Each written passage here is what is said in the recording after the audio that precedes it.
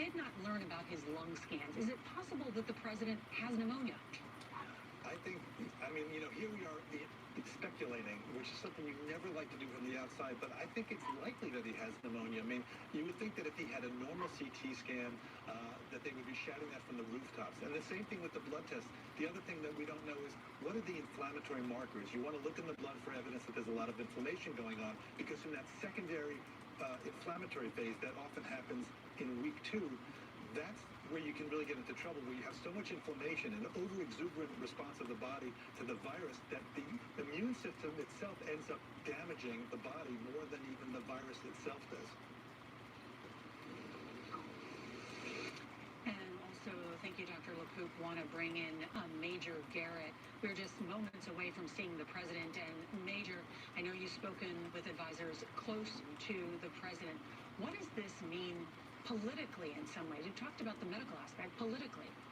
Well, already politically, there is this aura around the president. He's beaten COVID-19. There's almost this his heroic meme that's being developed by Republicans and Trump supporters. So what the White House advisors I talked to today said is there was a lively conversation earlier today, Nora, about the president leaving Walter Reed and coming back to the White House. And the conversation was as follows. The president, if he comes back to the White House, has to stay there. If he goes back to Walter Reed for any medical reasons, it will break this narrative of this heroic triumph over COVID-19. That's why I think you saw some emphasis from the president's physicians today describing all of the facilities available to the president to monitor him at the White House if there is anything subsequently that goes awry. The other conversation going on at the White House today was how the president will work. Will he do most of it from the residence? Going to the Oval Office is not really recommended right now, as Ben Tracy pointed out. Because there are so many positive tests within the West Wing, that's complicated. One other matter that was also under active discussion today, how soon would the president go back on the campaign trail? He has tweeted he will do that soon, but the expectation among several advisors I talked to today is the president would not actively campaign in person until after the second presidential debate. And I want to bring in Dr. LaPook on that matter, because the president said today he's ready for that second debate on, I believe it's October 15th, with Joe Biden. Is it possible he could be ready for that? You don't want to start predicting things and boxing yourself in saying, I'm going to do this when you're in an uncertain situation. Yes, he's being discharged from the hospital, but really he's being transferred almost to a step-down unit, because the White House, I spoke to somebody who has had a tour of that medical unit there. It's very sophisticated. It's not quite an ICU at the level of Walter Reed, but it's almost. And if it's staffed well, they've got ventilatory support, all sorts of other support. So he's going to be in a very monitored situation. The thought that he's being discharged home, it's not like any home you or I would have. It's really to another medical facility. So I think to talk about what's going to happen in the future in terms of debate is really boxing yourself into the corner. As a physician, I would never do that. I'd say, let's see what happens. Dr. LaPook, thank you. And you see now the President of the United States, flanked by his Secret Service agents, walking to a motorcade in his SUV. How many of your staff are fed? Thank you very much. Do you think you might be a superstar, Mr. President? The president not wearing a cloth mask, but wearing a surgical mask today, and giving a thumbs up to the members of the White House travel pool, who are now racing what is about 100 yards. They have to turn off the camera because they have to race 100 yards to where Marine One is waiting to take the president back to the White House. The president had indicated that he wanted to return to the White House complex to continue his work and to remain in isolation or quarantine at the White House. I use that phrase while the CDC recommendations are that if you are infected, you are supposed to isolate. However, it's different for the commander-in-chief, and his doctors were not clear today about whether he would isolate in the residence or whether he would be able to roam the White House grounds, which is not only a home, it's also an office, and the people's home there. Want to bring back in Ben Tracy and at the White House. And Ben, is there any indication that we may hear from the President of the United States tonight? Well, that's what we've been wondering. Would he stop and talk to the small group of reporters there at Walter Reed before getting to the motorcade? Obviously, he did not do that. He pumped his fist. He gave a thumbs up in very President Trump style. He'll have another opportunity when Marine One lands on the lawn here. We're assuming that there will be a small pool of journalists out there to capture that moment as well. President Trump is not known for actually stopping and talking on his way into the residence. When you see him out there talking to us with the helicopter whirling in the background, that's usually when he's on his way somewhere else. But if the president did want to talk, that would be an opportunity for him. My guess is that is unlikely, just given the circumstances here, that he's not going to want to get involved in a back and forth with the media. You heard some of the questions being lobbed at the president there. They weren't so much, how are you feeling? I think I heard somebody say, do you think you're part of a super spreader event or something along those lines? So the president might want to give it a few days before he does come out and talk. But we'll see. You know, I think we're in uncharted territories to have a president come back to the White House and have to quarantine or isolate himself if he's going to follow the CDC guidelines. So we very well may not see President Trump in person for a while, but my guess is we will hear from him on some of his favorite channels that he likes to call into. Ben Tracy, thank you. And I'll just give you, if I can, a split screen of the south lawn of the White House, where we always see Marine One land. If we can show that, and you can see, if we can pull up there, the lights are on there in the White House, and if you had your binoculars on, you could see that there are actually some American flags out on just outside of the Blue Room, which would be an occasion for the president to stand there perhaps and wave and get a photo, or perhaps speak to the American people from there. And I point that out as I want to bring in Major Garrett, because the president wants to convey strength. He wants to convey that he has not been beaten by the coronavirus. And Major, the president has chosen to return to the White House at 6:30 for a reason, correct? That is not accidental, Nora. And the president's medical team assured the country today, we must take them at their word, that this is a medically appropriate day for him to return to the White House. The time, of course, was largely up to the president. And it is no coincidence that it is happening in a news-dominant time on the East Coast. 6:30, network news broadcast, ours and others, timed almost to the minute. Now, to be saying that is to also be aware, as I very much am, having covered this campaign back in 2016, that whenever the Trump campaign can position itself between the media and its supporters, it will do so. So I choose my words cautiously, but it is a fact that this is time to dominate the news cycle on network news and cable, to put the president and this, as I said, emerging Republican theme of triumphing over COVID-19 in the absolute maximalist video position. And that is the president's choosing. This is a part of his flair for production, his understanding of television, his understanding of social media, and his understanding of ways to communicate that which he wants to at a time of duress for his presidency, of which the NFL Monday Night Football, WWE Monday Night Raw, live reactions, play-by-play. Thank you for tuning in and watching. I'm your host, Encyclopedia Sports, Cool Hand Luke 96. As always, be sure to like, follow, and subscribe on social media. Links in the description below. The thumbs up button, share as well. Hashtag NFL, hashtag WWE. Chat questions and comments, super chats, super stickers. Always greatly appreciated as well.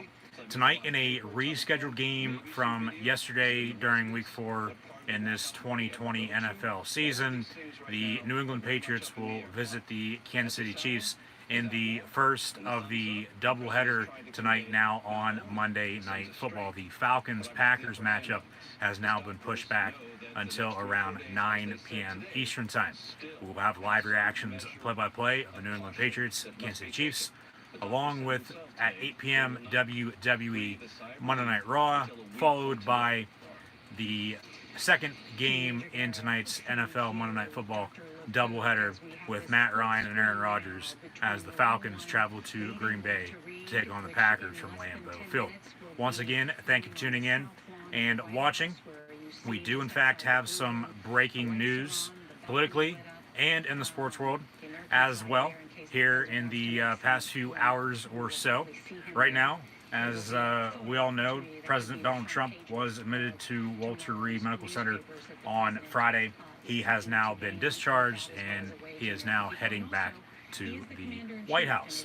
However, in the NFL, just within the past 2 hours or so, the Houston Texans have fired their head coach and general manager, Bill O'Brien, after 6+ seasons at the helm. He was in his first season, though, as the GM, and even after having 4 AFC South championship titles, he could not win in the playoffs. Some trades did not go his way, even though he thought, or the whole organization did as a whole, thought they went their way.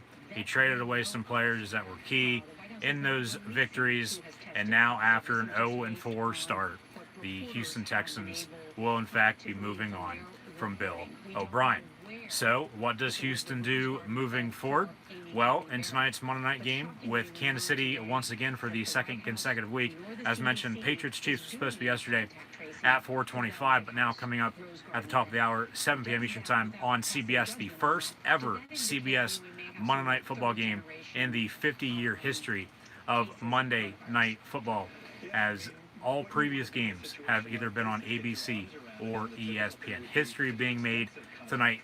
The nightcap with Atlanta and Green Bay will still be on ESPN, as mentioned, beginning around 9 p.m. Eastern Time. So stick around, and once again, thank you for tuning in and watching. With Kansas City playing on Monday night for the second consecutive week, they went to Baltimore last week, beat Lamar Jackson and the Baltimore Ravens. I said then that potentially, if you're a team that you believe will in fact be firing their head coach at any point during the season, a little bit of a shock that Bill O'Brien was in fact the first head coach fired this year. But when you start out 0-4 and nothing's really going your way, it's not really that shocking at all. We'll dive into what the future holds for Billy O'Brien as well, as he very well could go back to college if a head coaching gig opens up there. I believe he will in fact stay in the National Football League, though, whether it be as an assistant or as a head coach in 2021.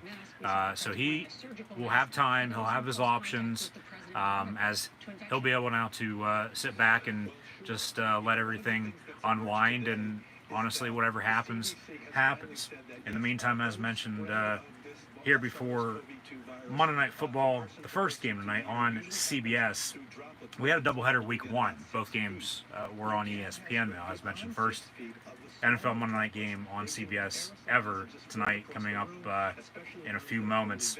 Of course, the CBS Evening News on, as President Donald Trump is heading back to the White House via Marine One.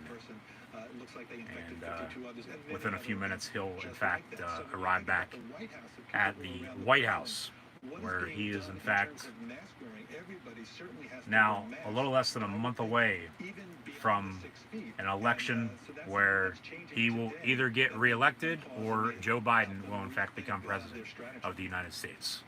Some of you may have noticed a second helicopter in that split screen now. because Marine One usually travels in a formation of 3. We saw this on Friday, as mentioned, when he left the White House, went to the hospital. So they say he seems to be doing better. Who honestly knows? But he'll be arriving back at the White House, and then once this wraps up, we'll have Jim Nantz, Tony Romo on Monday Night Football, calling the action on CBS with Tracy Wolfson down on the field from Arrowhead in Kansas City, as the Chiefs will in fact host the Patriots, who flew out of New England this morning. Normally teams fly out the day before, especially if you're playing across country. So they flew out around 8 this morning, got into KC around lunchtime. It goes back to, growing up playing athletics, whatever sport it may have been, in middle school, high school. You get out of school early, you go to wherever you're playing the day of. College, professional sports, you have teams normally 9 times out of 10 fly out the day before or even 2 days before in some instances, depending on the situation. But due to COVID-19, on Saturday, Cam Newton tested positive, That's why the game yesterday with New England and Kansas City was in fact postponed now until today. Everybody else has tested negative for now 3 days in a row. We had the scare last week with Tennessee Titans. That's why Pittsburgh was postponed yesterday until the end of the month on October the 25th. I'll have live reactions, play of that as well, so be sure to tune back in then. Like, follow, and subscribe as always on social media. The links in the description below. But now, tonight, we have New England and Kansas City, as mentioned, and Brian Hoyer now going to get the start for the Patriots on the road against the defending Super Bowl 54 Kansas City Chiefs. And with New England, as we continue to see Donald Trump en route back to the White House, with New England and Kansas City playing tonight on CBS Monday Night Football, we'll witness the past two Super Bowl champions. However, New England, of course, no more Tom Brady. He's down in Tampa Bay. They're now 3-1, won 3 straight after a Week 1 loss to New Orleans. New Orleans now 2-2. They didn't lose 3 straight. They defeated Detroit yesterday on the road on Fox.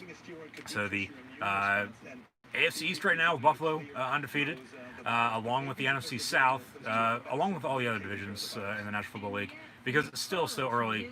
Obviously, yes, still up for grabs. But now New England without Cam Newton.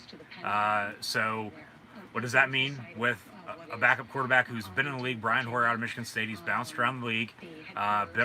He's the new Ryan Fitzpatrick, if you ask me. He's been on every single goddamn team in the league, it seems like. But he's been in New England with the Patriots, backing up Tom Brady before, but actually going to now receive his first ever Patriot start in the National Football League. He has never started, which was a little bit of a shock to me, honestly, because even when Brady was hurt, you thought Hoyer, along with Matt Castle, would have been the go-to backup quarterbacks at that point in time. But obviously, no, that's not the correct answer. Brian Hoyer starting tonight for the first time ever as a New England Patriot. Jarrett Stidham going to back him up, the young quarterback out of Baylor and Auburn, who was the front runner, along with Hoyer after they signed him after he was released from the Indianapolis Colts last season. After Brady signed in Tampa, Stidham was the clear-cut front runner favorite to win the starting quarterback position. But then a few months before the season started over the summer, New England then goes out and signs Cam Newton, who has in fact been playing pretty well, both passing and running the football. They beat Miami Week 1, lost to Seattle on Sunday night a few weeks back, and then just defeated the Raiders last Sunday. And then just over the past 72 hours or so, this whole weekend, over the past few days, has been very, very wild, all a blur, honestly, if you ask me, with just everything going on across whatever it may be, sports, real life, list goes on and on. Cam Newton testing positive, no game at a time, and then they reschedule it, of course, now for tonight because with the testing, Cam Newton was the only one that, of course, tested positive, so he will not play tonight. He's on the COVID-19 reserve list. Who knows what the future will hold for him. We'll see if he plays next week or not. New England, regardless tonight, they'll keep it close, but Kansas City at home, they'll pick up the win. I believe there will, in fact, be fans in attendance. Kansas City opening up with Houston and then going on the road the past few weeks against the Chargers and the Ravens. And now on Monday night, once again, for the second week because of the postponement. Yesterday, they had about 20,000 fans Week 1 on that Thursday night opener to kick off the year against Texans with Bill O'Brien, as we circle back around, still as the head football coach. But now, breaking news, as mentioned once again, Houston Texans have fired their general manager and head football coach, Bill O'Brien, as he was only the GM for the past year. However, in 6+ seasons, Bill O'Brien was 52-44. However, he could not win in the playoffs. He had 4 out of the last 6 AFC South titles. This is going to open the door now for both Tennessee and Indianapolis to potentially run away with the division. and then whoever comes in second to be one of those three AFC wildcard teams, with both now, of course, Tennessee off yesterday, an early bye week along with the Steelers. Now, bye weeks will, in fact, begin next week now for the rest of the league and continue on until the middle of November. But nonetheless, whoever doesn't win that division then, whether it be Tennessee or Indianapolis, will still, in fact, I believe right now at least, still a lot of football to be played, make the playoffs as one of those wild cards. Good news for the Texans, along with the AFC South, the Jags are done. The Texans play the Jags at home next Sunday, with Romeo Crennel taking over as the new interim head coach. So what does Houston now do moving forward, as they'll look for their fourth head coach in franchise history after starting 0-4 this season? Toughest schedule in the league, but that still doesn't cut it, because every team has a fair shot to go out and win. It's 50-50. You got two teams playing 60 minutes of football, and hey, if you win, you win. If you lose, you lose. And Bill O'Brien fired by Houston, and they're going to try to hopefully bring in somebody to aid number 4 in Deshaun Watson, who just signed a extension before the season began. A young quarterback came out in 2017 along with Patrick Mahomes out of Clemson. If I'm Houston, I watch this game tonight on Monday night, because this is circling back around to what I said once again last week. If I'm one of these teams that's potentially going to be looking for a head coach now next year, watch Kansas City, Baltimore, because either Eric Bieniemy or Greg Roman could very well be your head coach now next season. Same thing now goes for the Houston Texans, as they were the first to fire a head coach this season, which was a shock. As mentioned, didn't think he'd be the first, but like I said, he started out in 4. You know, there's nothing really to give. There's no leeway in between the situation. So let's see what happens. But if I'm the Houston Texans, I'm watching tonight as well. Hell, the Chiefs already beat you, and the Ravens did as well in back-to-back weeks. And then they went to Pittsburgh. The Texans did. Lost in the Steel City a couple weeks back, and then they lost yesterday at home by 8, 31-23 against the Minnesota Vikings. Now, if Houston would have won, Minnesota would have fell at 0-4, and right now we could say Mike Zimmer's fired and Minnesota's looking for a new head coach. And that's just how, the league works. It's a business, and whether you like it or not, that's how it is. But if I'm Houston, I'm calling up Eric Bieniemy. I'm calling up Greg Roman. Greg Roman, a former offense coordinator out in San Francisco as well, at the 49ers, when Jim Harbaugh was in town, when they were running the shop with Colin Kaepernick going to the Super Bowl, and then coming up a player or two shy of a Lombardi against Jim's brother and John Harbaugh, who Greg Roman now works for in Baltimore with the Ravens, as he's the offense coordinator for Lamar Jackson. So if I'm Houston, I'm calling Kansas City, I'm calling up Eric Bieniemy, I'm calling up Baltimore, calling Greg Roman. One of those two, with Bieniemy more so than not being the front runner in that position right now. Eric Bieniemy, I'm going to say right now, tonight, October the 5th, 2020, will in fact be the next head football coach of the Houston Texans at season's end for the start of the 2021 campaign. Donald Trump now back at the White House, as he has been discharged from Walter Reed, and we'll have Patriots Chiefs kickoff on CBS coming up very shortly. Now, if Houston went the college route once again, as they did when they hired Bill O'Brien at the end of the 2013 season, Bill O'Brien leaving Penn State after 2 seasons, Bill O'Brien coming to the NFL, back to the NFL, as he's been an assistant in the league, along in the college ranks too, at Duke and Georgia Tech, along with the Maryland. And one of those 3 schools could very well be a possible destination. I'll get more into that in a second. But Bill O'Brien, I do believe he'll be coaching in some capacity next year in the National Football League, whether it be a head coach or an offensive coordinator.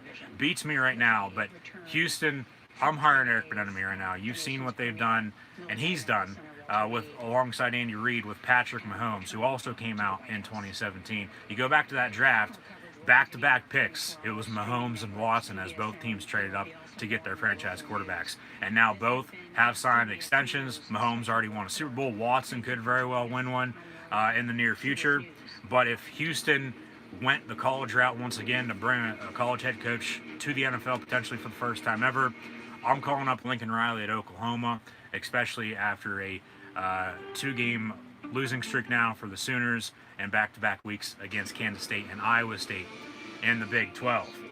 However, right now, Patriots, Chiefs, NFL Monday Night Football on CBS for the first time ever, kicking off the doubleheader tonight. Falcons, Packers kick off around 9 p.m. Eastern Time. WWE Monday Night Raw to begin in about an hour or so. Stick around, stay tuned. Once again, thank you for tuning in and watching my live reactions play-by-play. Links in the description below. Be sure to like, follow, and subscribe.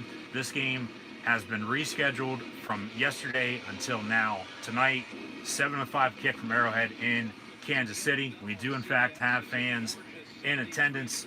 Nice aerial shot of Arrowhead Stadium in Kansas City, Missouri, as the 2-1 Patriots take on the 3-0 undefeated Kansas City Chiefs. Jim Nantz, Tony Romo, so Tracy Wolfson, along with Gene Steratore, the official in the booth as well. They'll call him up if there's any potential situations where he'll need, in fact, brought in. And going back to Tennessee and Pittsburgh, okay, last Tuesday, after the Titans had tested positive with the first ever NFL COVID test positive, they had postponed that game. Didn't know if they're going to play it Sunday, Monday, hell, even Tuesday. And then the same thing goes with this, but they're gonna fill this in. I saw last night as well, the NFL is coming up with another contingency plan as well, potentially adding another week to the regular season. So we might have 18 weeks now in the NFL, as the playoffs will just get pushed back a week. There's not going to be hardly any buys the top two, or the top seed in both the AFC and NFC, the top two teams overall in the NFL will, in fact, get buys, but there's not going to be a bye week in between, like no football. Like the Pro Bowl will probably not be played. It still very well could be, though. We'll see. There's not going to be that bye week in between the AFC and NFC championship games until the Super Bowl, with the extended playoffs at 7 teams per league, 7 in the AFC, 7 in the NFC, with 2 playing 7, 3, 6, 4, 5, 1 in the AFC and NFC, both receiving buys. Bill Belichick, Andy Reid, these two teams met last year in Foxborough, Kansas City, with a win, as Andy Reid's got his clear face shield, Bill Belichick with his mask. Rematch from the 2018 AFC Championship game as well, in which New England won in overtime to get to Super Bowl 53 before defeating the Rams. And then last year, as Kansas City is going to receive the opening kick, so we're going to get to see Mahomes and company here first. Brian Hoyer going to have to wait a little bit longer as he sits beside Josh McDaniels, who very well could also be another option for the Houston Texans to become their next head football coach. But if I'm Houston, I'm calling up Eric Bieniemy, Greg Roman, just see what they have to say. Obviously, yeah, that's the road you take then. Now, if Lincoln Riley does go to the NFL, I'll say this right now too. Josh Heupel from UCF, I think he would be a very strong candidate to replace Lincoln Riley in Norman, along with potentially Brian Harsin from Boise State. But with college football all whack right now, not everybody playing as of yet. Now, over the next few weeks, everybody will in fact be playing, and we'll have a typical bowl season finally at the end of the year, and we'll still crown a national champion with the college football playoff. But if Lincoln Riley would go to the NFL, Houston's going to be an option, I believe, for him, along with potentially Atlanta. If Atlanta loses tonight, also going to 0-4, Dan Quinn could very well be fired as well. And hell, maybe O'Brien goes to Atlanta then. You still have Matt Ryan, Julio Jones, Calvin Ridley, who will both play tonight against the Packers, coming up around 9 p.m. Eastern time, as mentioned once again.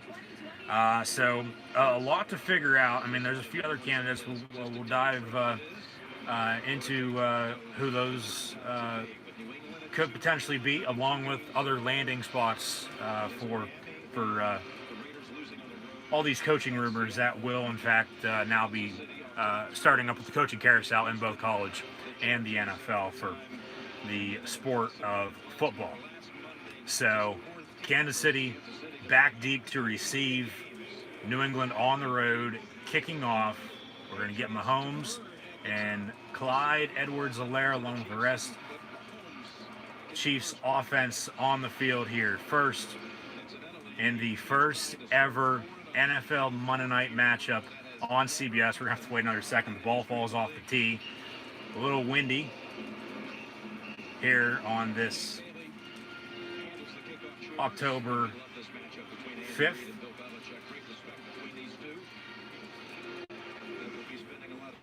Normally, we've had 2 Monday night doubleheaders in the first 4 weeks of the season because of a rescheduled game.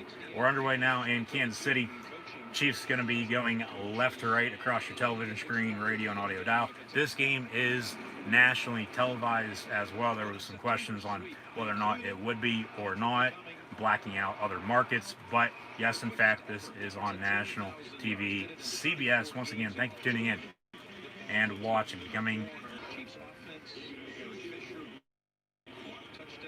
2nd and 4 after the 6-yard gain on 1st and 10 to begin tonight's ball game for the rookie out of LSU, Clyde Edwards-Helaire. Happy birthday, Travis Kelce. He, along with George Kittle, returning last night for the 49ers with Sunday Night Football against the Eagles, arguably the 2 best tight ends in the National Football League. Mahomes complete, Sammy Watkins for a first down, out past the 35.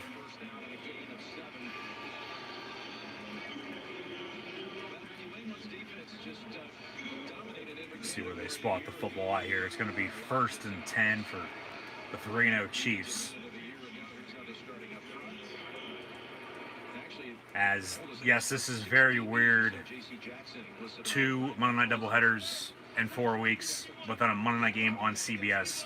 It's normally either ABC or ESPN, but this is rescheduled now from yesterday because of COVID.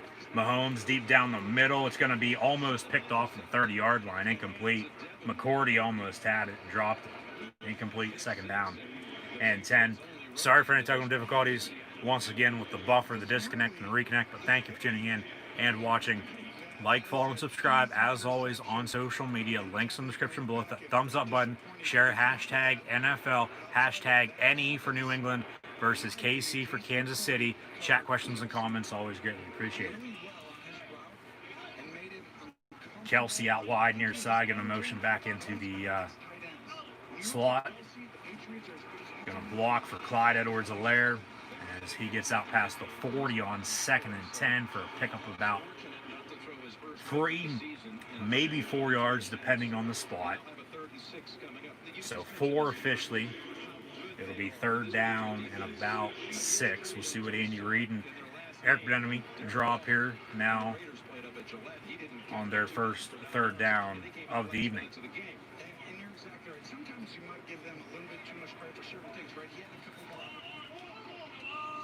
And Williams back in the backfield.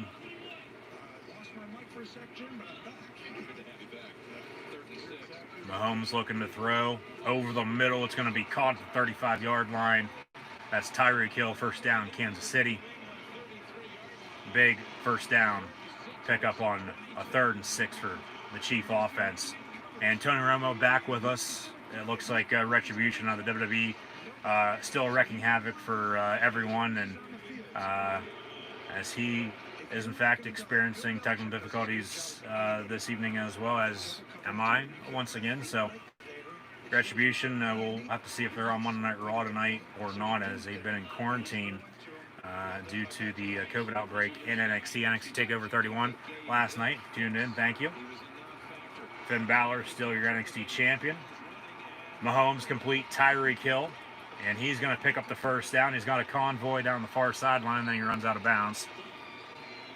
Going to be about 1st and 10 from around, looks like he got inside the 15-yard line. Mahomes rolled out near side, and then Hill wide open over the middle, carrying the ball like a loaf of bread, as they've gone to him here early and often on their first drive tonight. Runs out of bounds, picks up the first down, so 1st and 10 now for Kansas City. From inside the 20, or inside the red zone, ball at the 17-yard line officially. Mahomes fakes the give, holds it back, and then hits Clyde Edwards-Helaire down the far sideline on the wheel route for a first down and goal now inside the 10. You see all the misdirection. Kansas City Chiefs, they make it hard on your eyes on the defense. There's a lot of people going back and forth, left and right, and at the end of the day, you're like, wait a second. Oh, yeah, Tyreek Hill's here. Oh, yeah, they have like 4 guys you have to be prepared for. It's a challenging thing. Mahomes out of the gun once again. Ball at the 6-yard line, 1st and goal. Pump fake. Mahomes back corner, incomplete, intended for Travis Kelce as he was being pressured, incomplete. Still right on the money, and Kelce still almost came down with it. The 2nd goal now from the 6-yard line with officially 10:58 to play here in the first quarter.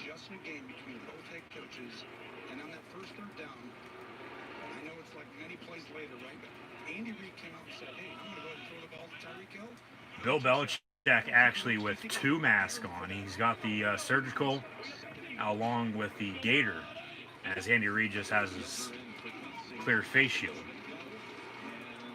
So some NFL coaches, players, personnel taking the mask seriously. Some are not. We've seen some more fines today, once again, from the NFL to some coaches and players, along with personnel once again, as they have still not complied with the mask wearing. 3rd and goal from the 5. Clyde in motion. Mahomes going to be incomplete, intended for Sammy Watkins. No flag. Gilmore on the coverage. And Kansas City is going to have to settle for field goal here on their opening drive. Here comes Harrison Butker for a chip shot from about 23 yards out.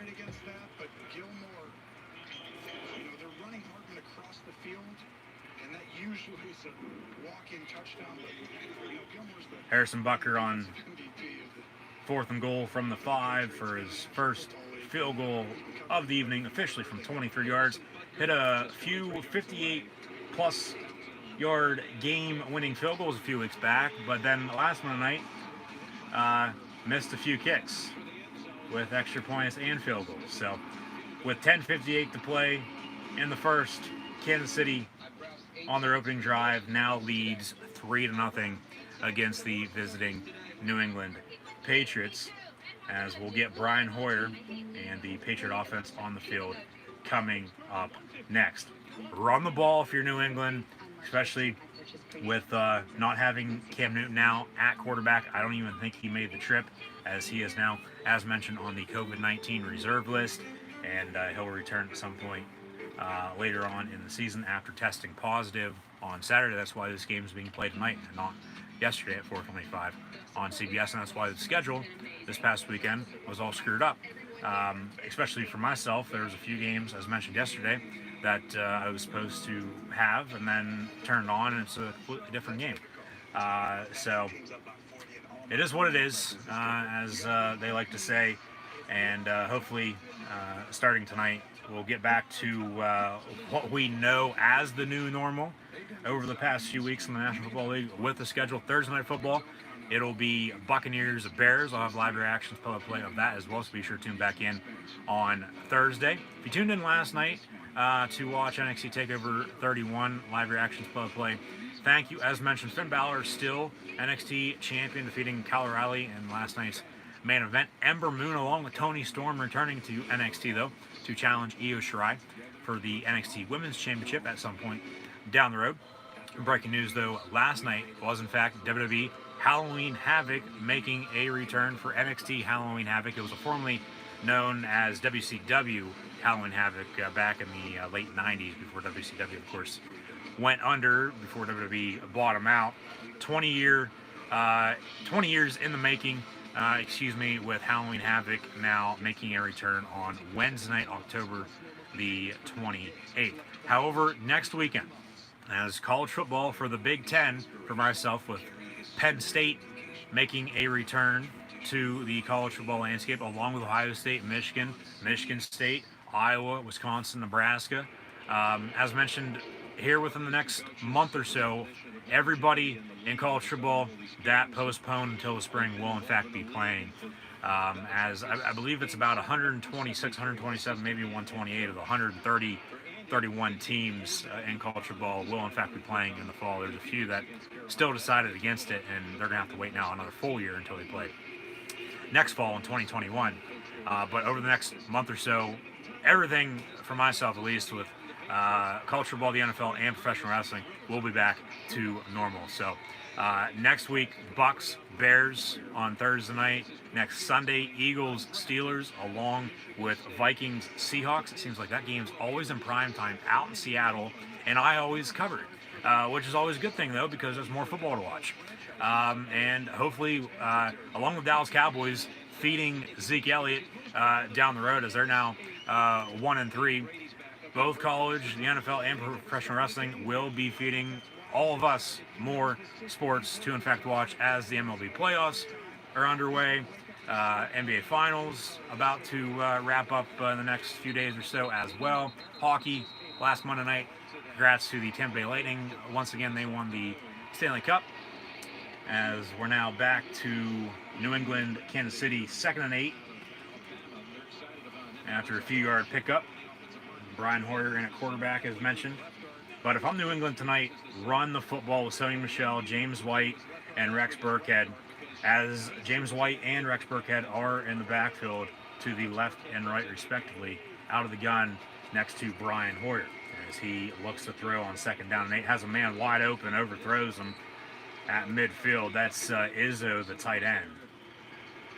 Incomplete, 3rd down and 8, as we're now under 10 to play here in the opening quarter. 9:28 officially in the first. Also, next weekend, beginning on Friday, the WWE Draft will in fact begin. So on Thursday, Tampa Bay Buccaneers, Chicago Bears, live reactions, play-by-play. Friday night, WWE Friday Night SmackDown Draft Edition, live reactions, play-by-play. Next Sunday, more live reactions, play-by-play, as well in the National Football League, as Hoyer finds a man on the slant over the middle for a pickup of 7. However, it was 3rd and 8. So 4th down in the yard, and New England going to punt on their opening drive, as Kansas City forces them to a 3 and out. So next Sunday, Eagles, Steelers, Vikings, Seahawks live reactions, play-by-play, along with next Monday night, WWE Monday Night Raw Draft Edition, as well as the WWE 2020 Draft will in fact wrap up. 4th and 1, New England on to punt. Fair catch on the 15-yard line. Starts running. Now they call it back. You can't do that. So it'll be 1st and 10 from the 15. And he had some running room. I don't know why he signaled for a fair catch. Yeah. Oh well, Mahomes and the Chief offense will probably still be able to drive the now 85 yards that they'll have to go to hit pay dirt for a touchdown, or even extend the lead with a field goal, as they went 75 on their opening drive to go up 3 here early on tonight on Monday Night Football. The first of the 2-game doubleheader with Falcons-Packers from Lambeau in Green Bay on ESPN at 9 p.m. Eastern Time. 2nd and 10 after a few-yard gain for Clyde Edwards-Helaire once again, officially 3 yards, 2nd and 7 to come. When you look at these two teams, you're going to find very quickly that they're situational. And when I say that, I mean these coaches, these players, they know the situation so well. On first down, Bill Belichick has a plan, right? Second down, it's different. Third down and 2nd and 7, Hill in motion.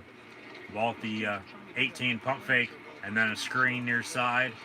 Clyde Edwards-Helaire going to pick up 2 yards to the 20, 3rd down and 5. So New England's defense holding for the time being, but it was those big plays on the Chief opening drive that really hurt before holding on goal to go and forcing a field goal. Mentioned this is the 7th time he's gone against the Patriots as a coach at Kansas City. Yep. He's averaged 33 points a game. We've seen Bill Belichick and Andy Reid face off numerous times. Belichick and the Patriots. 2 very good matchups the past 2 seasons, AFC title game, and then last November, Mahomes going deep down the far sideline, has a man, Tyreek Hill, it's incomplete, almost one-handed that into double coverage, but it falls incomplete, 4th down and 5. 2018, it was January of 19, it was a 2018 AFC title game in Kansas City. New England won in overtime before defeating the Rams a few weeks later in the Super Bowl.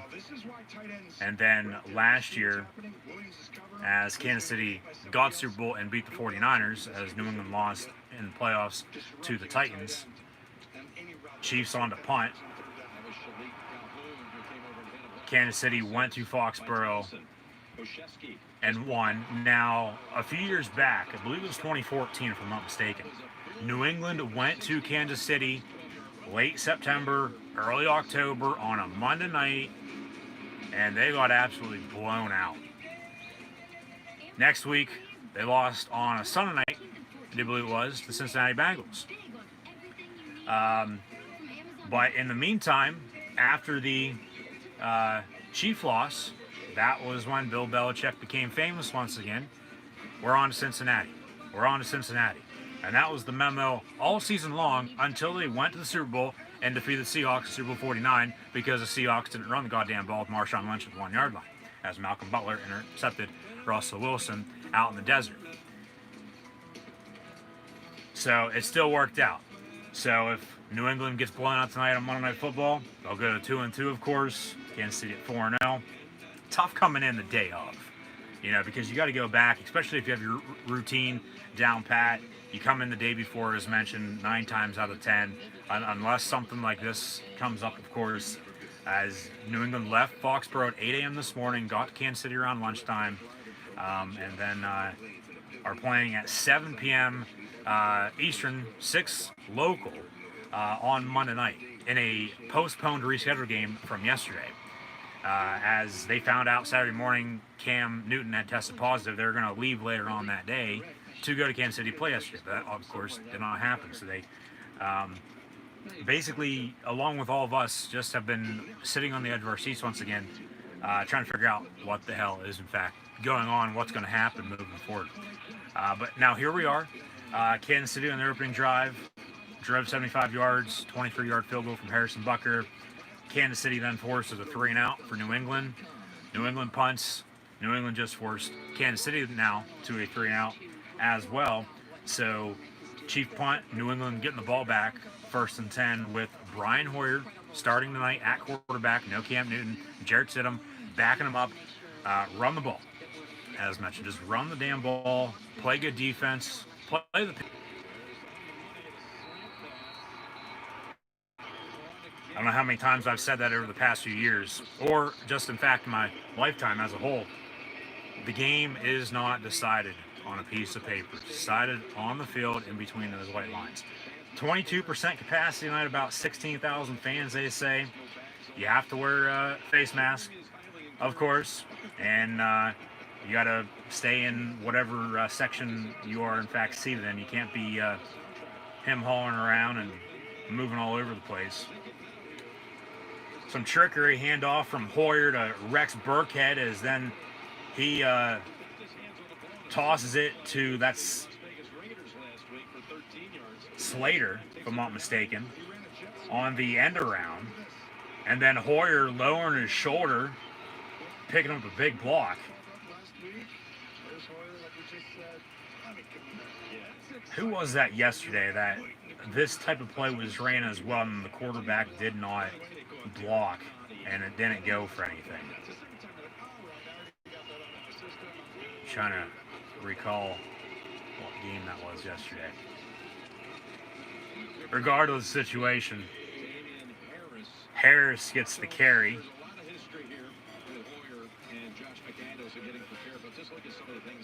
About a 5-yard pickup for him.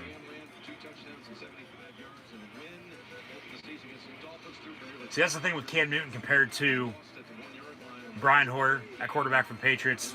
Cam's able to throw and run. Hoyer's not going to be able to run as much. That's why you have to rely on the run game a little bit more. You know, run some trick plays like they just did. And, you know, just keep running football and play good defense. Play, you know, Patriot football. Keep it close. Don't do anything stupid, especially in the 2020 year with no Tom Brady. You know, that's hard enough as it is, and now you have Cam Newton testing positive, and you go to Brian Hoyer, who's won NFL games as a starting quarterback before, but it's been a while. So 3rd down and 3 out of the gun. Yeah, if I'm Steve Spagnuolo, Kansas City Chief Defense Coordinator, former Giant DC in Super Bowls 42 and 46, defeating the Patriots in a few Super Bowls. And former head coach of the Rams as well. He's more of an assistant than he is head coach. He could be a candidate for, you know, some openings next year, along with Josh McDaniels, depending on the situation, of course, if it's the right fit. Because you look at Kansas City's defense, just stout, you know, from top to bottom, as they force New England now once again to another 3-and-out. And after the opening field goal, why the hell did you just not let that go? Tyreek Hill back deep, fields it at the 4 or 5 yard line, but then he like fumbles it and it goes out of bounds. So Chiefs gonna have the ball 1st and 10 around the 5 yard line when we return, under 5 to play here now in the first quarter. But after the opening drive for Kansas City that ended in 3, we've seen now 3 consecutive punts between these two teams, and the 4th could be on the way with Kansas City not starting with not so good field possession on their next drive, once in fact we do return. But yeah, if I'm Steve Spagnuolo though too, not that unexperienced for Brian Hoyer at quarterback, but he hasn't played an actual game, started at least, in forever. So he's bounced around the league, coming out of Michigan State. He's been with Cleveland, Houston, New England, the Colts, you name it. He's the next Ryan Fitzpatrick as of right now, in my books at least, as mentioned earlier. But don't bring a lot of pressure, but when they're not expecting it, even though they should be expecting it because you haven't been bringing pressure, bring the blitz, and if they can pick it up, okay, they'll beat you at that. But if they don't, okay, you're going to give your offense then the ball back with hopefully good field possession. But if this turns into a punting contest, as we saw in overtime last Sunday, with the Eagles hosting the Bengals and that game ending a tie, even though both teams then won yesterday, Joe Burrow with his first NFL win over the Jacksonville Jaguars at home, as the Bengals are now 1-2-1, along with the Eagles at 1-2-1, defeating the 49ers last night on Sunday Football. However, the Eagles are in first place in the NFC East because the Cowboys and Redskins are both, well, the new Washington football team, I should say, are 1-3, with the Giants at 0-4. And this will dive into, you know, who Houston could potentially hire now next year after firing Bill O'Brien earlier today, along with potentially where O'Brien could go. Now, if I'm Bill O'Brien, personally, I'm going to stay in the NFL because even after a 8-4 and 7-5 season in 2012 and 2013 at Penn State, he is a football coach, but he's more of an NFL coach than he is a college head football coach. And he won at both places. But the general manager, Bill O'Brien, was honestly the reason why now he's not head coach Bill O'Brien anymore of the Houston Texans. He did himself in a little too much, and now he's gotten the short end of the stick, so to speak, and he's got a swift kick to the ass out the door. And he's no longer the head coach of the Houston Texans. But if I'm O'Brien, one, depending on what happens with New England this season, as we have a false start for Kansas City, Mecole Hardman, the culprit, it'll be half the distance. They'll replay first down. Chief 3-0 over the Pats. 4:38 to play here in the first. So first and 15, first and 12 from inside the 5. That's half the distance. So.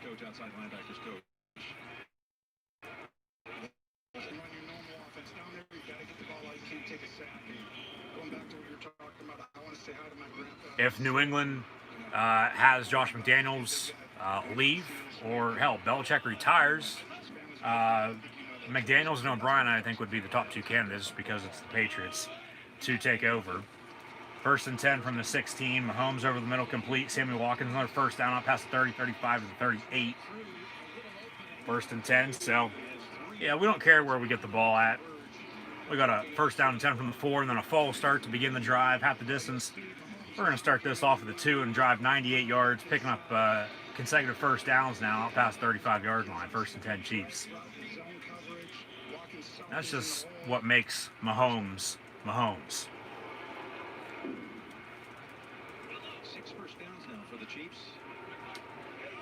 First and 10, Mahomes under center. Kelsey motioning in once again into the slot, top of your screen. Fake the give to Clyde. Mahomes stepping up, airing it out, complete. Kelsey at the 40-yard line, another big first down pickup for the Chief offense. It's the big plays that's hurting New England on defense right now. They can, so far it looks like, stop the run and hold them to a play or two for maybe 8 yards or less, so to say, but they give up a pass, for 10, 15, a few broken tackles or just busted coverage, man wide open. That's why they're getting beat downfield right now. So first and 10 in Patriot territory from the 39-yard line. Handoff, Clyde Edwards-Helaire. He's going to break a tackle, pick up another 13 yards on the run, first down Chiefs. And this could get ugly early if this keeps up. Especially if New England can't get anything going on offense.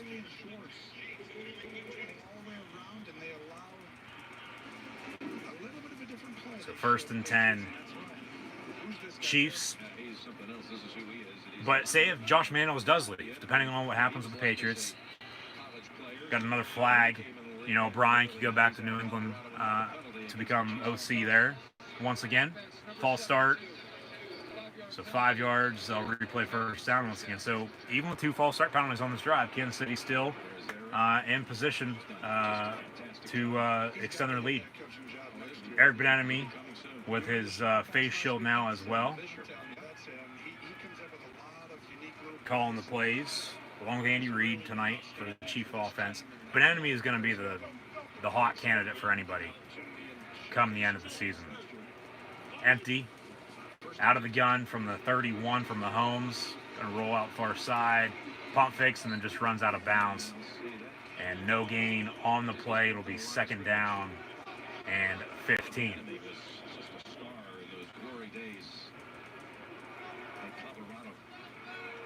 So are you saying in another 30 years, Clyde Edwards-Helaire is going to be an offensive coordinator?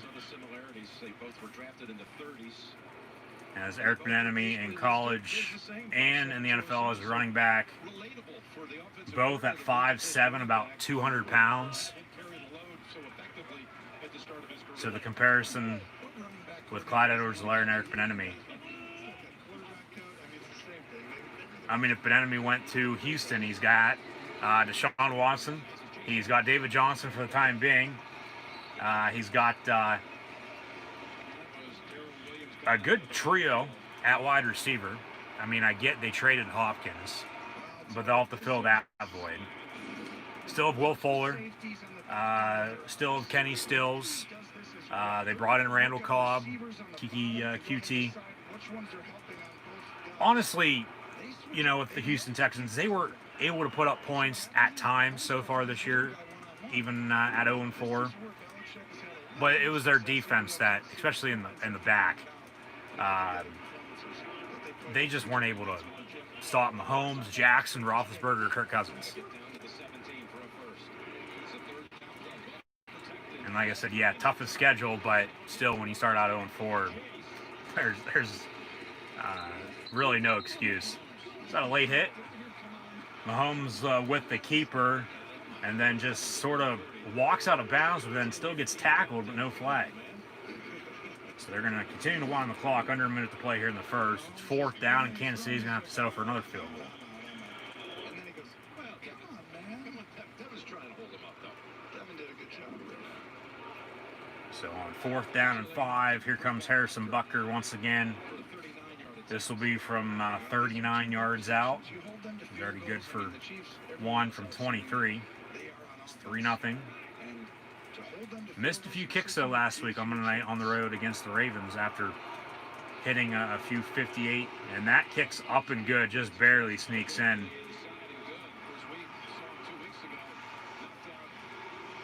He had about 10,000 58-plus yard game-winning field goals 2 weeks back, and then he missed a few kicks last week.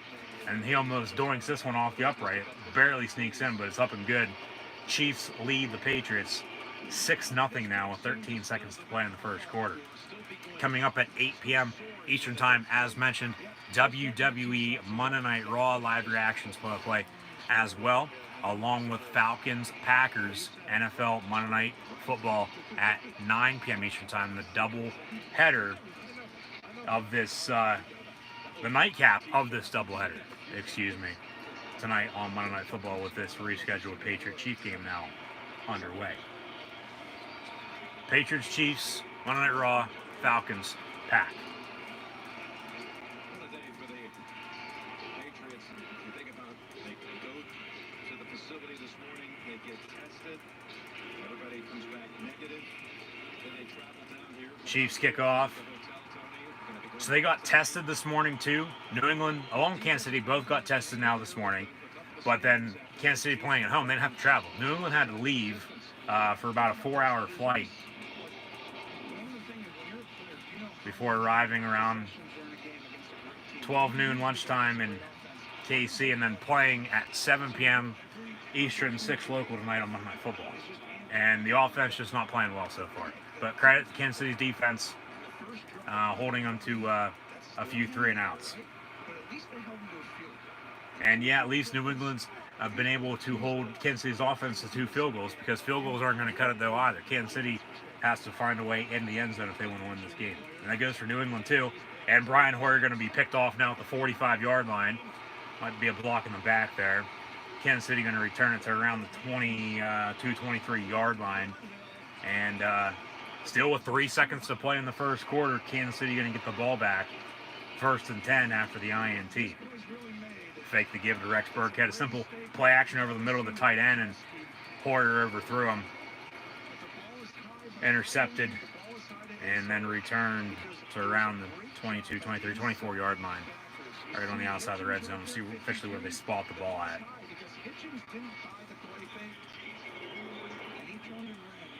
If I'm Andy Reid, Eric Bieniemy, Patrick Mahomes, Clyde Edwards-Helaire, you got 3 seconds, 1st and 10. I'd take a shot just for the hell of it, but to be safe, run the ball, end the quarter, have a 2nd down and whatever to begin the second. Mahomes going to dump it off over the middle, incomplete, 10 for Sammy Watkins. So at the end of 1, Kansas City leads New England 6-0. It's 6-0 Chiefs on top of the Patriots.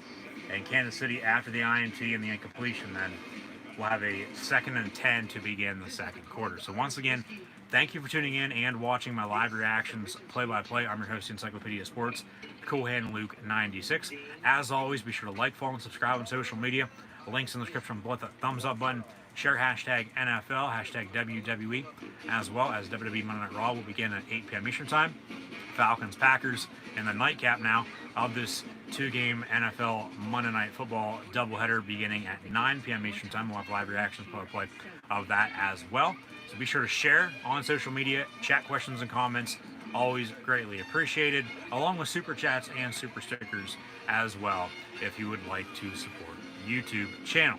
So once again, thank you for tuning in and watching. We'll get the second quarter underway from Arrowhead with the Chiefs up 6, having a 2nd and 10. However, as mentioned, the big breaking news, Bill O'Brien, no longer head coach, effective immediately, of the Houston Texans. Some destinations for him, potentially, as mentioned, depending on what happens with New England, with Belichick, McDaniels, he could, find his way back up to New England. UMass, potentially at the college level, if he would like to go back that route and stay in the same area from where he's originally from. I'm sure they would welcome him in with open arms. Now, staying in the NFL, though, because like I said, I believe he'll stay in the NFL. He'll find a job one way or another, whether it be as a head coach next year or an offensive coordinator. Jacksonville is a potential option as either a head coach or an offensive coordinator, depending on what happens with Doug Marrone. They could very well have number 1 overall pick next year, along with the Jets or hell, even the Lions or Falcons. So with Gardner Minshew, we thought potentially Cam Newton would go there. That wasn't the case. With Minshew, Sam Darnold, Stafford, Matt Ryan, they could be on their way out and be playing elsewhere next year. If, in fact, say Trevor Lawrence is in fact the number 1 pick, he will be the number 1 pick. It's just a matter of where he's going to be going to. Chargers with Justin Herbert, if they part ways with Anthony Lynn, they won their Week 1 contest against the Bengals on the road, but now have lost 3 straight. I said at the beginning of the season, Anthony Lynn on the hot seat for the Chargers. So wouldn't be surprised they move on from him, especially a brand new stadium, bringing an experienced head coach that knows the quarterback position. You have a young rookie quarterback now in Justin Herbert. O'Brien potentially to the Chargers next year as a head coach or an offensive coordinator, depending on what happens. It seems like we got a fumble now on the play in New England with the recovery, it looks like. Gonna have to see a replay of this. New England has the football. It'll be first down Patriots. So back-to-back turnovers on these recent drives with interception and now fumble. Sammy Watkins with the catch. And then Stephon Gilmore punching it out. He was not down. That's a clear-cut fumble. New England recovers. It'll be first down Patriots, down 6 here early in the second.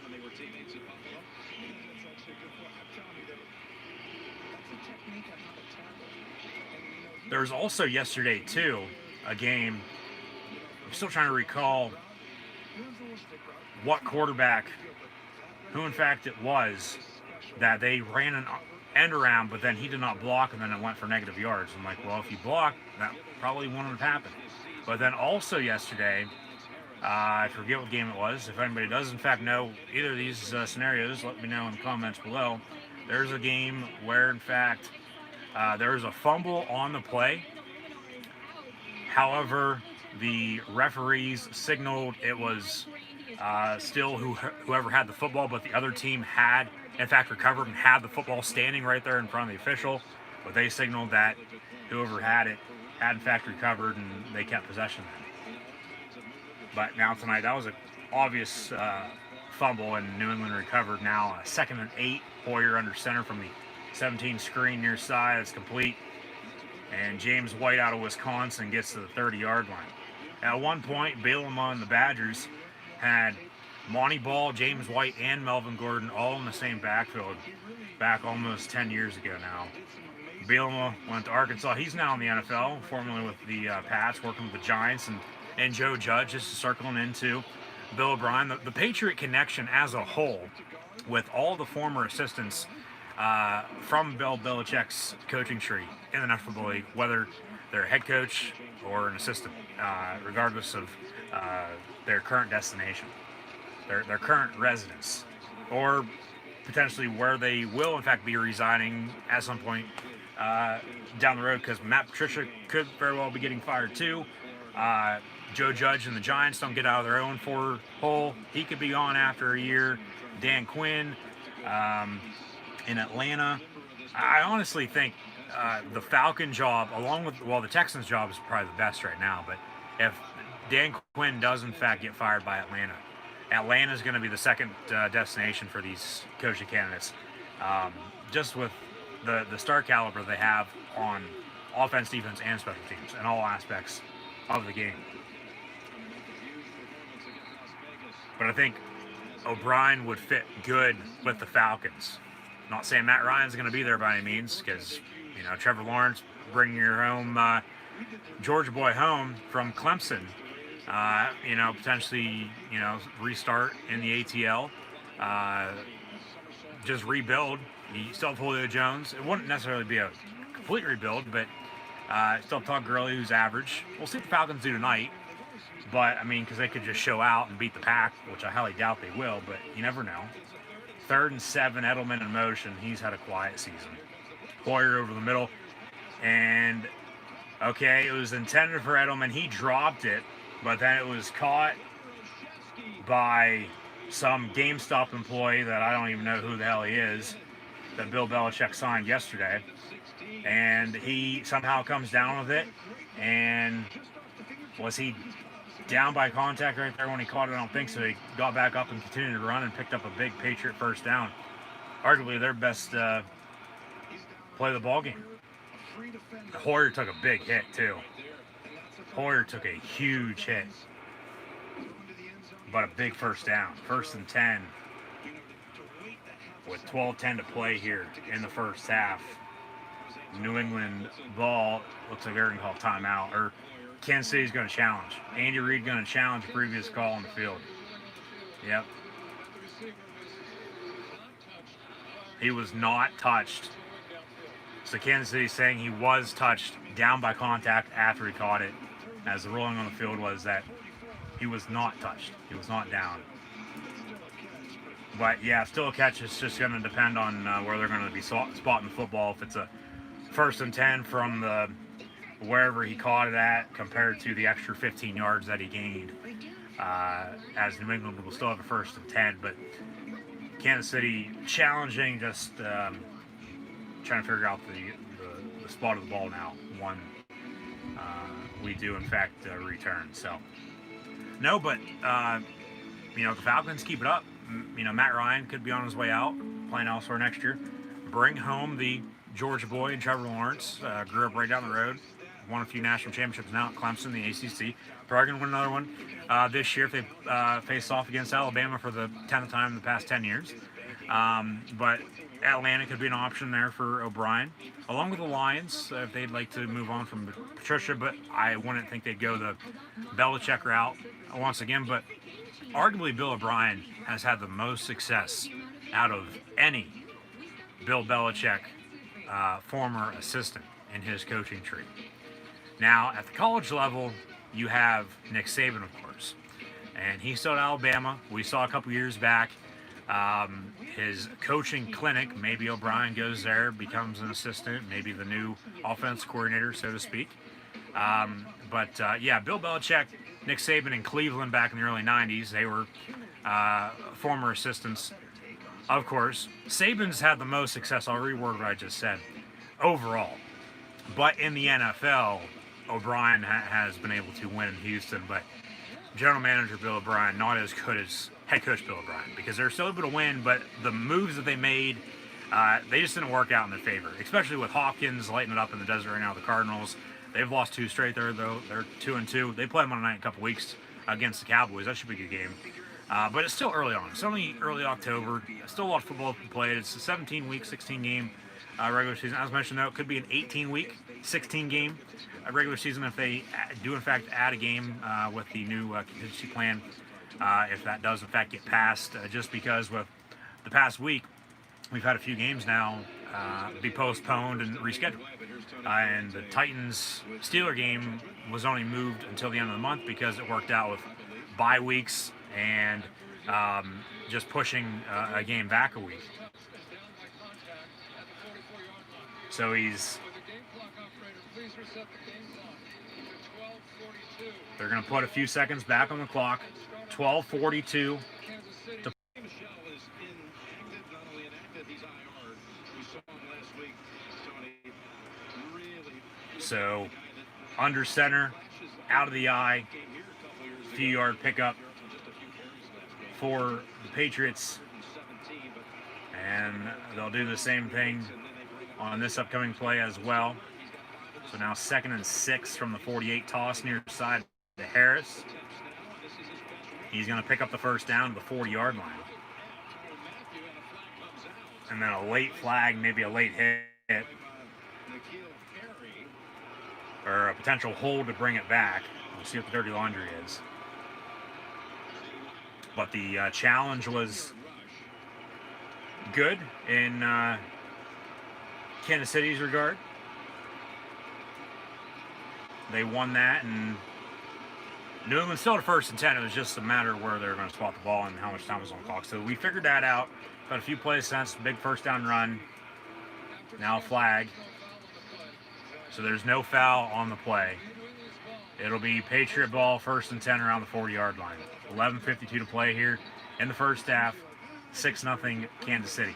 WWE Monday Night Raw about to begin as well. Tonight on Raw, they have advertised Drew McIntyre as your WWE champion, along with the Raw Tag Team champions and the Street Profits, taking on Randy Orton, Bobby Roode, who returned last week, along with Dolph Ziggler in 6-man tag team action. We'll also have the Kevin Owens show with Bray Wyatt. This brand-to-brand invitational that they're having is in fact continuing before the draft begins on Friday night on SmackDown. And then a match that was supposed to take place last Sunday at Clash of Champions, the WWE Women's Tag Team Championships, will in fact be on the line tonight on Monday Night Raw, as Nia Jax and Shayna Baszler will defend against the Riot Squad. Let's see if Raw Underground makes a return after a week off or not, as tonight's Monday Night Raw will in fact be the last before the WWE draft begins on Friday night on SmackDown, before concluding 1 week from tonight on Monday Night Raw. Rex Burkhead, the former Cornhusker, to the 25-yard line. Big first down pickup for him, as Kansas City has now given up a few big first down runs to New England on this drive for the Patriot offense. Arguably the best drive for the Pats so far tonight. A few big first down runs, driving the ball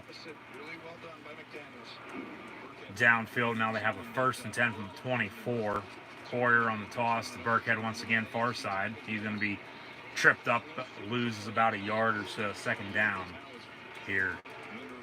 10-10 to play in the first half.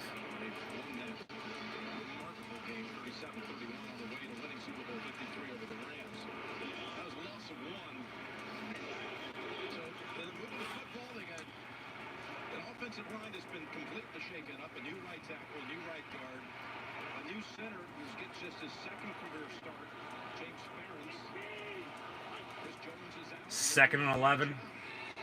Hoyer rolling out near side, has a man incomplete over through his intended target. I believe that was N'Keal Harry, the 2nd-year wideout out of Arizona State.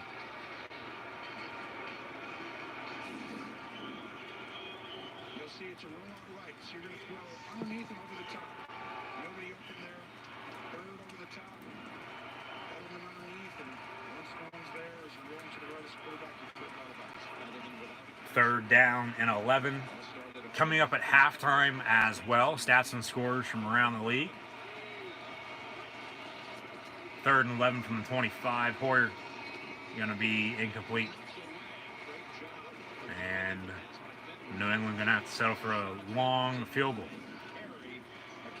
It'll be about a 43, 44-yarder to cut the lead to 3.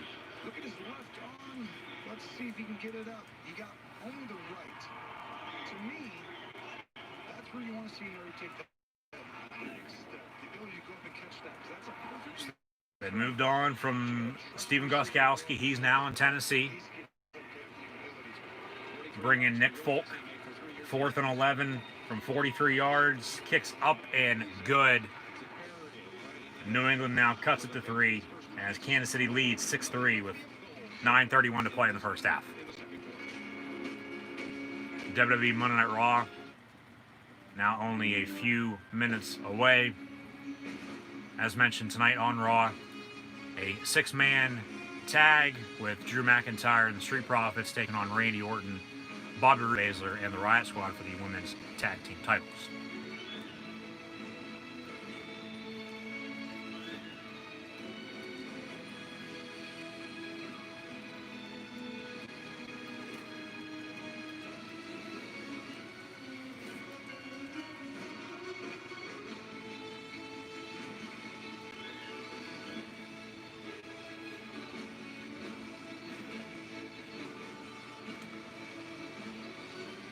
Talking about the Texans once again firing Bill O'Brien, Eric Bieniemy is the top choice in my opinion.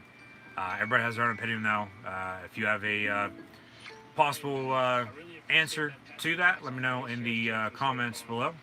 As mentioned, everybody has their own opinion, so please let me know in the comments. Chat questions and comments, super chat, super stickers.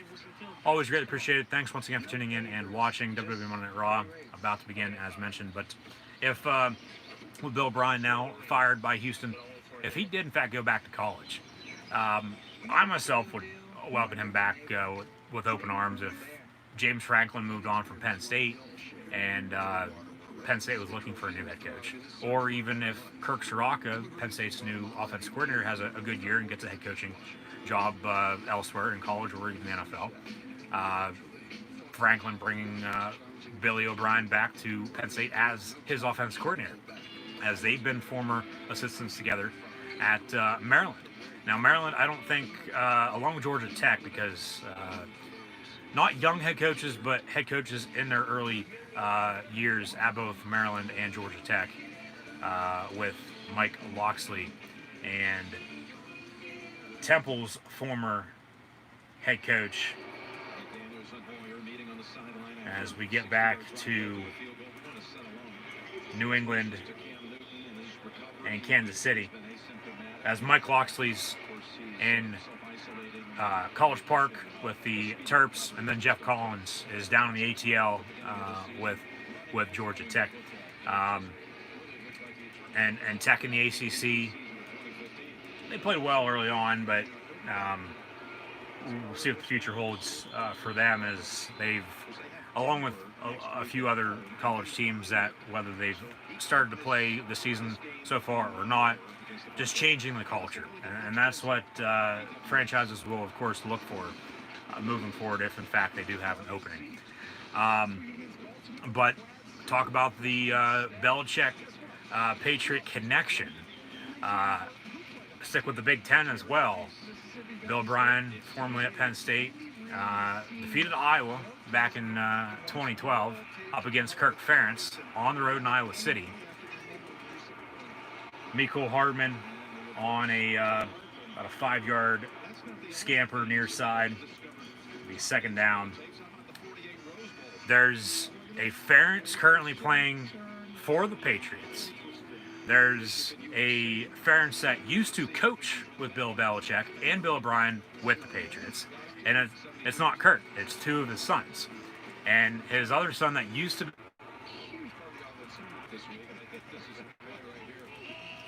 Whatever his title is going to be, he's going to bring change, he's going to bring experience, he's going to help you win. Whether he's a good general manager, head coach, or not.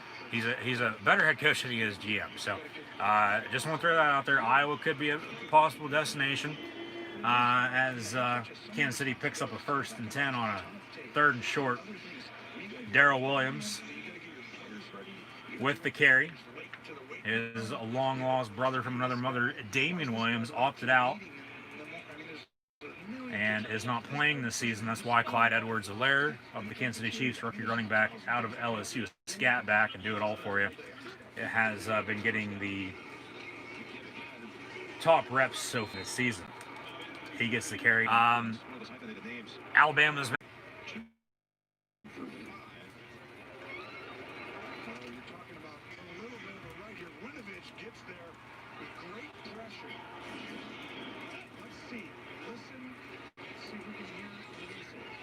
as we now have Randy Orton sitting backstage in a chair, as last week on Raw, he closed out the show attacking the Legends in their Legends Lounge, acting as a janitor. So Randy Orton kicking off Raw tonight.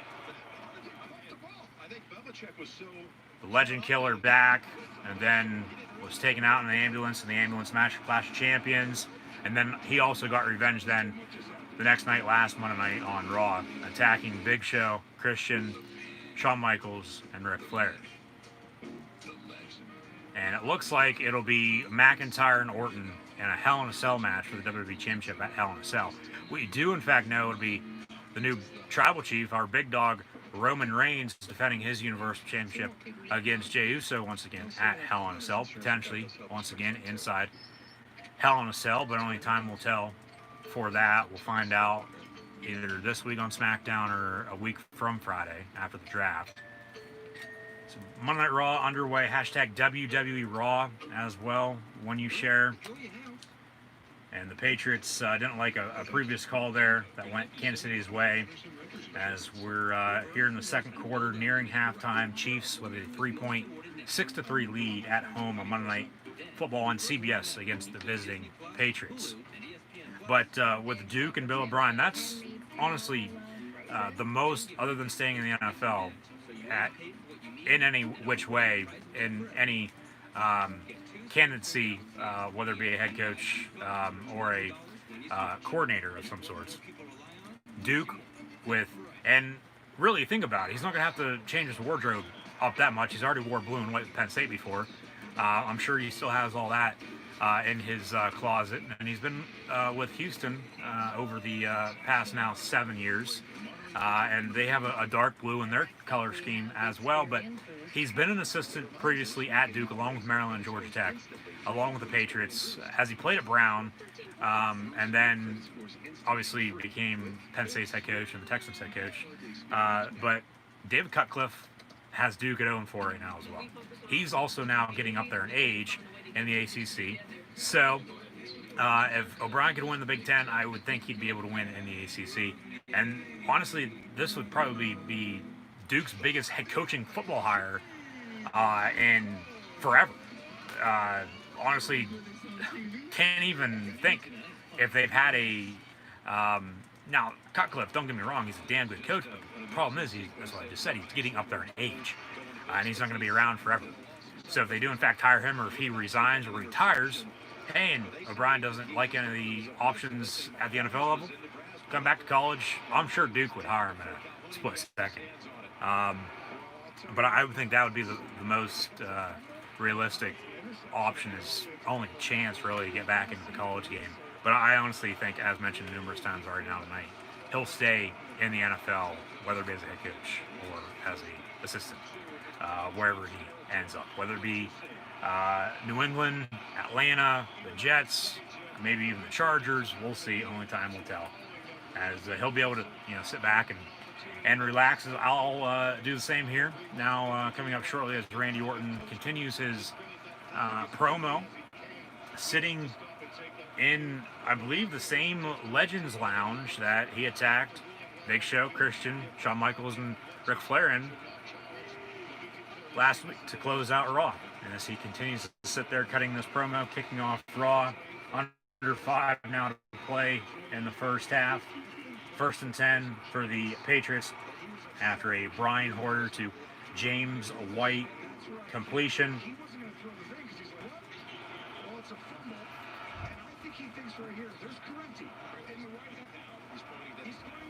So the previous play that the Patriots weren't for was that Mahomes was set down, but then he got rid of it and it looked to be a fumble and an interception. But regardless, the Patriots have the ball back now. 2nd down and 10.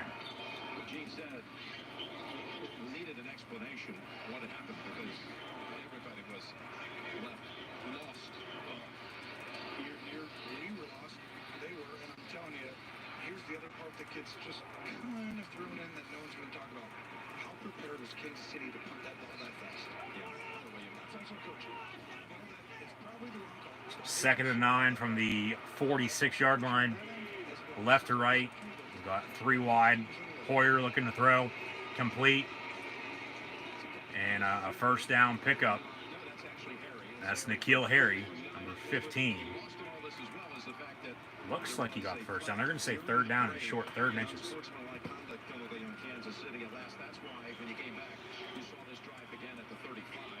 Okay. Some pushing and shoving after that so-called Mahomes was down, the fumble, it's an interception. Regardless, the Patriots have the ball back. So now 3rd down and a yard. Hoyer to the fullback. That's a first down, but we've got a flag, and we'll probably have a false start.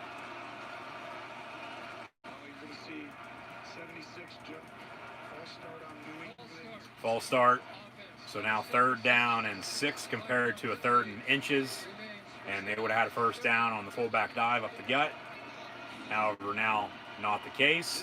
As in the meantime on Raw, McIntyre comes into the Legends Lounge that Randy Orton's currently in, as we now have McIntyre and Orton going at it backstage on Raw. Orton now on a couch. And the feud will continue to Hell in a Cell. It'll be for the title once again.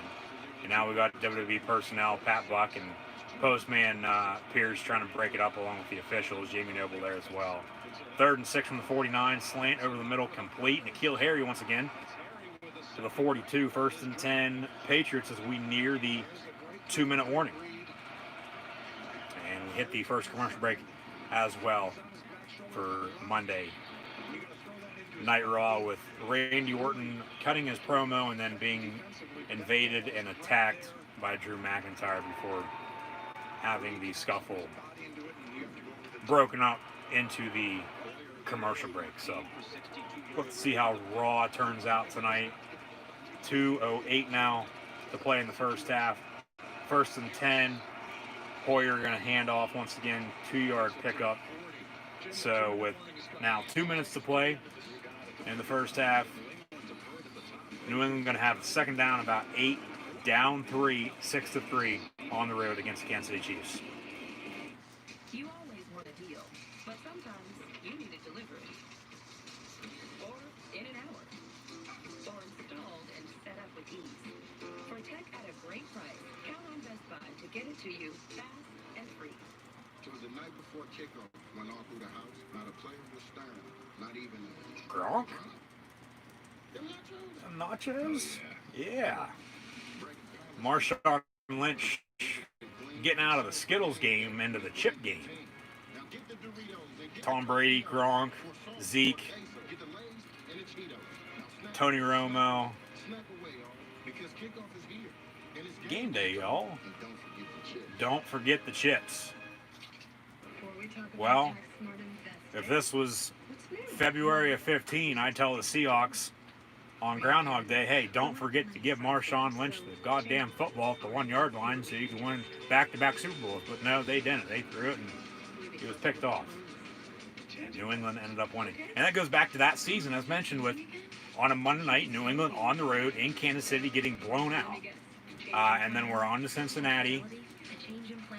They still won the Super Bowl. And that's all that matters at season's end, because that's all anybody ever remembers is if you win or lose. So the commercials so far this season have been very, very good. We've been at home with Baker Mayfield a few times, and he made AT&T Stadium his home once again yesterday as the Browns beat the Cowboys for the first time since 1994. They're 3-1 for the first time since 2001. And coming up at halftime, as mentioned, we'll get into stats and scores from the first half and around the league here at NFL Week 4 in the very odd year of 2020. And WWE Monday Night Raw coming back as well following the Drew McIntyre, Randy Orton brawl backstage in that Legends Lounge that Orton attacked. Once again, Big Show, Christian, Shawn Michaels, and Ric Flair last week to close out Raw. So, coming up at halftime, about 2 minutes of game time away now. Stats and scores from around the league. Stay tuned. Be sure to like, follow, and subscribe on social media. Links, as always, in the description below. Share as well. 2nd and 8 from the 40. Hoyer going to hand off once again to Harris. 3 yards for him. Be 3rd down, about 5. So inside the WWE Thunderdome. Looks like that's either Dominic Mysterio or Mandy Rose's. Okay, Zelina Vega actually in the ring. Looked like one of those two with the lighting with the entrance. But Zelina Vega in the ring. Who's she going to face off against? Hoyer going to hand off again on 3rd and 6, and they pick up the 1st down. James White for 8. And Natalia going to face, along with Lana, WWE's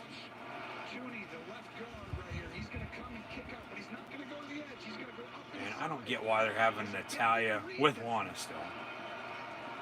WWE's Shining Sisters. But it'll be Natalia, or it might even be Lana here against Zelina Vega on Monday Night Raw, or hell, even a 2-on-1 handicap match. Toss far side, that goes for about 3 yards again. 2nd down for New England, now under a minute to play in the 1st half. And we got a flag, it looks like. Or, okay, a towel fell on the field. Now Mandy Rose coming out. Okay, so it's going to be Zelina, Natalia, and Lana against Mandy Rose. And are we having a 6-woman tag now? Mandy's tagging with Dana Brooke.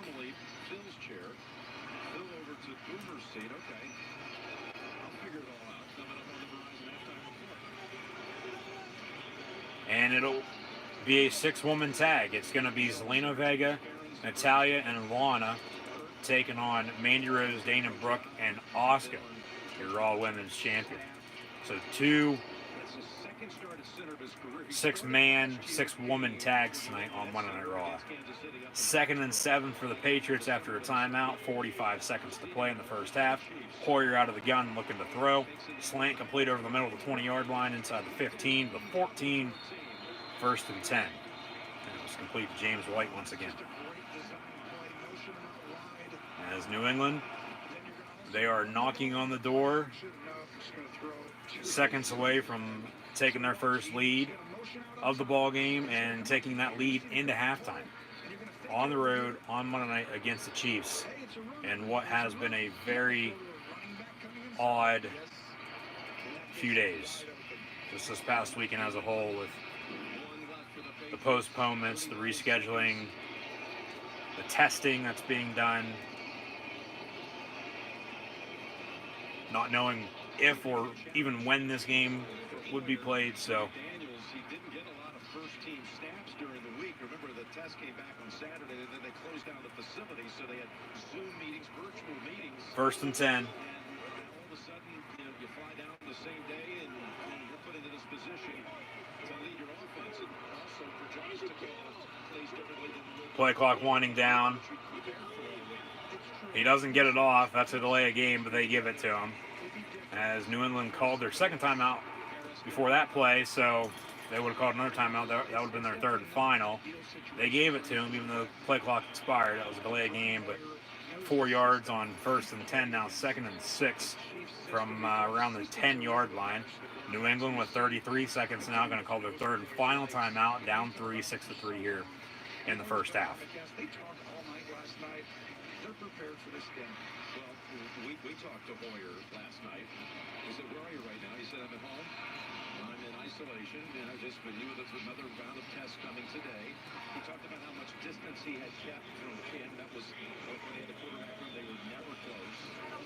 Never got within 6 feet. But he was spending time in his family's basement and out on the patio. And well, here he is, trying to take the Patriots home before that. 2nd and 6 officially from the 9. They need the 4-yard line, though, for some reason. Somebody doesn't know how to do math. 3rd down. Because the invisible yellow line for TV, of course, was off.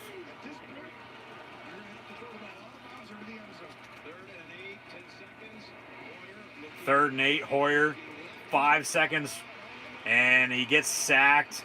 New England doesn't have any timeouts to call. That'll be the end of the first half. You can't take a sack in a situation like that. You got to throw it away. And Belichick and Josh McDaniels aren't happy whatsoever. If only they had Cam Newton.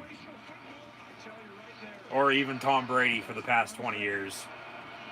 As they entered tonight a 10-point underdog for the first time since Tom Brady's 4th career start 20 years ago.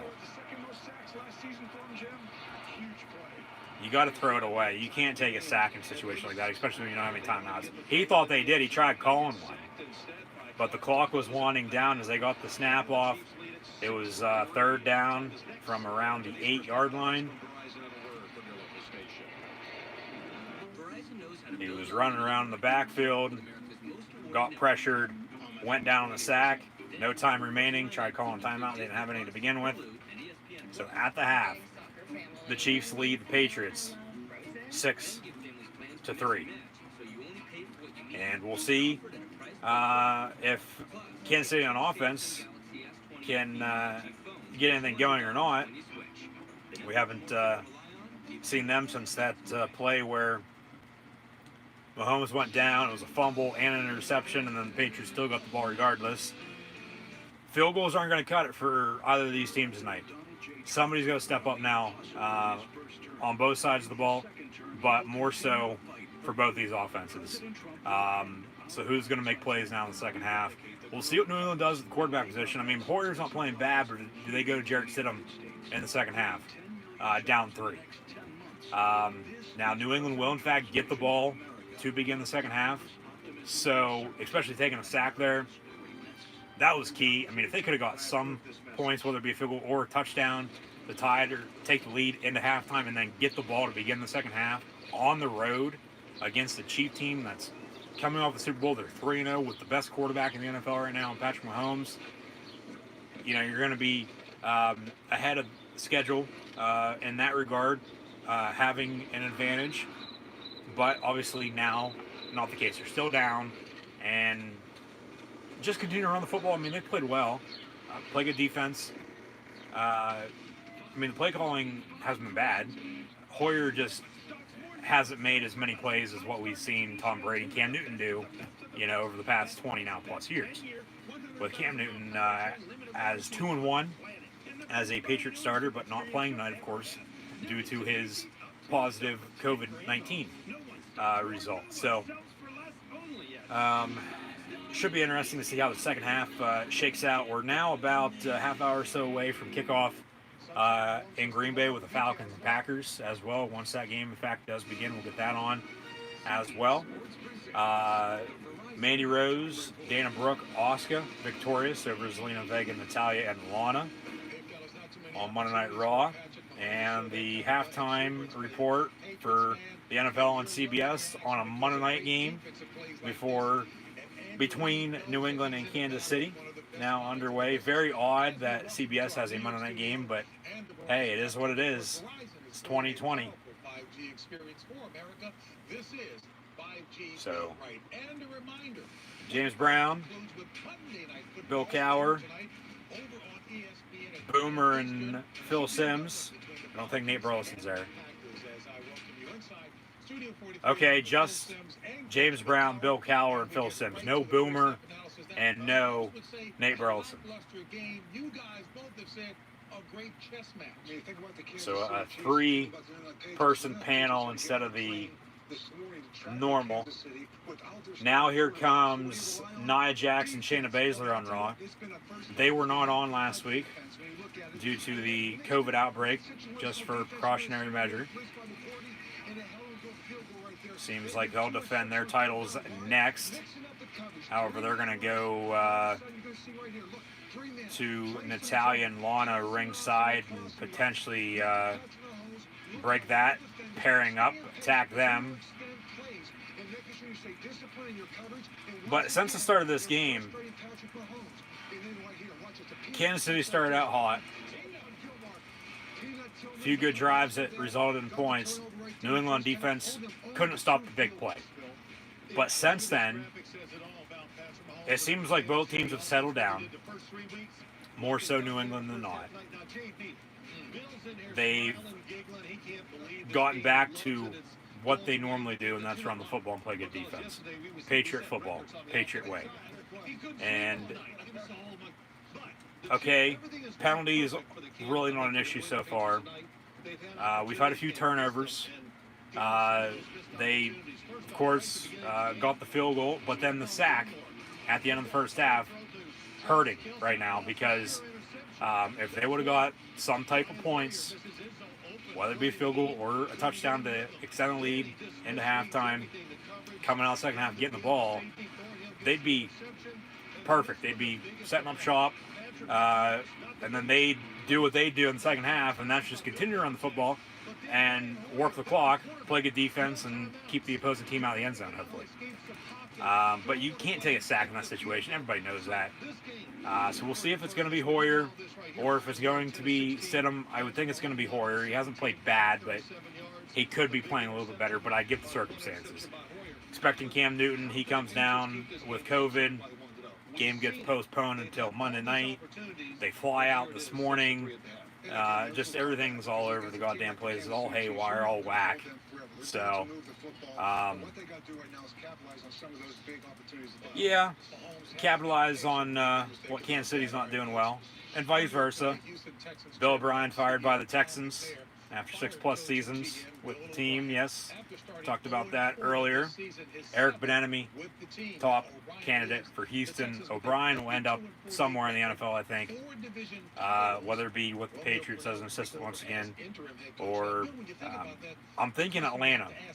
It will be his best fit, his best option as a head coach in the National Football League. So, Bill O'Brien no longer the head coach of the Houston Texans, effective immediately.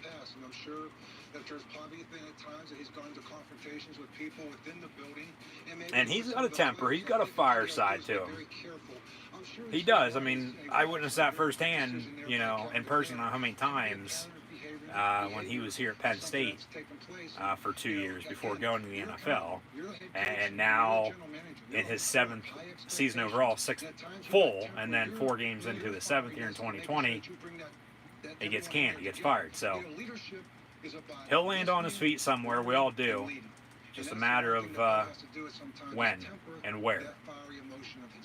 Yeah, there's no doubt. He is a fiery coach, a fiery human being. He loves coaching football and all yep. that. But, there's so many reasons. Bill mentioned a lot of them. But the other one, some of the trades he has made have not worked out. Yeah, the and of course, losing the personnel second-guessing that. But maybe with him becoming general manager. Yeah, they extended Watson. They got rid of arguably the best receiver in the NFL, DeAndre Hopkins. All around wideout. And shipped him to Arizona. They traded Clowney, who he drafted first overall in his first season back in 2014, to Seattle. He's now in Tennessee with the Titans. And the Texans are going to have to worry about Watson being pressured by him, 2 more times this season, maybe even 3. We'll see.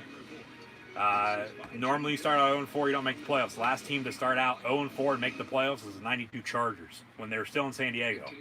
So, I doubt Houston's going to be doing anything now the rest of the season. Because they could have just fired him as the general manager and keep him as a head coach and get out of the hole that they're in. But obviously, no, that's not the case. He's gone from both roles and now looking for a new job. Now on Monday Night Raw, R-Truth backstage with the 24/7 championship with a whiteboard, and then there's a janitor. That's Akira Tozawa, no doubt about it. or even Drew Gulak. And we got a referee now, the janitor with the mop. Truth actually moves out of the way, and then he trips over the bucket of water. The ref got hit with the broom, and then who the hell is that? Oh, that's Drew Gulak. So Drew Gulak, once again, your new 24/7 champ. And they'll play this out throughout the rest of the night, it seems. Back on Raw, ringside, on the commentary side of things, the announce table, down and out, broken, as Nia Jax and Shayna Baszler destroyed Natalya and Lana. So Tom Phillips, Byron Saxton, Samoa Joe on the call as Jim Nance, Tony Romo, hello friends, CBS Monday Night Football in the National Football League, Chiefs leading 6-3. At the half, first half stats and scores. Brian Hoyer in replace of Cam Newton tonight on Monday night on the road against the Chiefs. Brian Hoyer is 10 of 16 for 73 yards passing and an interception. Harris leads the way, 11 carries for 38 yards. Rex Burkhead, 4 carries for 22 yards. James White only has 1 carry for 6 yards. Sony Michel not playing on IR. James White, though, has 5 catches out of the backfield for 32 yards. N'Keal Harry, 2 of 17. Bird, 2 of 13. And then the Kansas City Chiefs, Patrick Mahomes, 11 of 17, 137 yards passing. No touchdowns, no interceptions. Not as good as what he played last week in the first half on the road against the Ravens on Monday night, as he almost had 300 yards passing, as Lamar Jackson didn't even have 100 total passing yards the whole entire game last week. But the Ravens did, in fact, beat the Washington football team, formerly known as the Washington Redskins, yesterday on the road. Shout out once again to Redskin Washington football head coach Ron Rivera as he continues to battle cancer. From what I heard earlier, he is now going to be heading on into his final treatments in the next few weeks. Wish him all the best as the Washington football team, the Redskins, introduced a coach's corner for him yesterday with cardboard cutouts of friends and family at FedEx Field in Landover, Maryland. So best wishes, best regards once again to Ron Rivera as he continues to battle skin cancer. Clyde Edwards-Helaire leads the way for Kansas City, 7 carries, 33 yards. He also has 3 catches for 27 yards out of the backfield. Mahomes, 2 carries for 10 yards. Williams, 1 of 2. Tyreek Hill, 2 catches for 33 yards. Watkins, 3 of 37. Kelsey, 1 of 24. They need to get Kelsey more involved. Quiet 1 catch first half here tonight. So, Falcons Pack about to begin at 9 p.m. Eastern Time on ESPN. That was the old kick time for Monday Night Football back in the day. And then they, over time, dwindle it down to 8:40, 8:30. Now it's 8:20. When they have the doubleheaders, of course, it's 7 p.m. Eastern Time. But a 9 Eastern kick for Monday Night Football tonight. And the nightcap of this doubleheader with the Packers hosting the Falcons from Lambeau Field in Green Bay, Wisconsin. Second half about to begin here in Kansas City as well with the Patriots and Chiefs. Chiefs on the kickoff because New England back deep to receive. Up next on Raw, it'll be Dominic Mysterio and Humberto Carrillo versus Seth Rollins and Buddy Murphy. Rollins and Murphy very well could face each other at Hell in a Cell in singles competition. Only time will tell, though. We'll see. Yeah, both these teams shooting themselves in the foot way too much. Both teams just start over, run the ball, open up play action, play good defense. Don't have any costly penalties or turn the ball over by any means. and try to capitalize on the other team's mistakes. But Kansas City on offense, get Kelsey more involved. New England just continue on the football. Harris on the carry there for a few yards, second down, as they show a replay of Hoyer taking a sack once again. In that situation, you cannot take a sack, and he tried calling timeout. They didn't have any time expired anyway, so coming out of halftime now, Patriot ball, 2nd and 4, down 6-3 on the road against the Chiefs. 6-3 Chiefs on top of the Patriots. Hoyer fakes a give, slant over the middle, incomplete. Good coverage. Tenford and Kilharry. We'll get more into what else has happened in the National Football League during Week 4 a little bit later on now, with some final stats and scores from around the league, but those were in fact your first half stats that I just read off, with Mahomes leading the way passing on top of Brian Hoyer, and rushing about even, but it's been a defensive showdown. A low-scoring 6-3 lead for the Chiefs. Incomplete down the far sideline on 3rd down and 4. Brings out the punt unit on 4th down now for the Patriots. So an early, quick 3-and-out for the Pats here to begin the second half. So the Chiefs going to get the ball back now. We'll see what they can do. If they can extend their lead and then just continue to play good defense the rest of the way, there's probably not going to be any looking back, and they'll cruise to a victory tonight on Monday Night Football.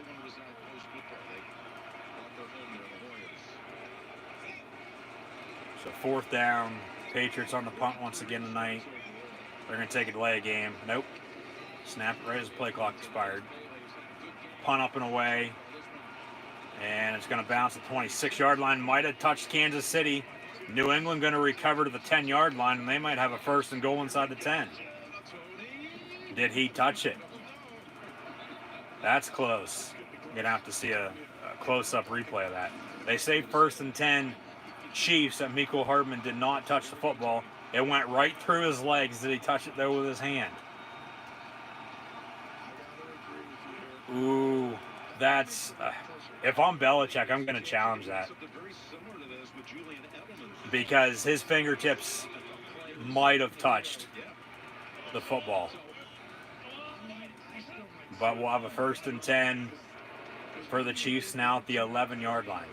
I'm surprised New England hasn't challenged this. Probably not clear enough that they would or could potentially win it. I don't know about that, but it's not going to matter now. They just hiked it and snapped the ball, so a few-yard pickup there for Clyde Edwards-Helaire. 2nd down and 6-3 Chiefs on top of the Patriots with 13:40 to play here in the 3rd quarter. Rollins and Murphy taking on Dominic Mysterio and Humberto Carrillo in tag team action coming up next on Raw. Empty set out of the gun, 5 wide from the 16. Kansas City football, 2nd down and 6. Mahomes complete. Mecole Hardman 1st down out past the 25 to the 26. 1st and 10, Kansas City.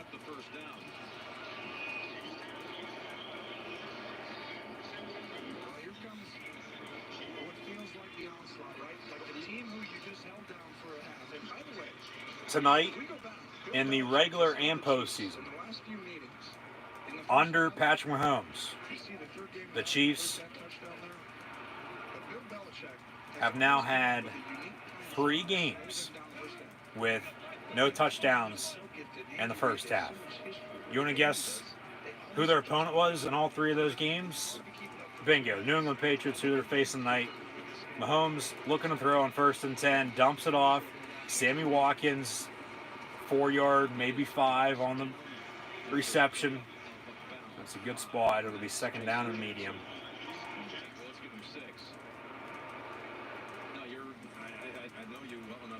So 2nd and 4 after a pickup of 6.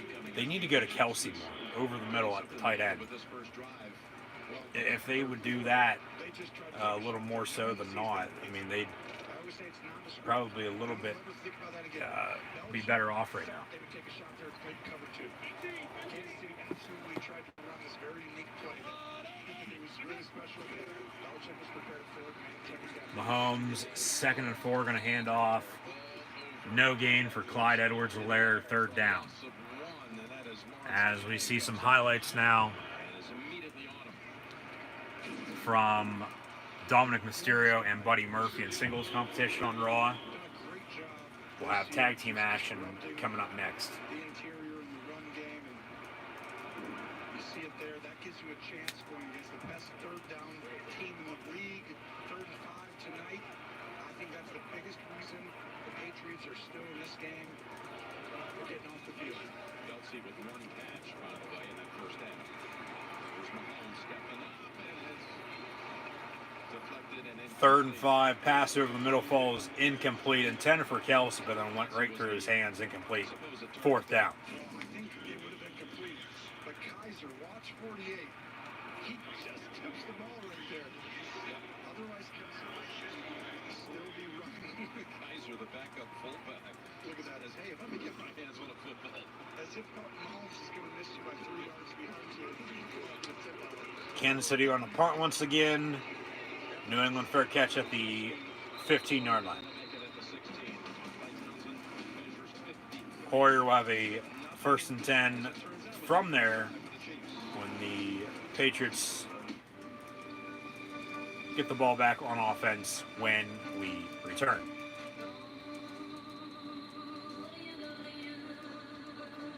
About 20 minutes away from kick in Green Bay. Smooth driving pays off.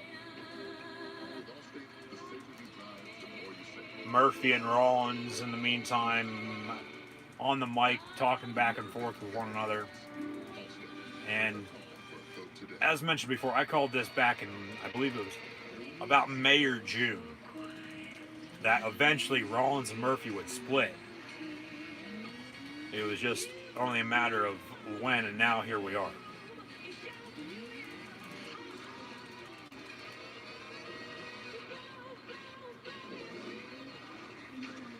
And more so than not, it'll lead to a match at Hell in a Cell before Rollins could go on hiatus for a short time due to the birth of his first child with Becky Lynch, and then potentially making a surprise return in next year's Royal Rumble.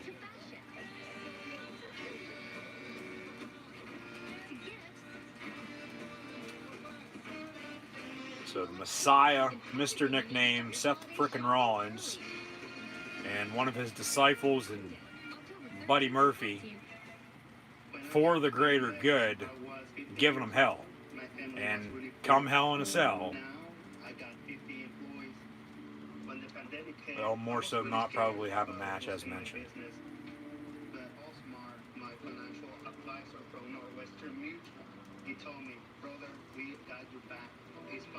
Chat questions and comments, always greatly appreciated. Super chats, super stickers as well.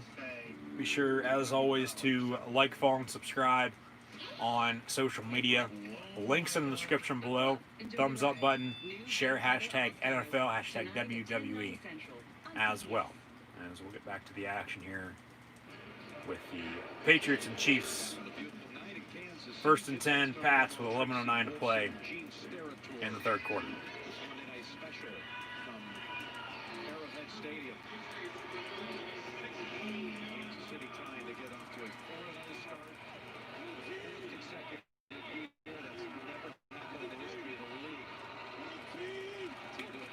First and 10 from the 16. Hoyer looking to throw.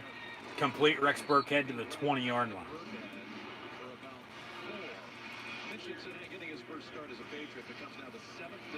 Quarterbacks with starts for most different teams.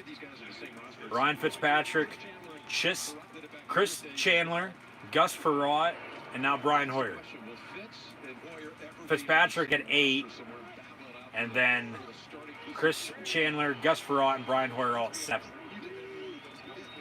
They've had the most starts with different teams at 7.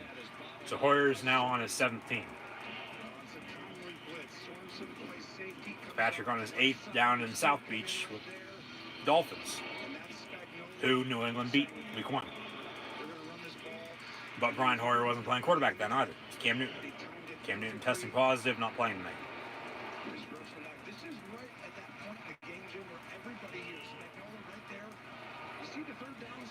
Right now the defense is winning. Exactly. It's right, 6 to 3. 3rd and 6 from the 20. One of the coaches is going to adjust and start to really figure the other one out a little bit more. Hoyer getting pressured, going to step up, keep it. He's going to pick up a first down at the 28-yard line. He was surrounded. He's able to escape, pick up 8 for a first. You totally knew that he's going to make A very, very good decision by Brian Hoyer to tuck it and run. just make a miss. I didn't think he knew he had to come out and just make defenders miss to get the first down, but he did it here. Great job using his legs, little pump fake. Those are big plays in this game and a little scoring game. Low scoring, going against everything we've seen at the start of the season, and especially yesterday around the league. 1st and 10 from the 28, Hoyer. Very quick throw down the far sideline, incomplete.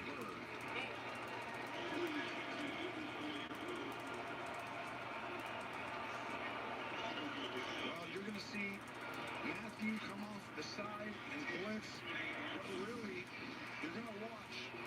He just goes up there, quarterback says, okay, I'm going to change the play. See how he touches his head? Switch. He doesn't think Matthew's blitzing. And look at the patience. Now he comes, he gets him. That's the game within the game, the chess match. And Matthew's great at hiding it from the quarterback. 2nd and 10. Burkhead gets the call, and Matthew and others are there. Tissonio down by the ankles, and it's a pickup of about 4. So Hoyer getting his first start tonight since last November as one of the 7 teams he started for. He started for the Colts on November the 10th last fall against the Dolphins, and the other quarterback in that game was, in fact, Ryan Fitzpatrick. The Dolphins won that game. You're totally going to get Fitzpatrick and Hoyer on outside. I knew they'd been on the field at some point together, just not in the same uniform. Here we go, 3rd and 6. This is a huge right here. Otherwise, you get field position back to the Chiefs. If you're a Patriot fan, you need this. Good pass. And that was the first catch of the night for Edelman. And that was the best throw by Hoyer. This is a leverage deal. You see Sorensen inside.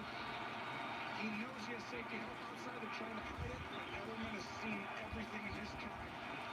You see how he softens in that zone. He doesn't just run long. He knows there's a defender outside. He's having a blast tonight with one. Patriots 1st and 10 from the 40. Rex Burkhead on the carry, 4 yards for him, 2nd down and 6. Still 6-3 if you're just now tuning in. Chiefs leading New England with 7:40 to play in the 3rd. Left to right across your television screen, radio and audio dial for the New England Patriots. We have not seen Mahomes and the Chief offense since midway through the 2nd quarter.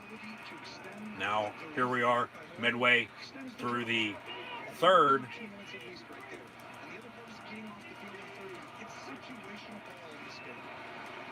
New England picking up the first down at the 40-yard line. Edelman on the first down. Pick up first down and 10. And the Patriots look in rhythm more than they have any other point tonight. Not seeing Mahomes and the Chief offense, clarify to what I just stated, actually doing something on offense, not stalling, not a 3-and-out.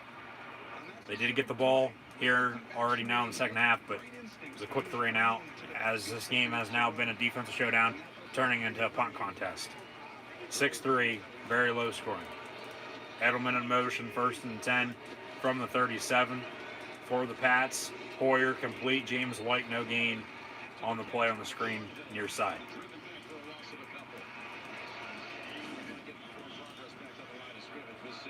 You'll see Thornhill coming to your screen right there, flying downhill.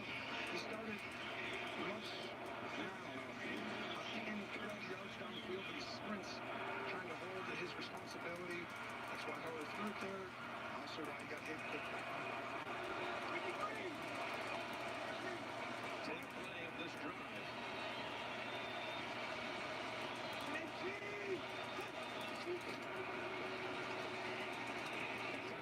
Hoyer over the middle. It's going to be caught at the 15-yard line. How the hell he caught that, I don't know. And then down by contact once again as he got up and ran, but we're going to say down inside the red zone. First and goal it should be for the Pats. Right on the money. Beautiful bullet from Brian Hoyer over the middle. And, okay, 1st and 10 from the 12, right on the outside of the 10-yard line. So they need the 2 for 1st and goal. Handoff Rex Burkhead. He lowers it short of the 5-yard line. And 2nd down and 3. New England knocking on the door, trying to extend and take their first lead here tonight on Monday Night Football on the road against the Chiefs. We saw this right before halftime, and then Brian Hoyer took the sack. He's going to hand off again. Rex Burkhead, no gain, 3rd down. 3rd and 3.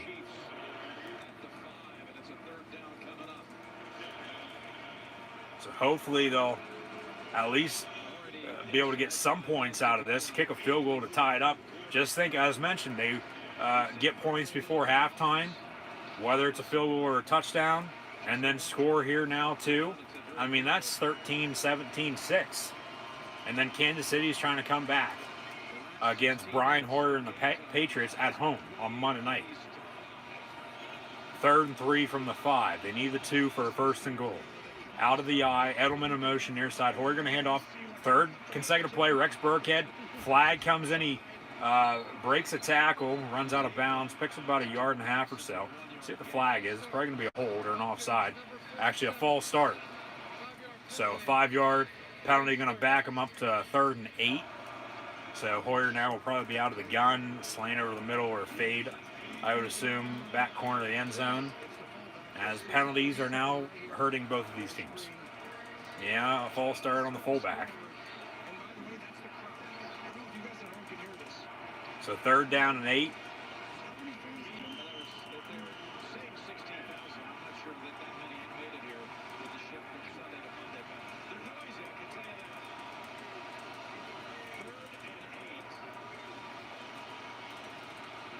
Ball at the 10. Out of the gun, backs to his left and right, and he's going to take another sack back to the 15-yard line. I think the ball came out. Kansas City has it at the 20-yard line. Chiefs recover, and once again, Brian Hoyer and the Patriots get inside the 10-yard line, and they don't end with points. Absolutely pathetic. This time, it's a strip sack, fumble, and the Chiefs recover. And that's a fumble, and Kansas City recovers. And now, if they can hold him on defense, they go to sit him at quarterback because Hoyer's not cutting it. He's not getting the job done now. That's 2 out of the last 3 drives to end the first half and here midway through the 3rd quarter, where they get inside the 20, no timeouts, field goal, both of these instances, on 3rd down, after a penalty, they'd be happy with it, okay? So, could be 6-6 right now. Could be 9-6. Or, if they would have scored touchdowns, 10-6, 17, maybe even 13-6. Get a field goal and a touchdown out of it. Regardless of the situation, regardless of the outcome, Brian Hoyer's not getting it done right now for the New England Patriots at the quarterback position. Closed the first half, took a sack. You need to throw it away. They would have had a few seconds to kick a field goal. That didn't happen because it took a sack. They didn't have any timeouts to call. As Buddy Murphy on Monday Night Raw walks out of the match with tagging with Seth Rollins against Dominic Mysterio and Humberto Carrillo. So, feud will continue there. It'll be Rollins and Murphy at Hell in a Cell. And now, right now in the middle of the 3rd quarter, Brian Hoyer, after a false start penalty, as they had a 3rd down and 3, backed it up to a 3rd and 8, takes a sack, loses the football on a fumble. Kansas City recovers. They now have a 1st and 10 on the 20-yard line. And all New England has to show for it is a few big fat zeros. I mean, I get they still have the 3 points. down 6-3, and their defense is playing well enough to keep them in the ball game for the time being. But field goals for both these teams, like I said, it's not going to cut it. Not going to cut it whatsoever. We'll have to see what does, in fact, happen on this upcoming drive for Kansas City, because, if, like I said, if they score and keep scoring, and or even just score once and defense holds, not looking back, New England on the road gonna... I get the circumstances, but they're just not playing well enough to win right now. And Kansas City's going to eventually, you would think at least, pick up the win tonight. Obviously, if this one stays how it is at 6-3, that's a win for Kansas City. But if they can, drive, move the ball, score some more points, give them some comfort, okay, we'll be good to go. But we'll see what New England does once they get the ball back. If they keep Hoyer in, or if they pull him and put Jarrett Stidham in, he just can't be costing. That's twice now inside the 10 that something like that has happened. So just can't be costing the team points that they easily could have had with a few field goals or a few touchdowns. Mahomes on 1st and 10, looking to throw, stepping up, complete, no, incomplete over the middle, intended for Travis Kelce. We just saw it backstage on Monday Night Raw, Braun Strowman with Postman Pierce, and then Keith Lee walking up to Postman Pierce as well, before we have Kevin Owens come out for the Kevin Owens show with his special guest tonight, Bray Wyatt, and then The Fiend will, one way or another, make an appearance, you would think, too. So now 2nd and 10 as Atlanta and Green Bay about to begin. 2nd and 10, Mahomes deep down the far sideline, complete, Kelce at the 40, and he's now inside the red zone at the 20-yard line. 1st and 10, Kansas City, and that's another thing. As mentioned numerous times tonight, New England has not been able to stop the big play of Kansas City's on offense. Too many big plays for the Chiefs. That's what's costing New England right now. Just way too many 15 plus, 20 yard plus pickups for the Chiefs on offense, and that's what's hurting New England. And that was actually the longest play of the ball game so far by either team tonight. That's a hold. Clyde Edwards-Helaire on the toss near side. No flag, though. He picks up the 1st down. Gain of 12. And as mentioned, Falcons-Packers about to begin on ESPN in the nightcap of this Monday Night Football doubleheader. So 1st and 10. Should be 1st and goal at the 10 for the Chiefs.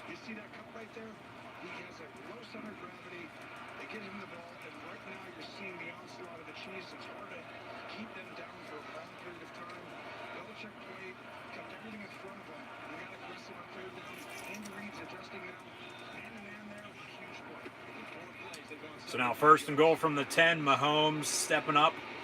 He's going to tuck it and run. He's going to slide the 6-yard line. 4 yards for him. 2nd and goal from the 6.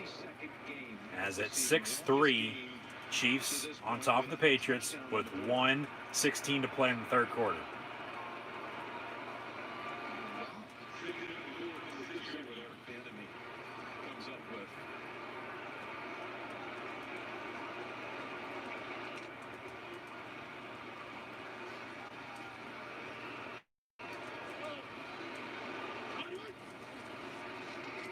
Second and goal from the 6.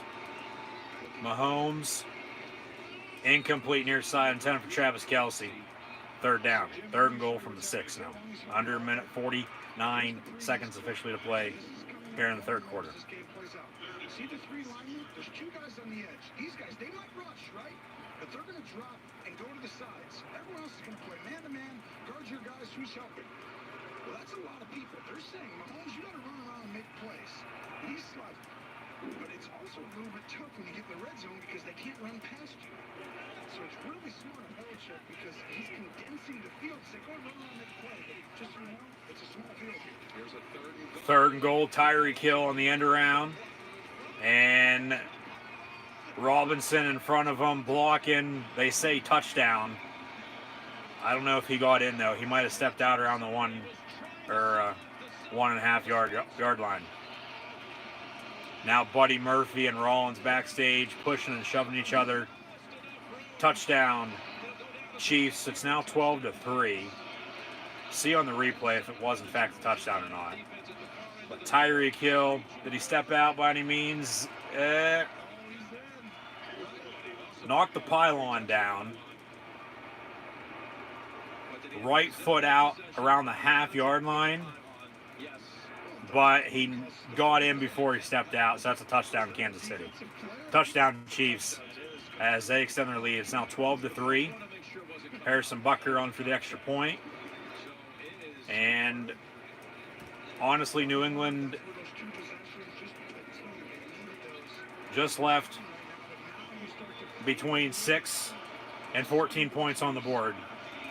And honestly, could be a few points down or even up right now on Monday Night Football on the road against the Chiefs, but not the case. Chiefs now lead 13-3. Falcons, Packers about to kick off. Kevin Owens Show with Bray Wyatt on Monday Night Raw. Thank you for tuning in and watching. We'll now have a special interview with WWE Champion Drew McIntyre tonight on Monday Night Raw now 2. As they just advertised that. Falcons with their new uniforms. Road whites on the road in Green Bay. Lambeau Field taking on discount double check Aaron Rodgers and the Green Bay Packers. No fans in attendance. About 16,000 at 22% capacity in Kansas City as the Chiefs, with a big start me up, now extend their lead to 10, 13-3 under a minute to play here in the third quarter at home against the New England Patriots. So once again, thank you for tuning in and watching. I'm your host, Encyclopedia Sports, Cool Hand Luke 96. Like, follow, and subscribe on social media. Links in the description below.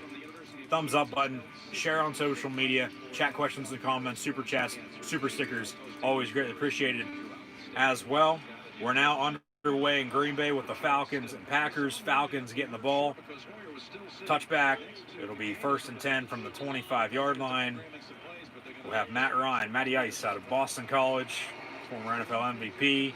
Falcons known for blowing leads. Now on the road against Rodgers and Pack. This matchup, though, I said recently, when these two teams play, it seems like it's always a very, very good game. So let's see how tonight's game will, in fact, go, with the outcome. Will be 1st and 10, Falcons from the 25-yard line. Rodgers going to hand off 4 yards for the former Bulldog and Ram, Todd Gurley.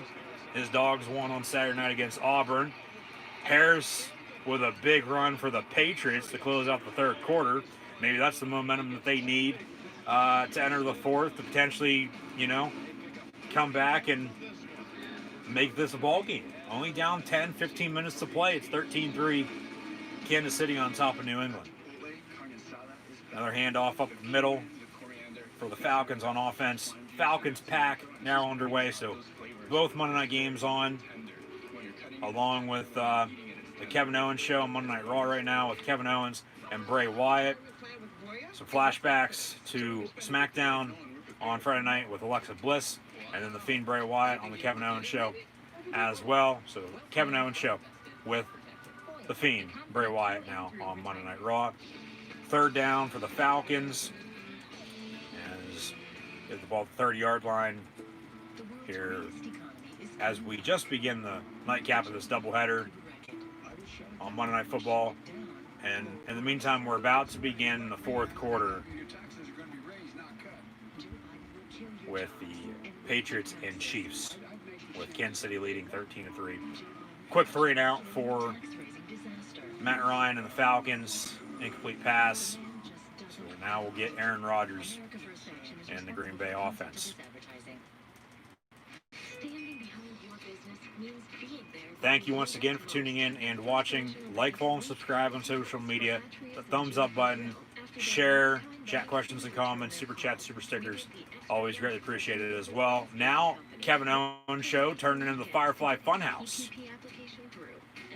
And now this upcoming week on SmackDown, we will in fact have Kevin Owens and the Fiend Bray Wyatt square off in singles competition. We've known that. But with this brand invitational, the WWE draft coming up, we could see Kevin Owens go to SmackDown. We could see the Fiend Bray Wyatt go to Raw. I think right now this is just a test. Just get a good feel of potentially, what could work versus what couldn't, or what will happen versus what won't. So only time will tell with the draft in the WWE over the next week or so. About to begin the fourth quarter with New England and Kansas City. Chiefs 13-3 once again. Rodgers going deep down the far sideline for the Packers as they host the Falcons, as they just got underway. Incomplete, second down and 10. Flag on the play.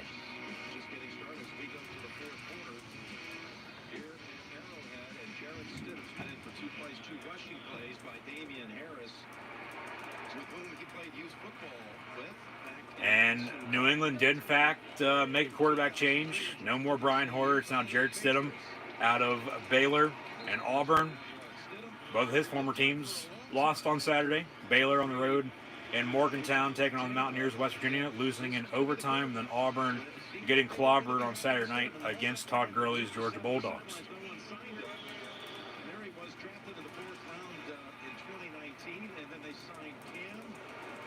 Stidham was the, as mentioned earlier, clear-cut favorite to start for the Patriots, but then they signed Cam Newton, and 4 games in, Cam played 3 of them, not playing tonight due to COVID, testing positive. Brian Hoyer starts, doesn't play well.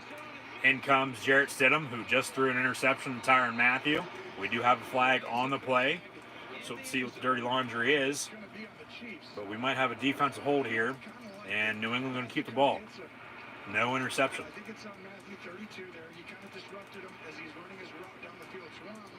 In the meantime, Kevin Owens on the Kevin Owens Show, and Bray Wyatt with Firefly Funhouse, trading jabs back and forth with one another. Pass interference on the Chiefs on Tyrann Mathieu, who intercepted the football. Automatic first down. Foul did not occur in the end zone, so ball not going to be spotted at the 1-yard line. If it did occur in the end zone, it'd be first and goal New England at the 1, but they're going to say it happened inside the 5, and it'll be half the distance. First and goal still for the New England Patriots. Down 10, 13-3, 14-14 to play. Ball at the 8-yard line. First and goal out of the gun. Jarrett Stidham in the ball game at quarterback. He's going to hand off Rex Burkhead up the gut and gets inside the 5 to 4. Second and goal. Patriots down 10. Packers and Falcons tied at 0 as they just began. Aaron Jones on the run. From that handoff from Aaron Rodgers, as it's Aaron squared up in Green Bay. Pass incomplete from Stidham, intended for N'Keal Harry. Third down and goal.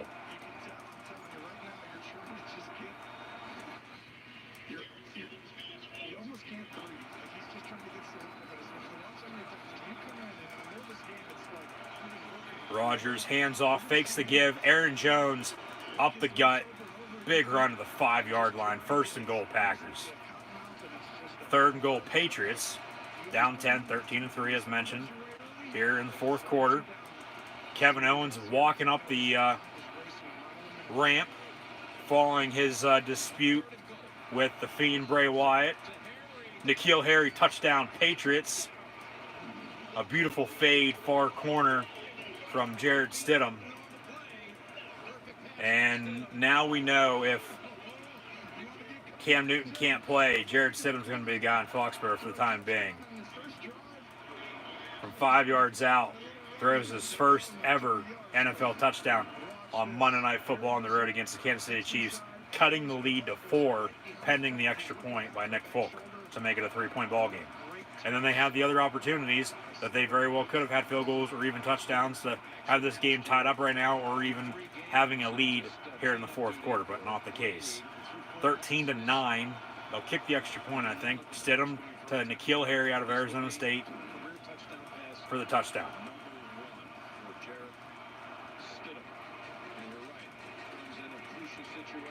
Nick Folk's extra point up and good. Now 13-10.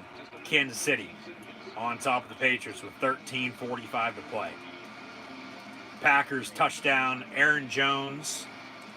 Green Bay now leads 6-0, pending a Mason Crosby extra point. But on Monday Night Raw, Kevin Owens show with Kevin Owens and the Fiend Bray Wyatt. It was Bray Wyatt via Firefly Funhouse. They went back and forth, and then Owens walking up the ramp to go backstage. Attack from Aleister Black from behind. A black mass from Aleister to KO. Owens will face the Fiend Bray Wyatt on SmackDown this Friday. Owens could very well still face Aleister Black, though, at Hell in a Cell on October the 25th. As Owens is sort of in a feud with both right now.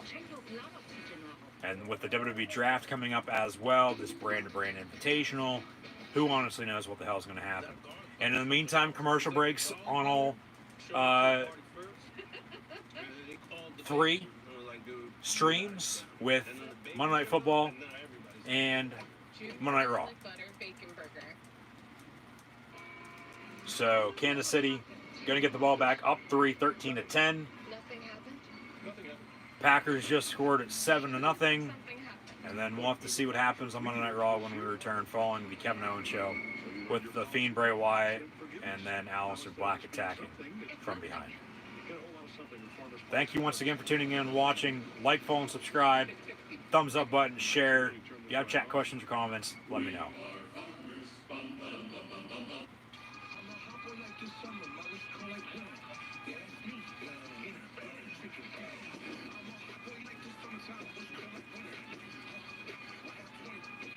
Go to NFLShop.com and gear up. Need to go on a vacation? Why not take a trip around the world? Hurry, hurry, hurry. Explore the sights. It's unreal. Meet new people. Enjoy friendly competition. Or maybe not so friendly. I just don't want this to be it. We're going to do our best. We're almost there. And don't let your 4 walls keep you from the adventure of a lifetime. That sounds amazing. The world awaits on The Amazing Race. New season October 14th on CBS. That was New England's 6th snap inside the 15-yard line of this half, and it finally results in a touchdown with his first career touchdown pass.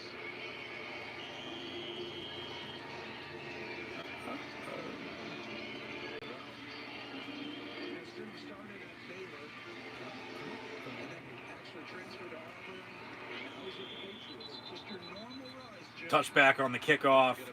An update on Monday Night Football for another game that's currently going on. History being made. You never see that. It's not a Sunday afternoon or a Sunday night. It's a Monday night in October here 2020 with a doubleheader on Monday Night Football during Week 4, not Week 1. Chiefs lead the Patriots 13-10, 13:45 to play. Packers kick off up 7-0 against the visiting Falcons. Drew McIntyre interview backstage on hashtag WWE Raw when you share on social media. Mahomes going to hand off.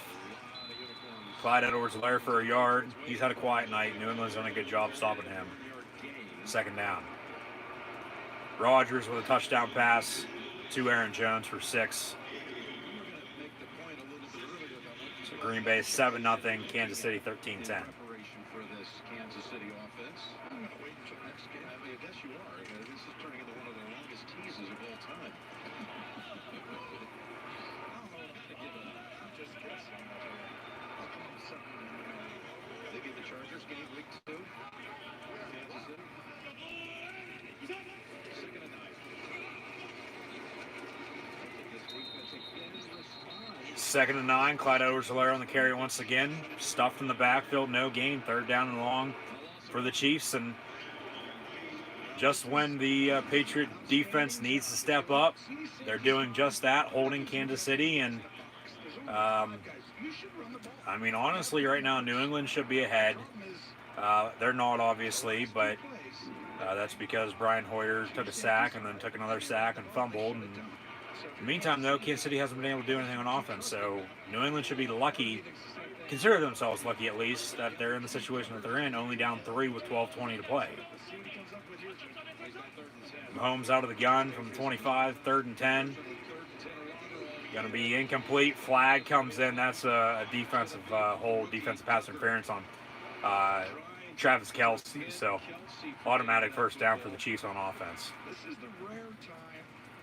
I'm always on the offensive side. Defense number 35. The ball is placed in the spot of the foul and an automatic 1st down. I don't think this was pass interference. Now, I didn't see it close, but I was watching them on the route. Let me see. An update on Braun Strowman and Raw Underground. Highlights of him.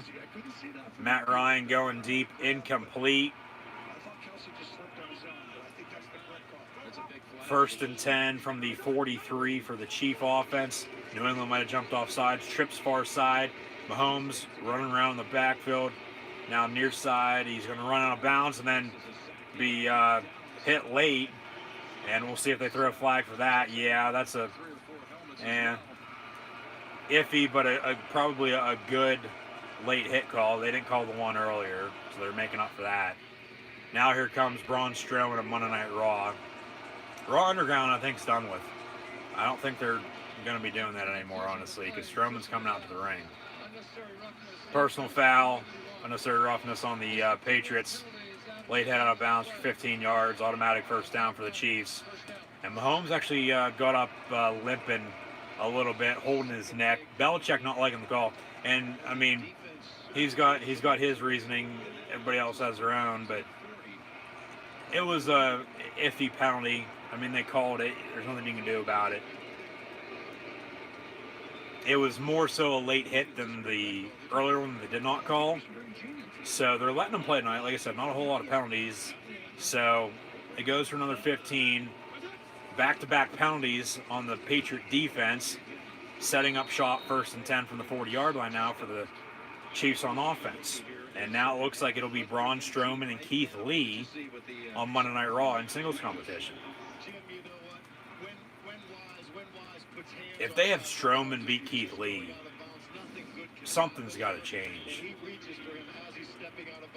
Because if not, I mean, they're just going to bury Keith Lee right off the bat, even after putting him up in the top feud there a few weeks back, for a few weeks, but not really doing anything with him since.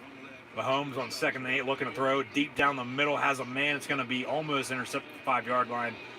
Incomplete. Demarcus Robinson and Tyreek Hill was intended targets. They were in the area. Incomplete. 3rd down and 8 from the 40. And Mahomes lucky to not have an interception here late in the 4th quarter tonight on Monday night against the visiting Patriots. No interceptions for Mahomes so far this season, and his first would have been a costly one there if it would have in fact been an interception, but incomplete. 3rd and 8.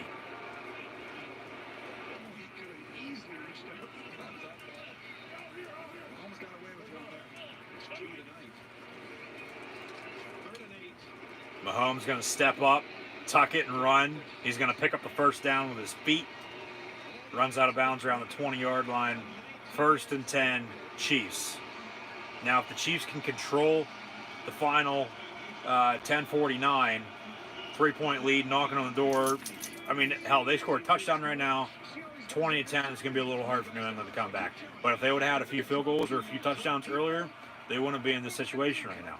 But because of Brian Hoyer, they are, because he took a few sacks. But that was then, this is now.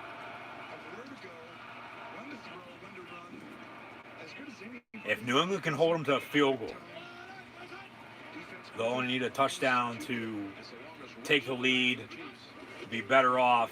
I mean, even 2 more field goals, you're cutting it close, but still, if they can hold them to a field goal right now, that's going to be the and CBS. Okay, an update on this Packer-Falcon game via. It's just weird seeing updates of other games going on in the NFL on a Monday night. You never see that. It's on a Sunday, like I said. There's normally only 1 Monday night game a week. Now tonight we got 2. And with both going on at the same time, we got updates because we got scoring. 2nd and 4, Clyde Edwards-Helaire with the first down to the 5-yard line. 1st and goal, Kansas City. So we, a moment ago, had an update on ESPN with Falcons-Packers of the Patriot-Chief game, and now we just saw on CBS an update during Patriots-Chiefs of Falcons-Packers, if that makes sense. Hopefully it does. As they were having some technical difficulties there, it looked like, but then it came through, and Rodgers and company setting up shop. They have a 2nd and short at the 20-yard line right now, knocking on the door once again. About to extend the lead to 2 touchdowns. End around, touchdown Chiefs.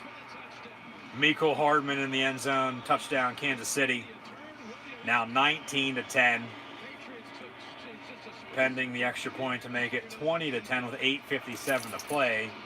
And now, because Hoyer took 2 sacks, where they could have had either 2 field goals or 2 touchdowns, and still have the game play out as it has, New England shooting themselves in the foot. They very well could be in the lead right now and could be winning this game and could come out victorious tonight, but obviously now not the case, as Kansas City misses the extra point. Harrison Butker, no good, and he's now missed an extra point in back-to-back weeks on Monday Night Football. Hooked it wide left, 19-10. So, okay, that's good for New England. 8:45 to play. Really, they need a touchdown with a 2-point and a game-winning field goal. Or even a touchdown and they don't get the 2-point, and then a game-tying field goal for the 9 points. Or, hell, just 2 touchdowns. If their defense gets a turnover of some sorts and they score quick, they're going to have to score quick on this upcoming drive, I should say. So, see what happens. It's now 19-10. Keith Lee with a shoulder tackle to Braun Strowman off of the stage as they hit a commercial break, recapping NXT TakeOver 31 now from last night. We'll have NXT on Wednesday, now a few weeks out from Halloween Havoc on the 28th. See what's next for both Finn Balor and Damian Priest as NXT and NXT North American champs. And then Io Shirai with Toni Storm and Ember Moon coming back to NXT. See what's up with the Garganos and the Undisputed Era. So, especially with the WWE Draft coming up, only time will tell. Packers knocking on the door once again, trying to extend their lead to 2 possessions, whether it be 10 or 14 at 2 touchdowns. But looking pretty good tonight is Green Bay so far here early on against the visiting Atlanta Falcons. 2 people saving each other's lives. 2 kidneys, right? Yeah. Well, then guess who's getting a kidney?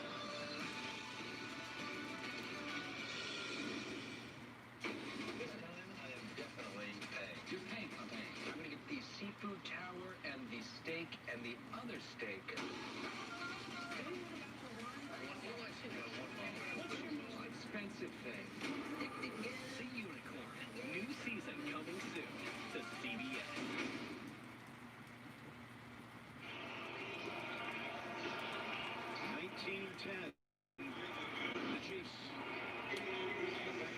It's 19-10 Kansas City. Atlanta holding Green Bay for the time being. They have a goal to go from the 4.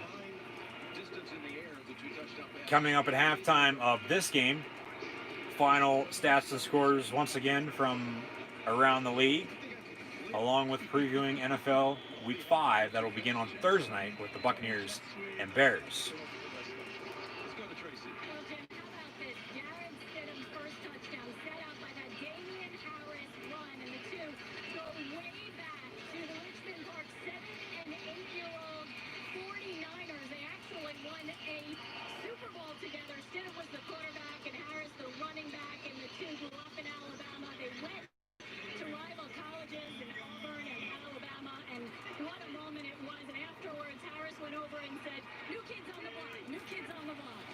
First and 10 from the 25. Stidham looking to throw. Incomplete and picked off by Kansas City. And a pick 6. Tyrann Mathieu still gets his interception that he had in the end zone a moment ago, but then it was intercepted and called back for a PI. And now Edelman, the culprit, bounces off his hands and right into the hands of Tyrann Mathieu, who returns it 20-plus yards for a touchdown, as Kansas City now extends their lead to 15, 25-10, and this game's over with. One play in, Stidham from the 25, first and 10, throws a pick 6, and Kansas City now up 25-10. Hit Edelman right in his hands, and he dropped it. It looked like it fell to the ground, but Mathieu scooped it up and ran it in the end zone for a touchdown. Extra point now up and good, 26-10 now. Kansas City with 8 minutes to play. And, I mean, even if New England didn't shoot themselves in the foot earlier, you know, those few sacks that could have led to points, they could still, even after that, could still be in this ballgame. But not the case. They're not going to come back from down 16 with 8 minutes to play. But the Falcons have been blowing leads, and they're also playing tonight on Monday Night Football up in Green Bay, down 7-0 against the Packers. But obviously that's that game. This is this game. Kansas City is going to hold on here. Get a little lucky, honestly, because New England honestly should be ahead right now. Or at least after the pick 6 now, only down by a few, not down 16. So, because if you add it up, do the math, if Hoyer doesn't take a sack before halftime, doesn't take a sack midway through the third, and it ends in a fumble, Kansas City gets the ball back, turnovers playing key now. Mathieu gets his interception that he didn't have in the end zone because of the pass interference. Hell, he returns for a touchdown now, so he lucks out there, and I mean, I think, you know, yeah, you'd rather have the one you just had than the one earlier. But now, with Kansas City up 26-10, it seems like New England's going to be done for here on the road on Monday Night Football.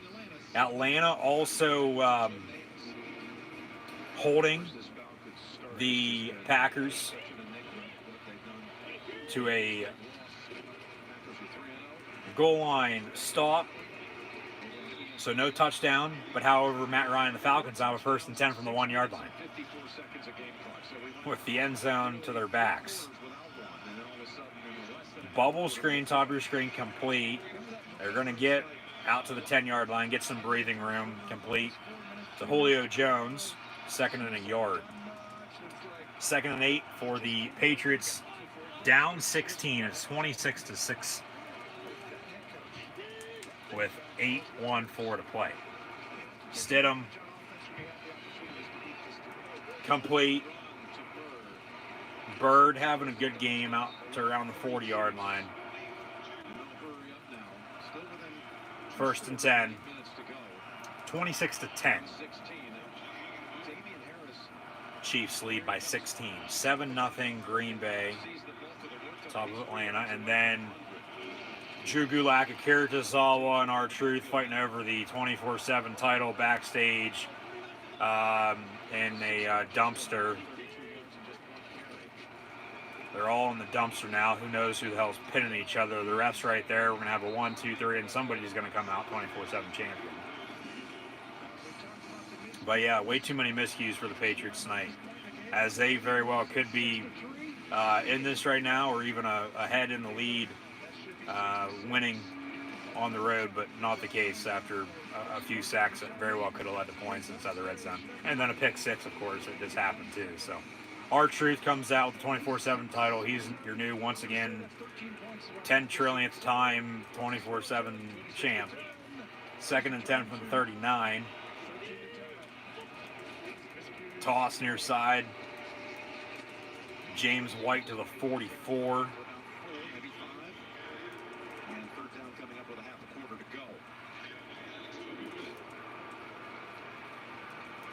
3 takeaways by the Chiefs, one of them going back for the touchdown with Tyrann Mathieu. The Chiefs aren't losing a lot of games, so they're going to win the tournament about it. I know we can't apologize, but So now 3rd down and 5. this is a very different New England team without Cam Newton. Let's just say that right now. Okay, this is going to be a very different team than Kansas City might see in the playoffs. Here comes the Hurt Business. Bobby Lashley, Shelton Benjamin. No MVP or Cedric Alexander. It's just Bobby and Shelton. So we'll see what's up with them. Incomplete, 4th down. So now, of course, New England's going to go for it. Down 16 with 5 minutes to play on the road. You have to go for it. Screen was incomplete, attempt for James White. So the Hurt Business, it'll be Bobby Lashley and Shelton Benjamin taking on Ricochet and Apollo Crews in tag team action once again coming up next on Monday Night Raw. Monday Night Football, 4th down and 5. New England down 16, 6:43 to play. Empty set, 5 wide. Falcons trail by 7 as well against the Packers. And now we got a timeout by the Chiefs. This is not the same New England offense without Newton, but this is not the same Kansas City defense. I mean, regardless if Cam Newton played tonight or not, New England has had their chances to score. They've had their chances to win this game, and flat out they haven't been able to get it done. And at that point, you get beat, and you deserve to lose because they didn't do enough to win. And that's what Belichick's going to say during his post-game press conference. I can guarantee you that. And they'll be on to whoever the hell they play next week. And as mentioned, coming up at halftime of Falcons-Packers, we'll recap NFL Week 4 and then preview Week 5 as well. So stay tuned. Monday Night Raw in its final hour or so now as well. So that'll be wrapping up here shortly along with this game. However, 4th down and 5. Edelman gets back from the dropped batted ball that went for a pick 6. Stidham finds him for a 4th down conversion on the slant over the middle for about 8 yards. 1st down, New England.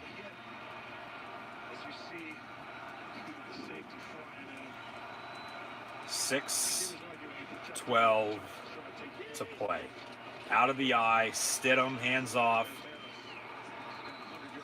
And he's going to get about 3 yards or so. The 2nd down.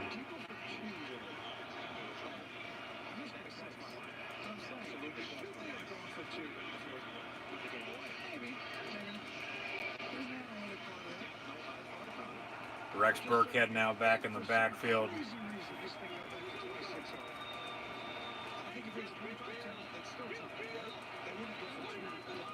They're going to kill the previous play, hand off to Burkhead up the gut. He gets to the 40. About 4 maybe. 3rd down and 2. 5:20 to play. Can't be running the ball and taking your good old time now. You gotta hurry up. You gotta score twice and get 2 two-point conversions to tie it up. And just think, if they had either 2 field goals or 2 touchdowns from earlier, they're probably only going to need 1 touchdown or 1 field goal right now to either tie it up or take the lead. But because of all the miscues? No, that's not the case.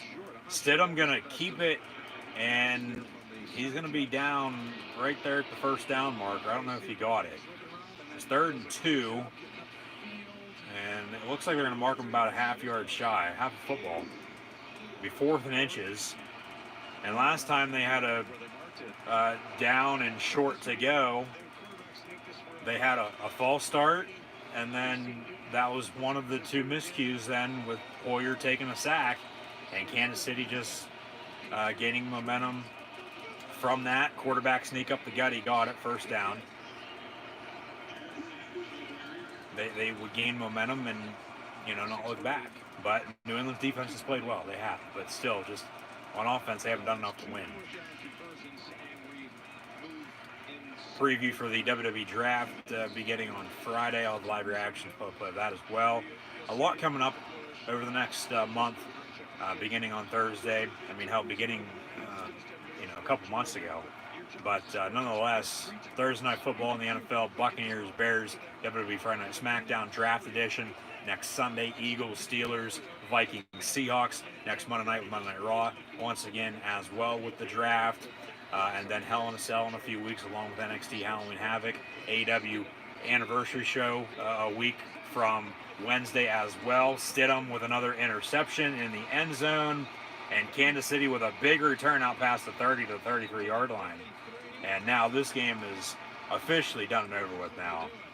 And Stidham has thrown another interception. Not a pick 6 by any means, but if he would have had a few more blockers down the far sideline, who knows, he might have ran it back 100 yards for 6, but it'll be 1st and 10 Kansas City from the 33-yard line. It was a good deep ball over the middle, and he just underthrew him a little bit, and Kansas City picked it off in the end zone, and then a good return. So New England has their few timeouts that they have, and they'll try to stop the clock as many times as they can. I believe they have 3 if I'm not mistaken, but down 16 with 3 to play, there's no way in hell they're coming back now. There's no way in hell they were going to come back just a minute ago, and he still threw a pick, and now all Kansas City has to do is run out the clock, and Mahomes going to hand off Clyde Edwards-Helaire for a few yards, and with 3:06 to play, Kansas City is going to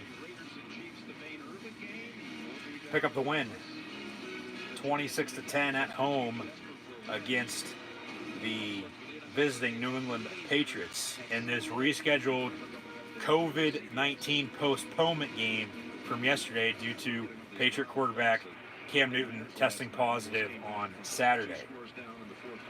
Chiefs will host the Raiders next Sunday. Patriots going to host the Broncos next Sunday as well. Here comes Ricochet, Apollo Crews, and Mustafa Ali on Monday Night Raw. As we'll have a tag team match coming up next with the Hurt Business. Or it might even turn into a 6-man tag, so a few of those tonight. And a few tag team matches.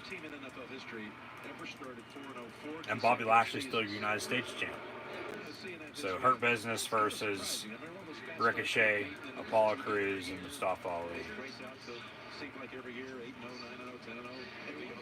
3rd down and 6. Kansas City with a win. They'll go to 4-0. New England just called a timeout there first. They're going to try to stop it as many times as they can. They were in this game, and they kept it close. They did. And then they just shot themselves in the foot too many times. They honestly could be winning this game right now and winning the game overall, coming out winners tonight. But because they didn't get any points inside the red zone and taking sacks instead, whether it be a field goal or a touchdown, that would have helped a lot. Because their defense kept them in the game until, Kansas City, of course, started driving and scoring more. And like I said, on defense for New England, they gave up just way too many big plays, 15, 20 plus or more. Most combined head coaching wins entering a game in NFL history. Bill Belichick and Andy Reid tied now for second at 531, as Don Shula and Tom Landry did it back in '87 with 532. Chuck Knox and Don Shula did it in '92 with 486. next time that they meet. But yeah, next time they meet, which it could be in the playoffs, they'll probably play at least one time next year too. But both Andy Reid and Bill Belichick getting up there in age, so who knows, when they'll meet again. But when they do, they'll tie that 532 mark, entering the game with combined wins between the two head coaches. So Kansas City going to punt. New England getting the ball back before 2-minute mark. So 2:12 to play. They'll have 1st and 10. Still one timeout. So there's a chance, but they got to be quick. They have to be very, very quick on this drive. You need a touchdown. Field goals aren't going to cut it. You need a 2-point, and then you got to get an onside kick, drive, score again, and another 2-point. And that's a lot to ask for right now with 2 minutes to play, with a young quarterback in Jarrett Stidham, who, he threw a touchdown pass, but the past 2 drives he's thrown 2 interceptions. So 1st and 10 after the completion, gets out of bounds. Clock going to stop with 2:01, so they're going to get another playoff here before the 2-minute warning. Still 26-10 Kansas City. Atlanta with the ball, trailing by 7-0 on the road against the Packers.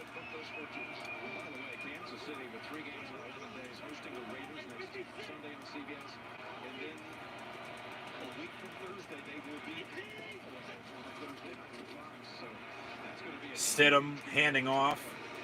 James White, 1st down Patriots. And now officially we're at the 2-minute warning with 1:56 officially to play. Kansas City leads by 16. It's 26-10. Chiefs on top of the Patriots. Packers 7-0 on top of the Falcons. However, Falcons with a 1st and 10 at the 20-yard line. Matt Ryan out of the gun. Looking to throw down the far sideline and actually caught at the 11.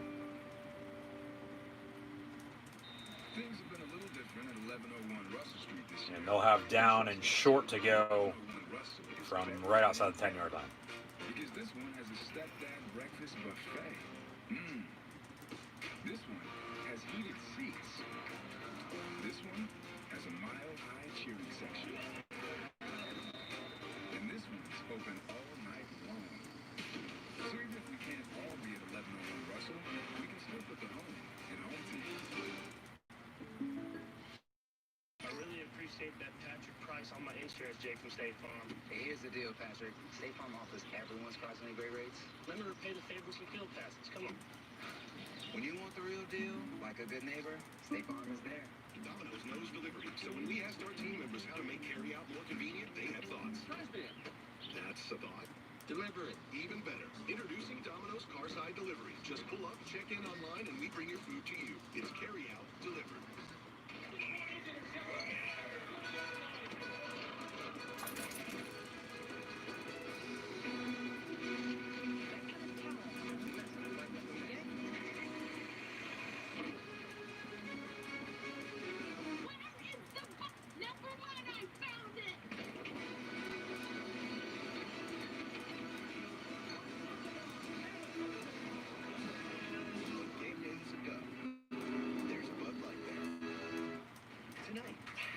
Colbert's new with John Bon Jovi. Plus, Wednesday, Stephen goes live after the debate with Mayor Pete Buttigieg. Live? Live! And fans, don't forget Monday Night Football is underway over on ESPN. It's there for you. Falcons and Panthers. Green Bay with the touchdown pass on their first series of the game. Aaron Rodgers to Aaron Jones, 7-0 into the second over on ESPN. We have 1:56 to go in Kansas City. 1st and 10 Patriots. Ball at the 40-yard line. 1:56 to play. Stidham out of the gun looking to throw. Being pressure, he's just going to throw it away and complete out of bounds. We will, in fact, turn on the main TV once this game wraps up. with New England and Kansas City. Turn on Atlanta and Green Bay, as I'm currently watching that on one of the other ones. But Green Bay with a 7.7-0 lead right now, trying to hold Atlanta out of the end zone as they have a goal to go. Monday Night Raw continuing with the Her Business and Ricochet, Paul Cruz, Mustafa Ali. Stidham looking to throw, going to be caught at the and then dropped at 31-yard line by Julian Edelman. Incomplete. 3rd down and 10, 1:42 go. It's a good throw. It's on the side. Edelman's got a layout. Tough catch, but he usually makes those. Just a rough night for the Patriots, Jim. The Chiefs going back to back, beating the Ravens and the Patriots regardless. As long as Bill Belichick is the coach, that's a big win. I don't care what anyone says. Ravens, Patriots back to back. That's huge. And now the Patriots. 3rd and 10 from the 40. Edelman in motion. Stidham looking to throw. Ball batted down and completed the line of scrimmage. 4th down.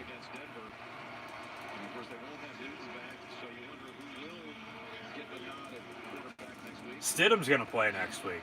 They'll both play, but if I'm New England, I'm going to start Jared Stidham for the first time ever in his NFL career. Because even with the 2 interceptions, I get Hoyer's the veteran.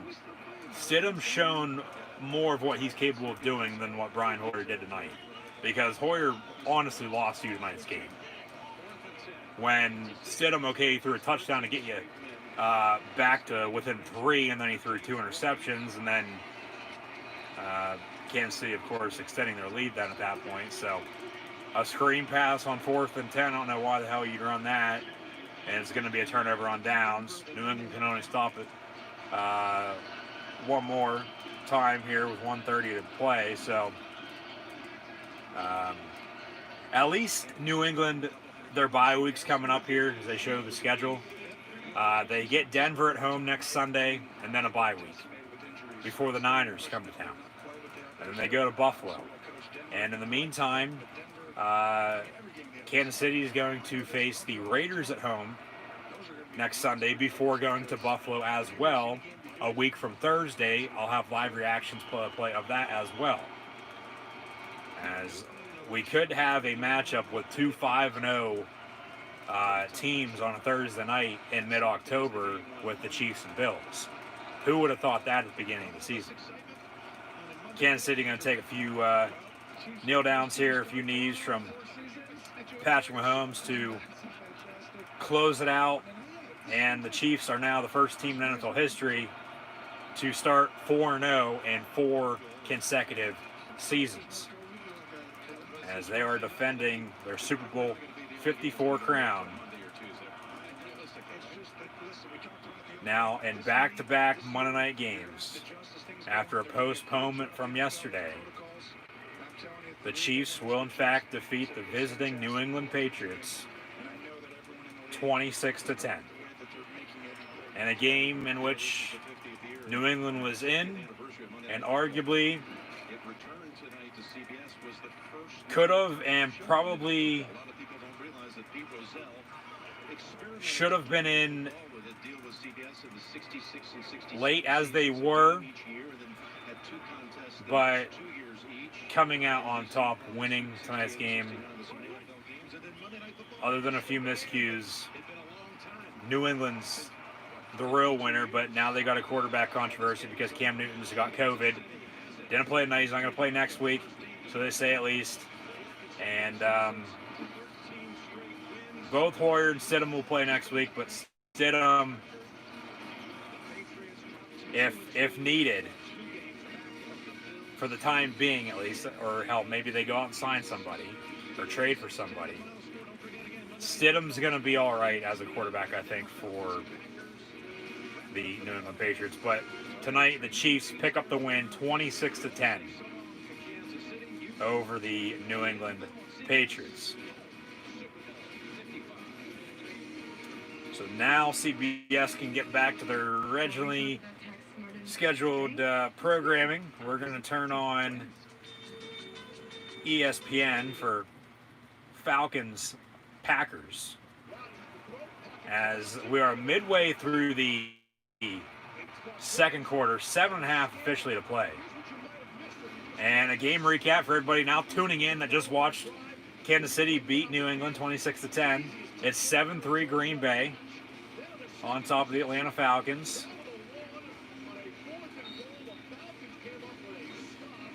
And other than that, not a whole lot's happened. I mean, hell, I've been watching both games, but yeah, 7-3.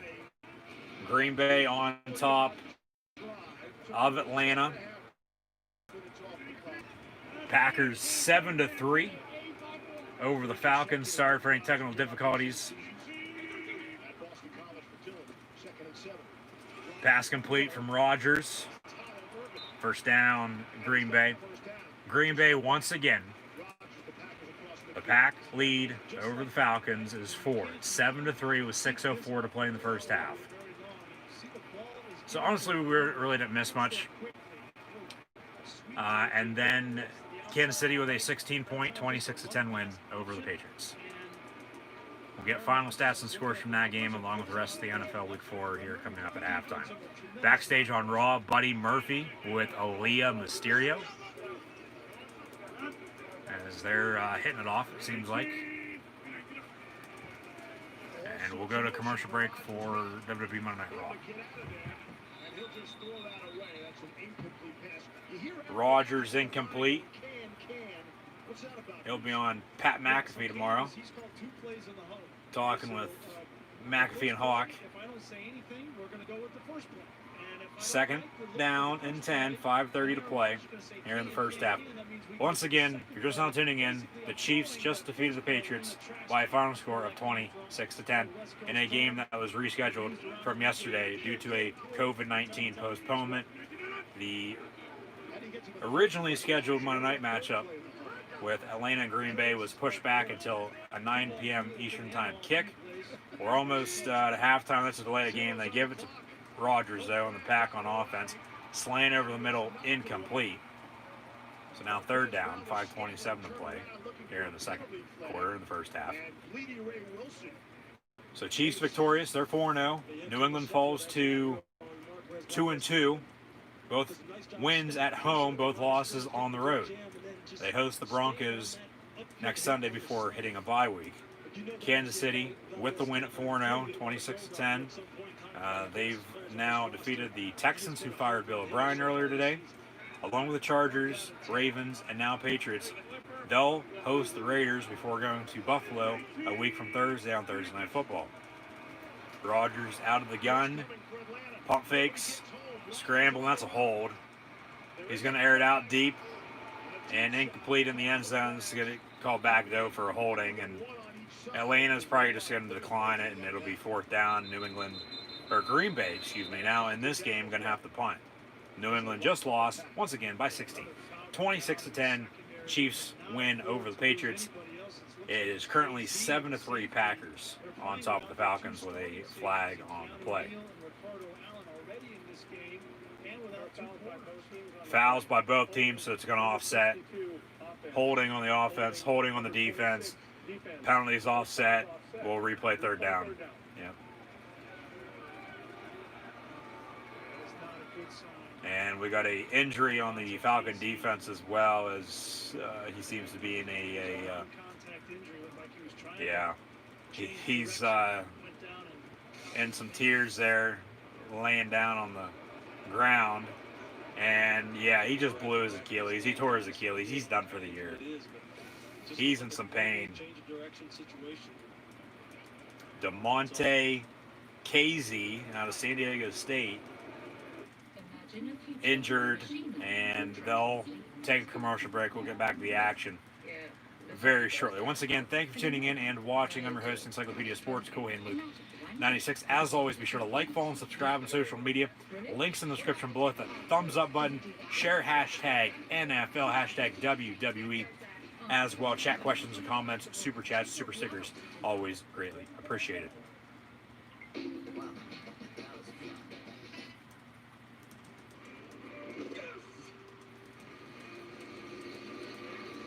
When it comes to Sunday, choose the right couch. Here's to the original light beer. It's Miller time.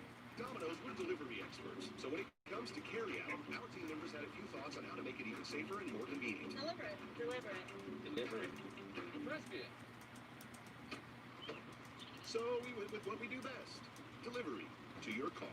Introducing Domino's Carside Delivery. Yeah, perfect. We do the carrying out for you, contact-free, while you conveniently stay in your car. Just pull up at the store, check in online, and we bring your food to you. Try Domino's Carside Delivery next time you carry out 3 topping pizzas for $7.99 each.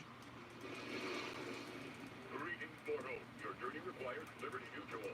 They customize your car insurance so you only pay for what you need. Wow, that will save you lots of money. You're insured. This game is boring. Let's get tacos. Only pay for what you need. Liberty, liberty, liberty, liberty. To play this NFL season, it takes the entire NFL family doing their part to protect each other.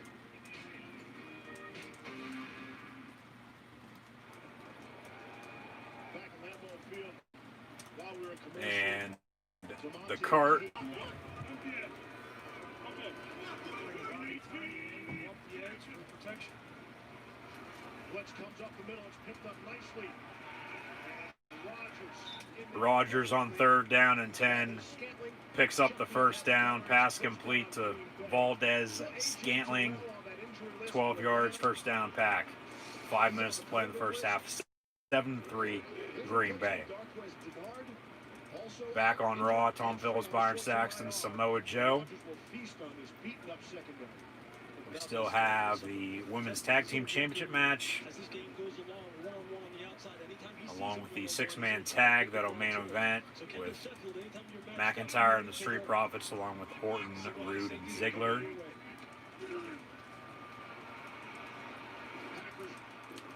Green Bay on the handoff, a few yards for Jamal Williams. However, right now on Raw,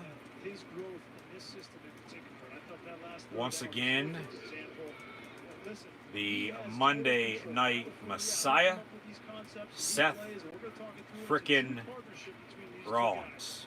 When you're out there and you're leading the team, especially on 3rd down, he has total control. Brought a tight end all the way back in formation for protection, just to identify a one-on-one matchup with MVS and get a first down. Rodgers complete near side. Williams picks up a first down inside the 20. Going to spot him around the 15, it looks like. First down, Green Bay.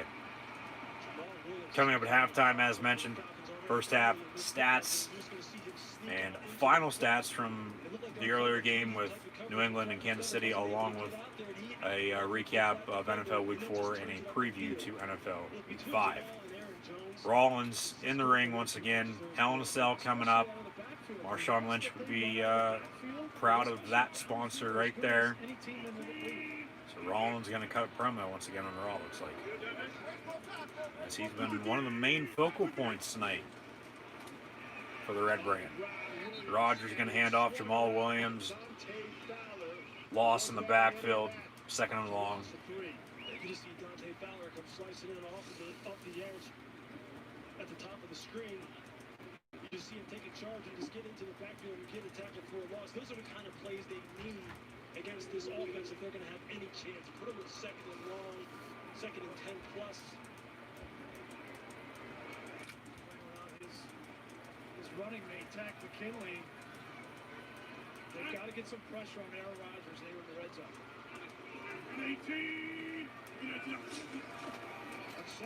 Empty set. Rodgers deep down the far sideline. Incomplete. Maybe a little pass interference. No flag on the play. Intended for Valdez Scantling. Once again incomplete. 2:34 to play here in the first half. Rollins in the ring on Raw. Here comes Buddy Murphy. So that's the biggest risk for your defense, and they're putting their best corner on. It's good position. You mentioned Sheffield. He returns to the lineup tonight.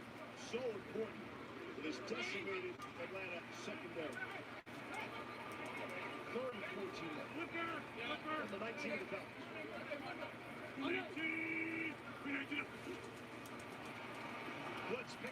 Rodgers over the middle, caught. Touchdown, Green Bay. 13-3 now. Packers on top of the Falcons. And once again, Rollins and Murphy in the ring on the mic, talking back and forth with one another.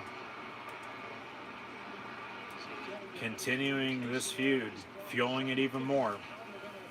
Giving up the coverage responsibilities here. We see a Lewis on the safety. I mean, the linebacker didn't over the cover time here on the 7th round.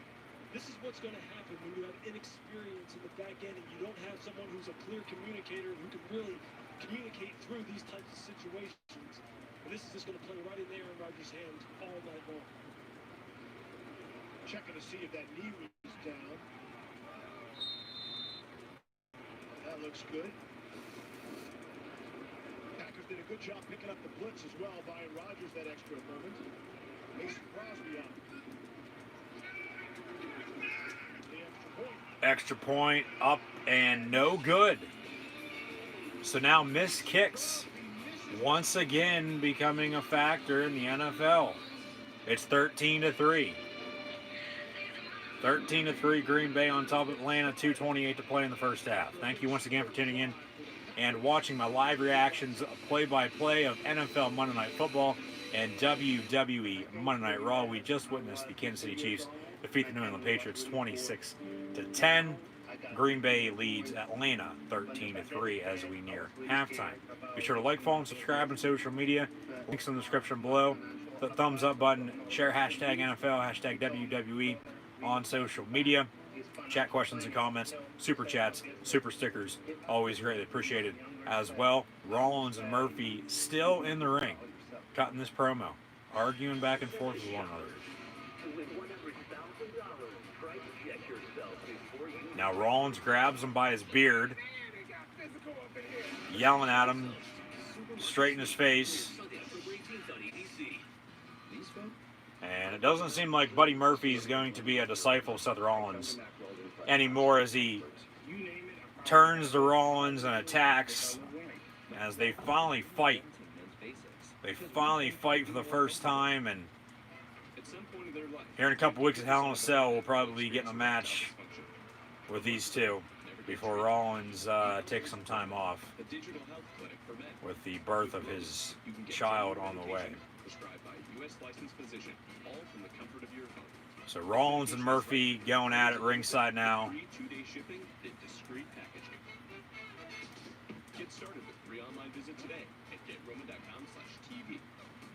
Back and forth. There's no clear-cut winner right now. This couple loves camping adventures, and their SUV is always there with them.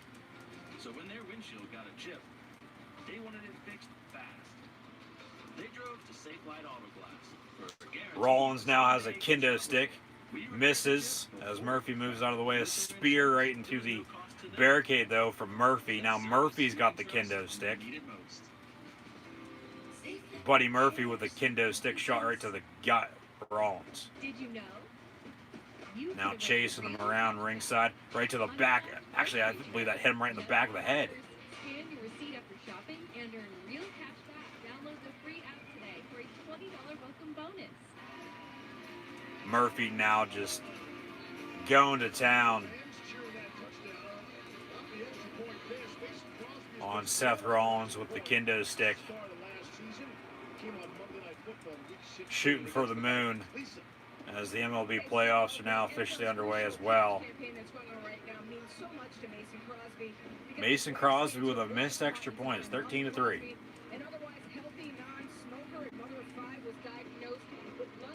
Just before training camp in 2019. She had successful surgery last August, and now a year removed from that, Mason told me she's doing very well. In fact, he said she's headed to the Mayo Clinic this week for some follow-up scans. They're fully expecting to get a clean bill of health. Unfortunately, though, his sister-in-law, Brittany, died in November after her 3-year battle with cancer. Mason says anything you can do to bring awareness to cancer and fighting cancer, he's compelled to do it. First and 10 from the 25. Matt Ryan hands off. Atlanta still has 3 timeouts here.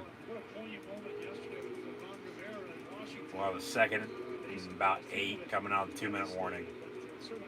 Rollins and Murphy with the kendo stick, still in the ring. Rollins says, okay, enough's enough, stop. But then he stands up and attacks him, and he's poking his eyes out. Rollins poking the eyes of Buddy Murphy out of its socket. Now with the kendo stick once again, right to the back of the knee. Now to the back. Belichick? Really? You're right. And Rollins with his own kendo stick shots to Buddy Murphy on Raw. No, you look better, too. So yeah, Buddy Murphy's going to win the feud. He'll win the match at Hell in a Cell, you would think, at least right now, unless Rollins is going to stick around a little bit longer. But then what are they going to do with Buddy Murphy? You know, because he's just going to get lost in the shuffle, which is a little unfortunate. He can wrestle, but it's just how he's been booked up until, you know, becoming a disciple, of course, of Rollins. You know, wasn't really doing anything. I get, you know, former tag team champion NXT, cruiserweight champion up on the main roster, now doing this. Rollins exits the ring, grabs a steel chair, gets back in, and now Aaliyah Mysterio to the aid of Buddy Murphy in the ring, telling, hey, Rollins, don't hit him with a steel chair. Now here comes Dominic Mysterio. So Aaliyah of the Mysterio family with Ray, Dom, and his wife, getting in the middle of this, you know, sticking up for somebody storyline-wise, you know, who she shouldn't be sticking up for, Buddy Murphy, as he's a disciple to the Monday Night Messiah, Mr. Nickname, Seth frickin' Rollins, who's been in a feud with Rey Mysterio as of late. So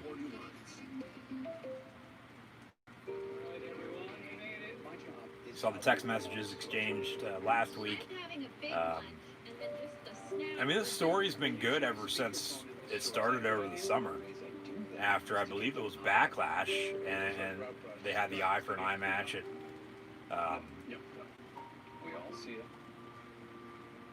the horror show at Extreme Rules. Before at SummerSlam it was Rollins and Dominic Mysterio, and now here we are on the road to Hell in a Cell following Clash of Champions. So Rollins back in gorilla position, watching on a monitor. Mysterio family walking up the ramp. Buddy Murphy still in the ring. Let's see what does in fact happen here. Now Nia Jax, Shayna Baszler backstage. Speaking of that, well, they're going to defend their women's tag team championships coming up next against the Riot Squad. But, so that'll be the co-main event of Raw, I would think. They might add another match or another segment in between that and the main event, the 6-man tag with McIntyre and the Street Profits along with Orton, Roode, and Ziggler. And then they'll do it for Monday Night Raw, unless we go to Raw Underground. But now if they don't, that'll be 2 weeks running, 2 weeks in a row that no Raw Underground. So that might be done for. And, you know, of course, they're going to keep quiet about it, acting as if nothing happened. But third down from the 31. Green Bay brings pressure, incomplete. We've got a flag on play. This might be intentional grounding on the Falcons. So Rodgers actually going to have 2 timeouts in about a minute and a half, I'd say, once they officially get the ball back, to drive and potentially score once again here before halftime. But about that eye for an eye match with Rollins and Mysterio, horror show at Extreme Rules, we then saw the first ever Talk and Shop-A-Mania. We had a Boneyard match, a Boneyard parody match with Sex Ferguson and Chad Too Bad. And now here coming up about a month away now, middle of November, we'll have Talk and Shop-A-Mania 2, where in fact, and I'll have live reactions play of that as well. As far as I know, it will, at least, as long as it's on Fight TV as it was last time, and I'll be able to watch it. Okay, yeah, I'll have live reactions play. Be sure to go check out that live stream with Talk and Shop-A-Mania as well, if you haven't done so already. But with the flag, it's still 4th down in Atlanta. Green Bay can get the ball back here, 2 timeouts, and like I said, about a minute and a half, I would think, once they officially get the ball back, and Rodgers is going to try to drive, I would think, here to score some more points before halftime. But at Talk and Shop-A-Mania 2, we will have the first ever Ball for a Ball match with Sex Ferguson and Chad Too Bad once again. So exciting news in that regard. I mean, we've known that for a few weeks now, but haven't stated that on the channel during a live stream or a preview or a prediction or a recap review video by any means as of late. So thank you once again for tuning in and watching. Always greatly appreciated. Be sure to like, follow, and subscribe on social media. Links in the description below. Thumbs up button, share, chat questions and comments, super chat, super stickers, always greatly appreciated. We're going to have halftime coming up here shortly with the nightcap of this doubleheader on Monday Night Football with Atlanta and Green Bay. I would expect Green Bay to score here once again though before halftime because it's Aaron Rodgers and only because it's Aaron Rodgers. So we'll have to see what happens. They're going to have good field possession. Ball fielded off the punt at the 40-yard line and returned out to midfield. So Rodgers is going to have one timeout, 1:37 and 50 yards to go for Pater to score a touchdown to extend this lead as they lead by 10, 13-3 right now in this nightcap of the Monday Night Football doubleheader this evening following the Patriot Chief rescheduled COVID-19 postponement game from earlier that wrapped up with Kansas City winning by 16, 26-10 earlier. Now, a recap moments ago on Raw, Rollins with Murphy and the Mysterio family. Coming up next, as mentioned, will be Nia Jax, Shayna Baszler against the Riot Squad in a match that was supposed to happen at Clash of Champions for the women's tag team titles. And then we'll get the six-man tag to close it out, potentially, as mentioned, a segment or a match in between.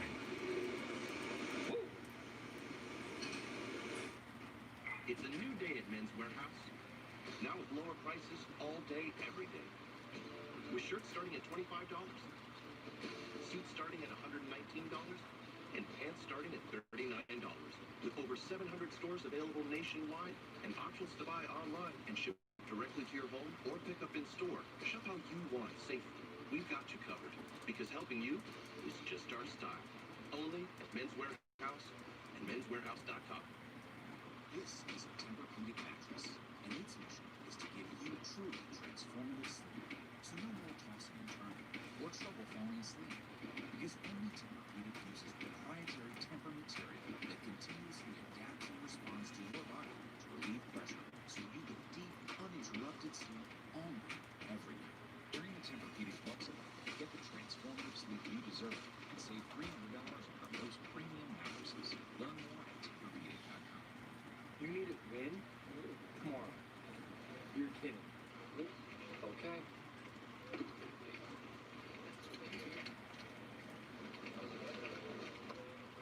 Rock and roll. Before Billy White Shoes Johnson, touchdowns were celebrated with a mere handshake. That all changed as the three-time Pro Bowler transcended not only end zone celebrations, but the return game as well, being selected as a returner for the NFL 100 all-time team. Back to Lisa, each week during the season, Monday Night Football will highlight an NFL trailblazer like Billy Johnson. As memory serves, he scored a touchdown every week because he was in every highlight package, or so I remember. What kid didn't do that celebration, right? One of the very best. The very best. And seemingly the first to do it on returns. They got a cool play. Really White Shoes Johnson. Here's Jamal Williams now. Into Atlanta territory. The last 5 years, only the Bengals have allowed more points in the 2-minute drill before halftime than the Falcons have. And Atlanta will spend the timeout with a minute 28 left on the clock.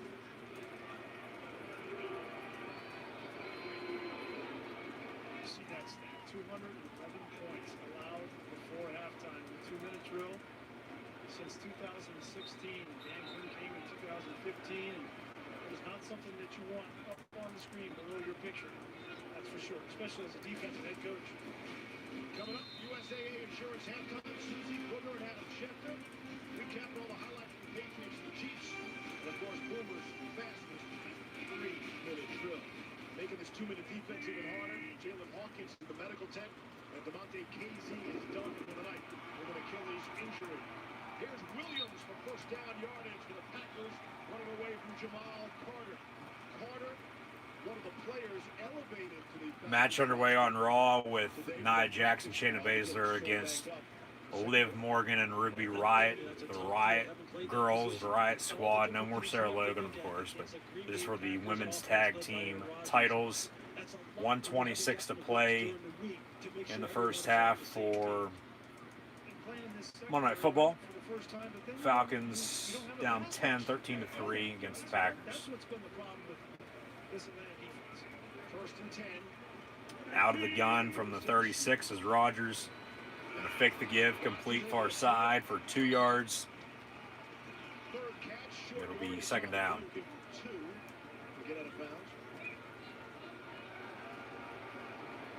get the sense that Aaron Rodgers knows there's blood in the water. Right? He knows there's been injuries on the back end. He knows that he's got time to throw the football and sit in the pocket.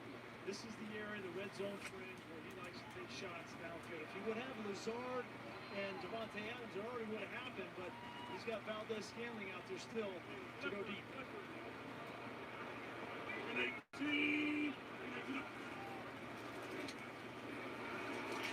Rodgers escapes the pressure, takes a big hit at the 30-yard line.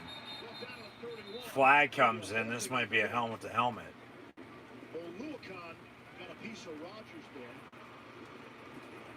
See what the penalty is.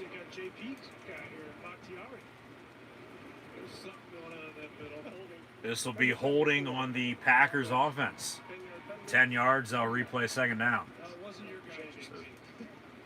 Second and long, 1:16 to play here in the first half. Jenkins.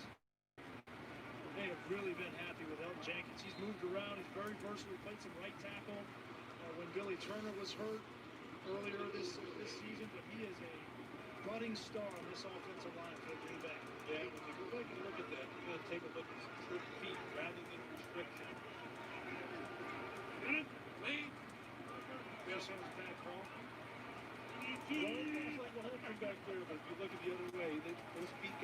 From the 43, Rodgers dumps it off, complete. Jamal Williams. He gets to the 40. It'll be third and long from the 40. A little bit of a late hit out of bounds. But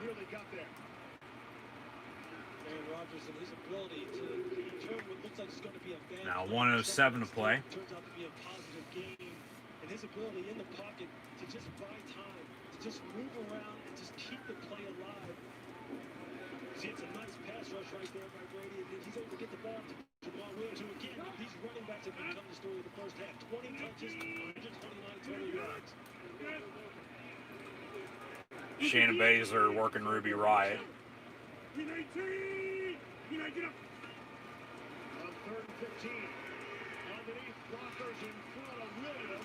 Rodgers gets it to Jamal Williams once again. He gets to the, and Atlanta going to call a timeout.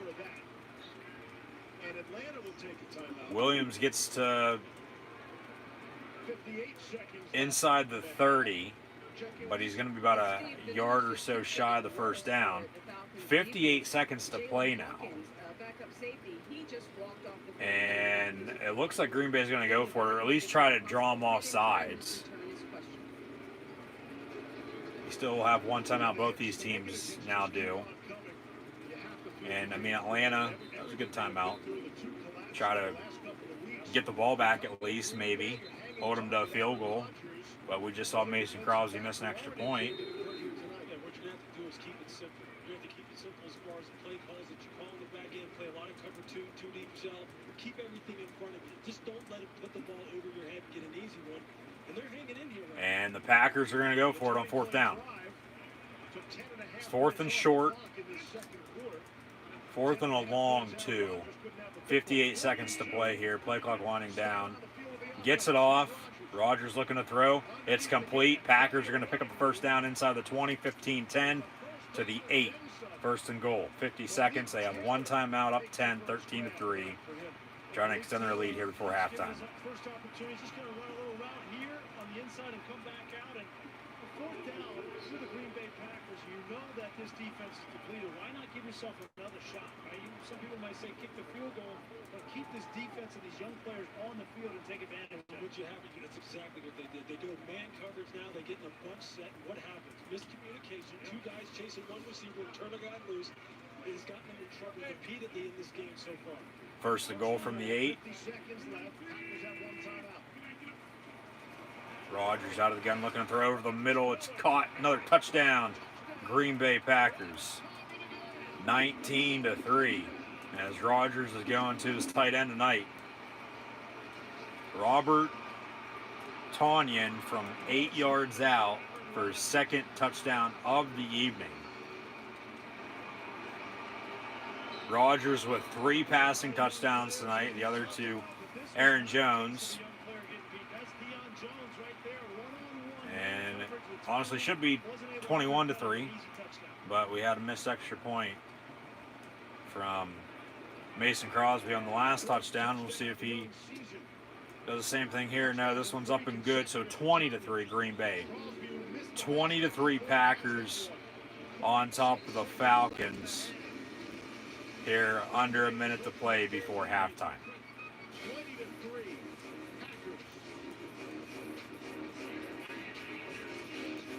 20-3 Green Bay. They lead by 17 here in the first half.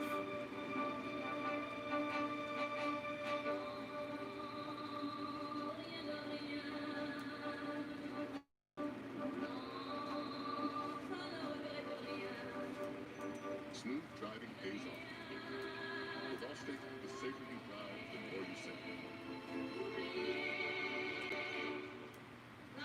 You've never been in better hands. Allstate. Make our call for a quote today. At Fisher Investments, we do things differently, and other money managers don't understand why. Because our way works great for us, but not for your clients. That's why we're a fiduciary, obligated to put clients first. So what do you provide? Cookie cutter portfolios? Nope. We tailor portfolios to our clients' needs. But you do sell investments that earn you high commissions, right? We don't have those. So what's in it for you? Our fees are structured so we do better when you do better. At Fisher Investments, we're clearly different. Verizon knows how to build unlimited right. Start with America's most rewarded network. I'm on my phone 24/7. Then, for the first time ever, include Disney Plus, Hulu, and ESPN Plus. We're a big soccer family. Handmaid's Tale. I love Frozen. Then give families plans to mix and match, so you only pay for what you need and offer it at a price built for everyone. Plus, get 2 Samsung Galaxy S20 FE 5G phones for $200 when you switch. The network more people rely on gives you more. That's Verizon.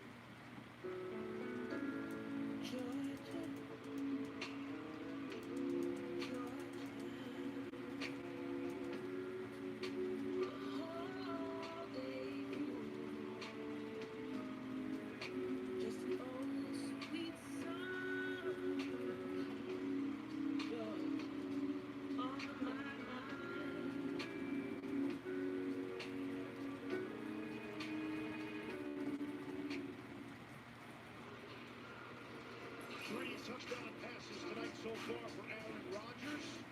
He has the 5th most touchdown passes by any one player at any one venue. Led by Drew Brees, the Mercedes-Benz Superdome. Look out, Big Ben. Aaron Rodgers is coming after you. He has Rodgers and he has an age in mind. Like Tom Brady has said, hey, I want to play till I'm 45. Rodgers said, oh, but as long as it's fun, as long as I'm having a good time, and he means everything the season brings, you see the smile. Certainly looks like he's having a lot of fun. Falcons are getting out to the 37-yard line. It's a lot of fun going against a defense like this. This is the 4th down play. Watch what happens here. Yeah, we know that Malik Taylor gets open, but in the NFL, you rarely have that guy that wide open. But you also never have 2 more guys wide open. On a 4th down play, it's emblematic of the dysfunction right now. The young players in the secondary for Atlanta, and you give this man that many opportunities, he's going to make the play. And all I can think about is if Allen Lazard and Devontae Adams were there tonight too, what would the score look like then? Underneath, under 40 seconds to go. The Falcons are trying to make something happen. Zacchaeus there, good for 11. Inside half a minute, Falcons have one timeout. Matt Ryan complete. And to the 50, they got one timeout in 16 seconds. Second and short. Down 17. 20-3 here. They call their third and final timeout.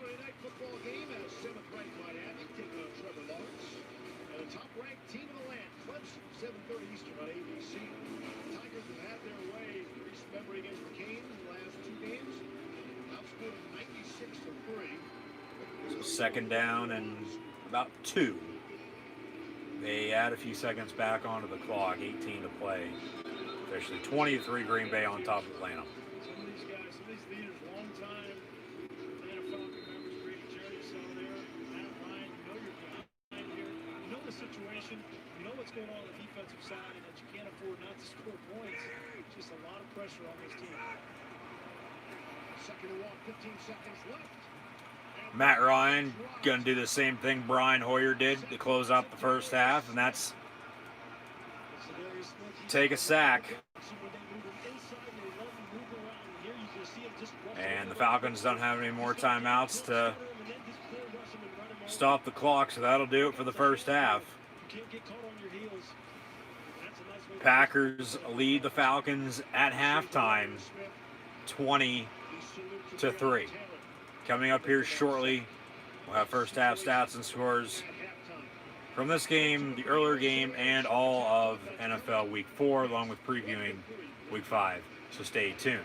In the meantime, Nia Jax and Shayna Baszler made the Riot Squad tap out. They are still your women's tag team champions in the WWE. Street Profits backstage promo now before the six-man tag commences with Drew McIntyre against Orton, Rude, and Ziggler.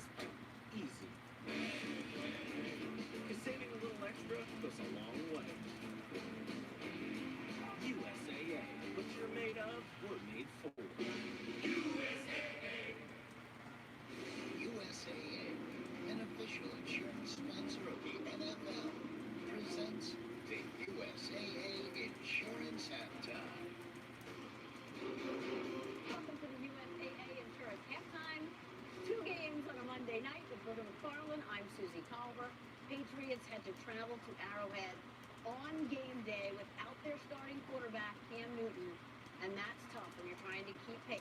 Yet the Patriots still almost won, and they honestly probably should have if they didn't make as many boneheaded decisions as they did. Mistakes with the sacks and then the interceptions late.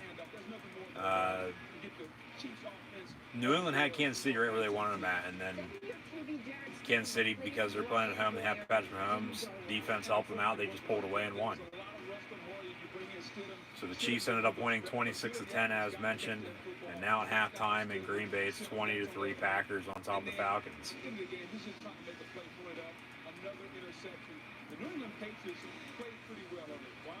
So 26-10. Kansas City on top of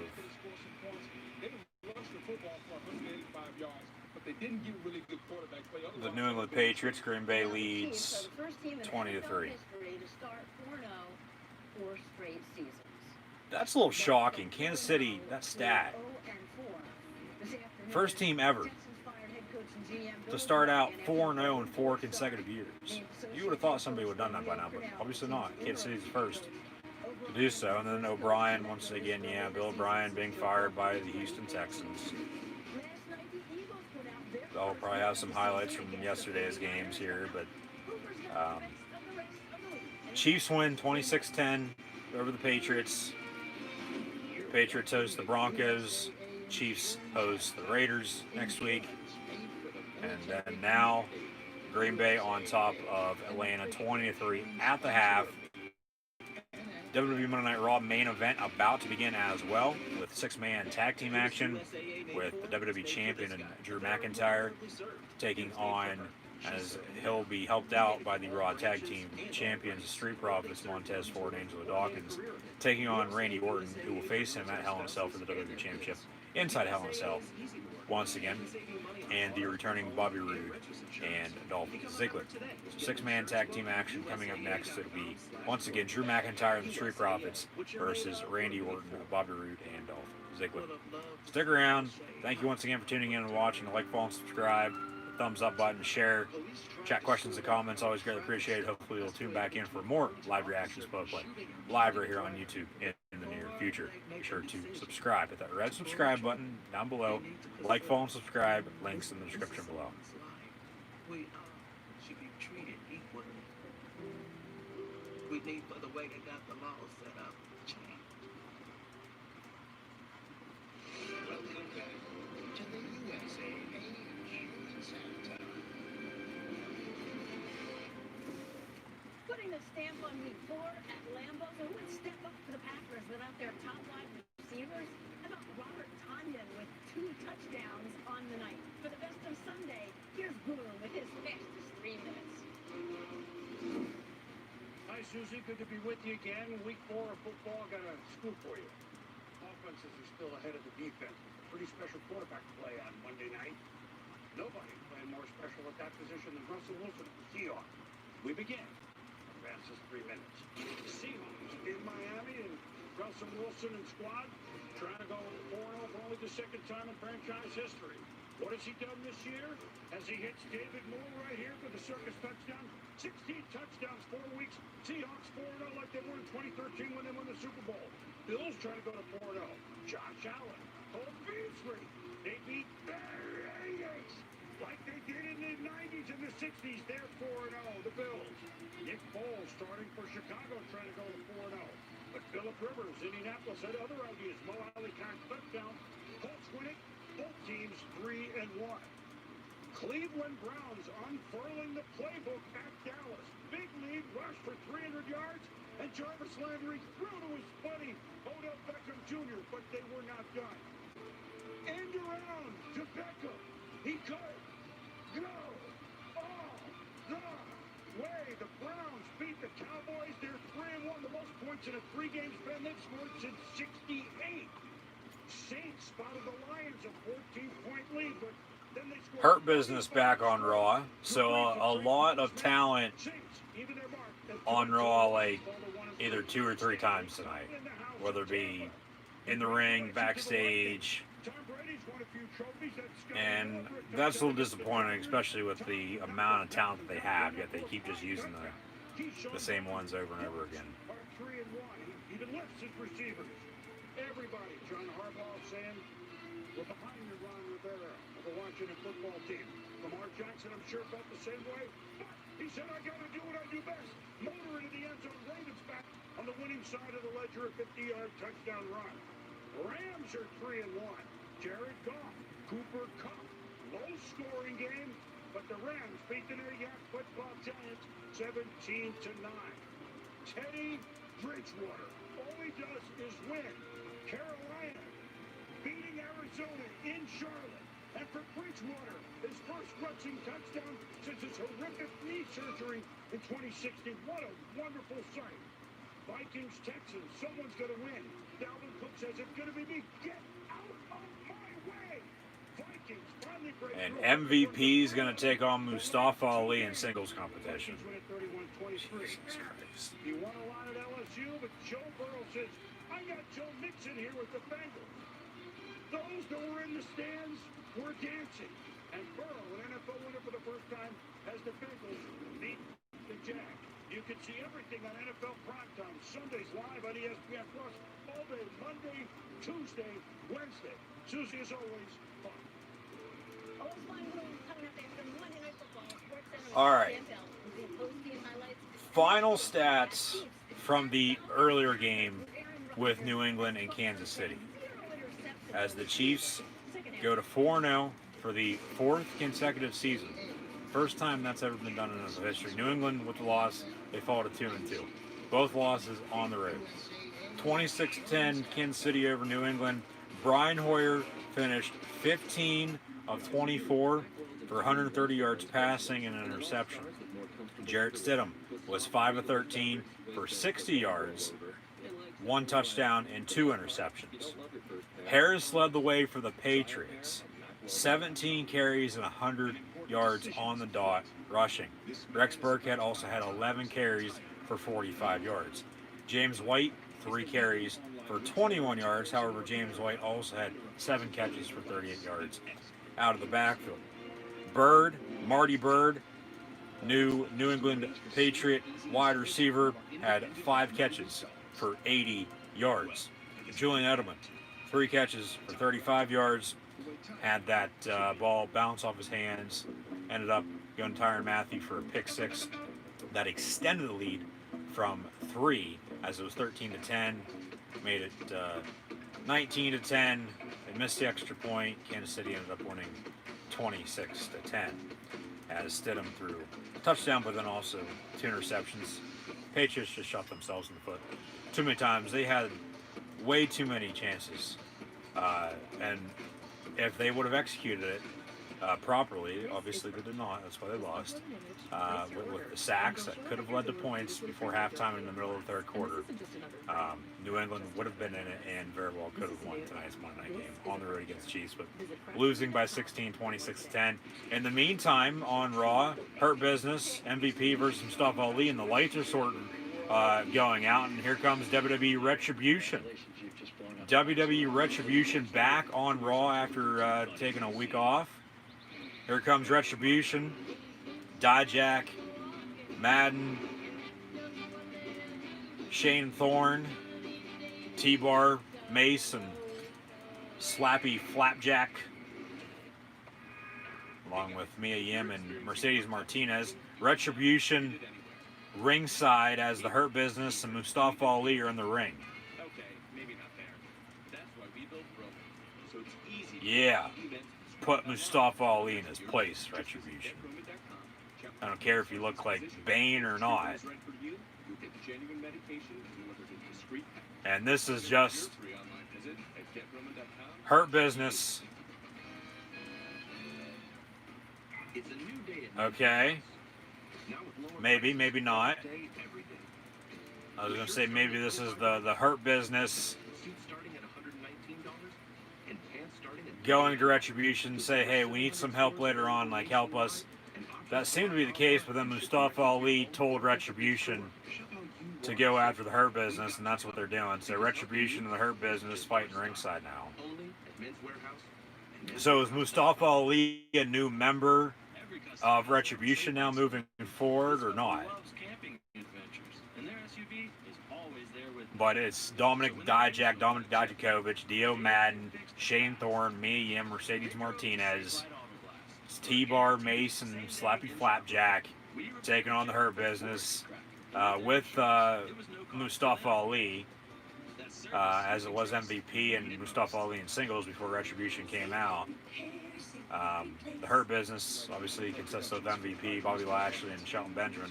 No Cedric Alexander the past few weeks. I don't know what's up with that, but Retribution now, some steel steps, driving, that's, I believe, Shelton Benjamin into the steel steps, ringside if I'm not mistaken. So Retribution back on Monday Night Raw.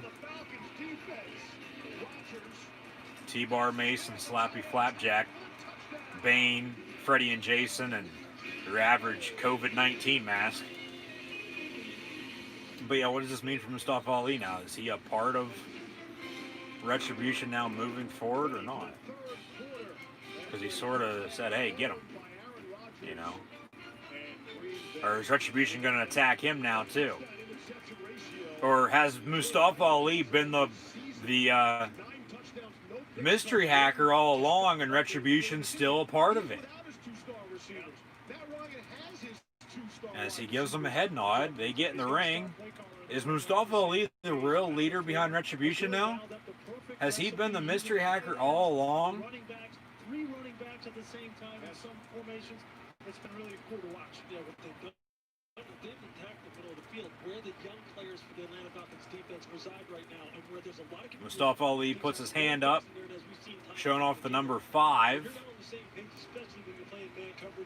and then a fist, and the lights go out. To me, that's what it seems like. That we go the whole way back to after WrestleMania.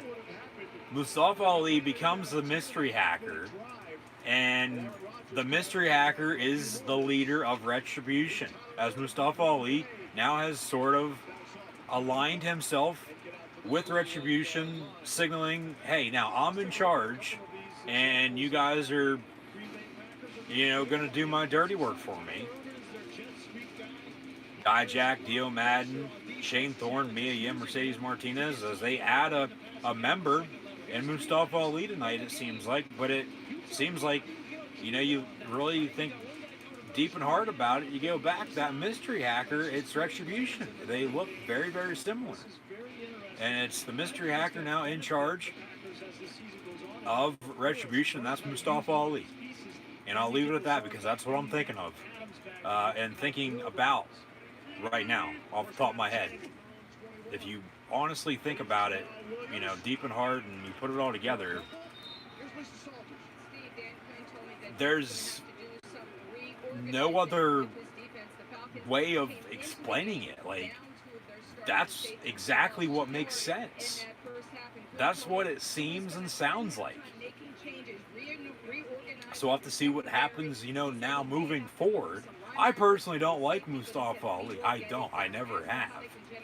But personally now, if they do play this out right and they bring back the mystery hacker, he's that, and he's in charge of Retribution. I mean, watch out, even if, it hasn't been booked right with just how they look and their names. And I mean, good for Mustafa Ali. It gets him out of, six-man tag action with Ricochet and Apollo Crews, which nothing against that, but it gets stale, and he just didn't fit.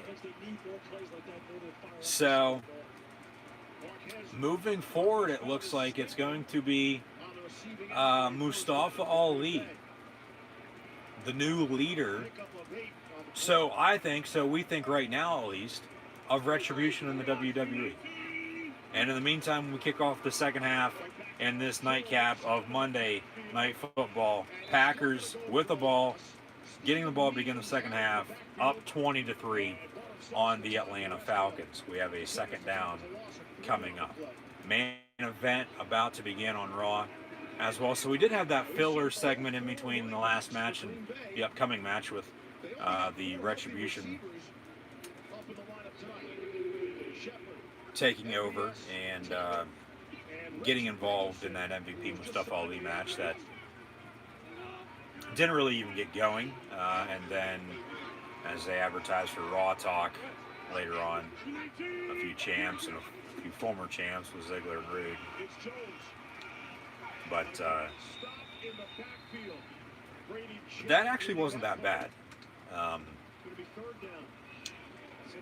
Good for Mustafa Ali, good for teasing, signaling, hey, this is where we're going to go with this now moving forward, if that is in fact the case, with Mustafa Ali a part of Retribution. Because I honestly think it could work out if it's done right, if it's booked right. Now, if it's not, we've seen, how other feuds have gone when not booked right, other segments, whatever it may be. And I mean, they're not off to a good start by any means as of yet, with the look and their names by any means. And then taken off last week because of a precautionary measure, of course, with COVID, but still, and then coming back tonight making an impact. But yeah, that actually wasn't that bad. That was actually pretty good. I mean, they attacked Hurt Business ringside, and then Mustafa Ali, as mentioned, he puts his hand up, signaling the number 5, and then shuts his fist, and the lights go out. Before they, of course, went to the commercial break before coming back. Now, hashtag WWE Raw before the main event begins. Share on social media. Green Bay going to punt. 11:42 to play now in the third. Atlanta going to get the football here for the first time in the second half.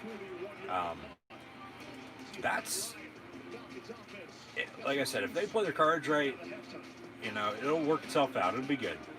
That's good. Because then that's good for everyone involved.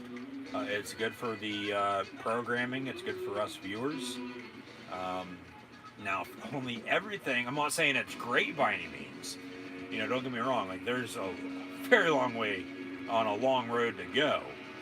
But just imagine if everything was perfect, which, of course, we know. No, that's not the case. It's not a perfect world by any means. Just hell, look at the year of 2020, for God's sakes, with COVID-19, with the pandemic as a whole.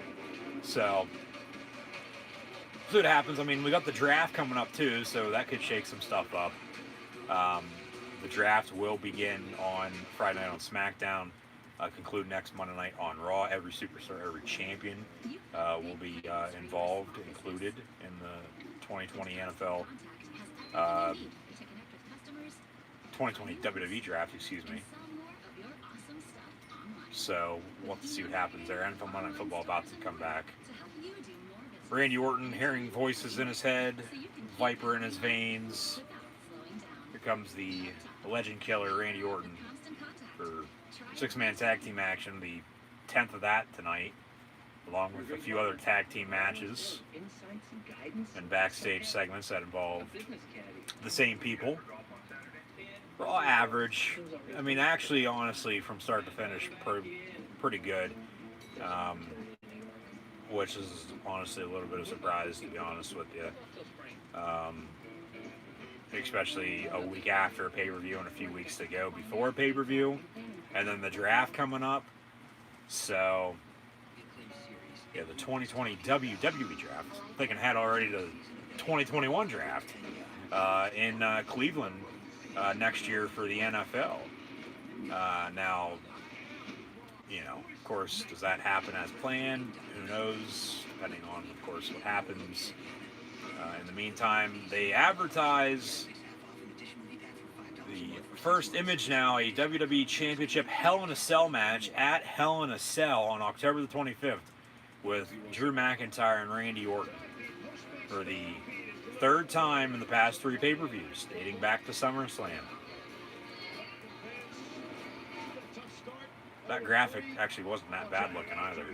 Sometimes they're good looking, sometimes not so much. It's like, you know, you drank a little too much and then you're leaving, and you know, you might think somebody is a 10 but they're a 2, and yeah, you get my point. But at Hell in a Cell, it'll be Drew McIntyre defending his WWE Championship now officially inside a Hell in a Cell against the Viper, Randy Orton. That'll be October the 25th. I'll have live reactions, play-by-play, so be sure to tune in. So, Orton in the ring. Here comes the glorious one, Bobby Roode, who returned last Monday night on Raw. Dolph Ziggler to come out as well, as they'll take on Drew McIntyre and the Street Profits tonight in Raw's main event. Falcons football from midfield. Matt Ryan with the throw. And almost picked off, but then caught by Atlanta. First down, Falcons.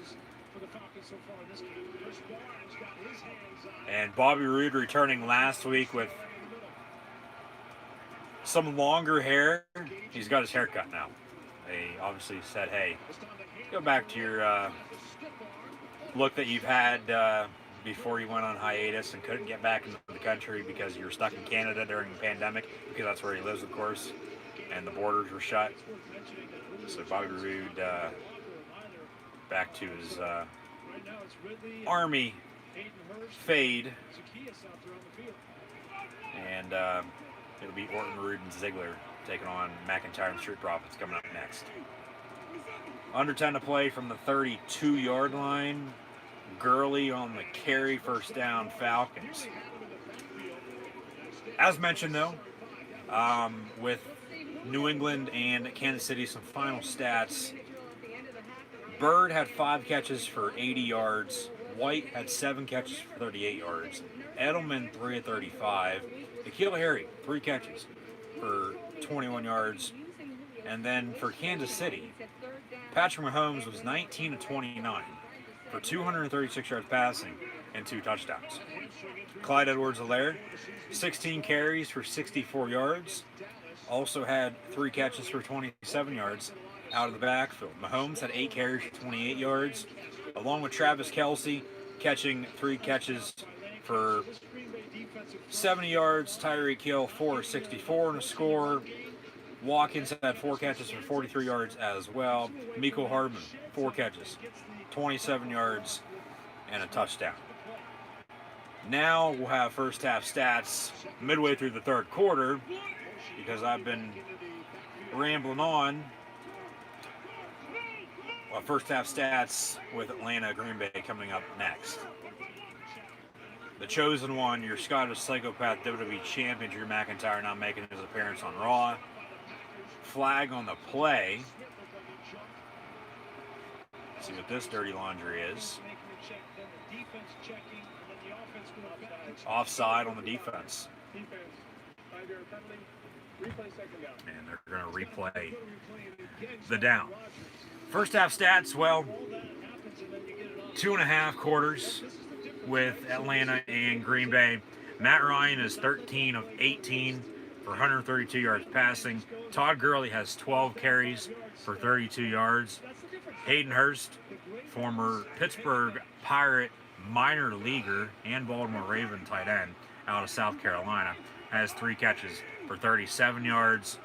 Julio Jones, 432. Gage, 2 of 22. Calvin Ridley, no catches on the night thus far. Aaron Rodgers leads the way for Green Bay, 19 of 24 for 236 yards passing and 3 touchdowns. Rodgers and Russell Wilson, who we'll see next week, once again as the Seahawks host the Vikings on Sunday Night Football. They have to be the 2 front runners, along with Josh Allen of the Buffalo Bills, as early MVP favorites in the National Football League. I'm sure there's a few other quarterbacks or players in general that I'm not thinking of at the moment, but it has to be Russell Wilson and Aaron Rodgers as your top 2, and then there's a cutoff, and it's everybody else, basically. Todd Gurley with a big run. See if that will update, if we'll tack some more yards onto him. Yeah, 13 carries for 45 yards now for Todd Gurley as he gets a first and goal run inside the 10-yard line to the 5. So first and goal from the 5 for the Atlanta offense. Down 17, 20-3 with 7.5 to play here in the third quarter. We started watching this game, of course, from the start, but once the Patriot and Gurley's going to get in the end zone, touchdown Falcons. A few missed tackles there on the Packer defense. Touchdown Atlanta, 20-9, pending the extra point. But and Atlanta at 0-3 looking for their first win. Green Bay trying to go to 4-0 too, just like Kansas City did earlier.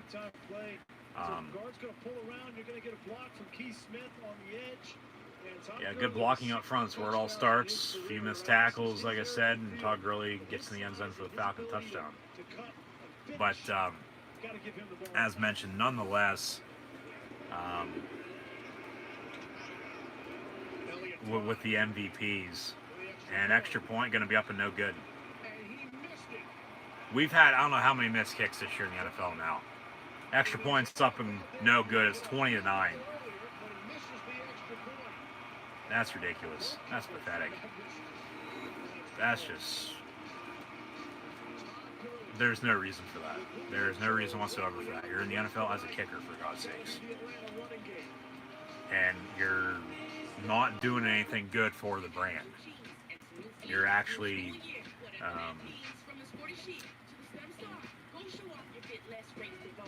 downgrading and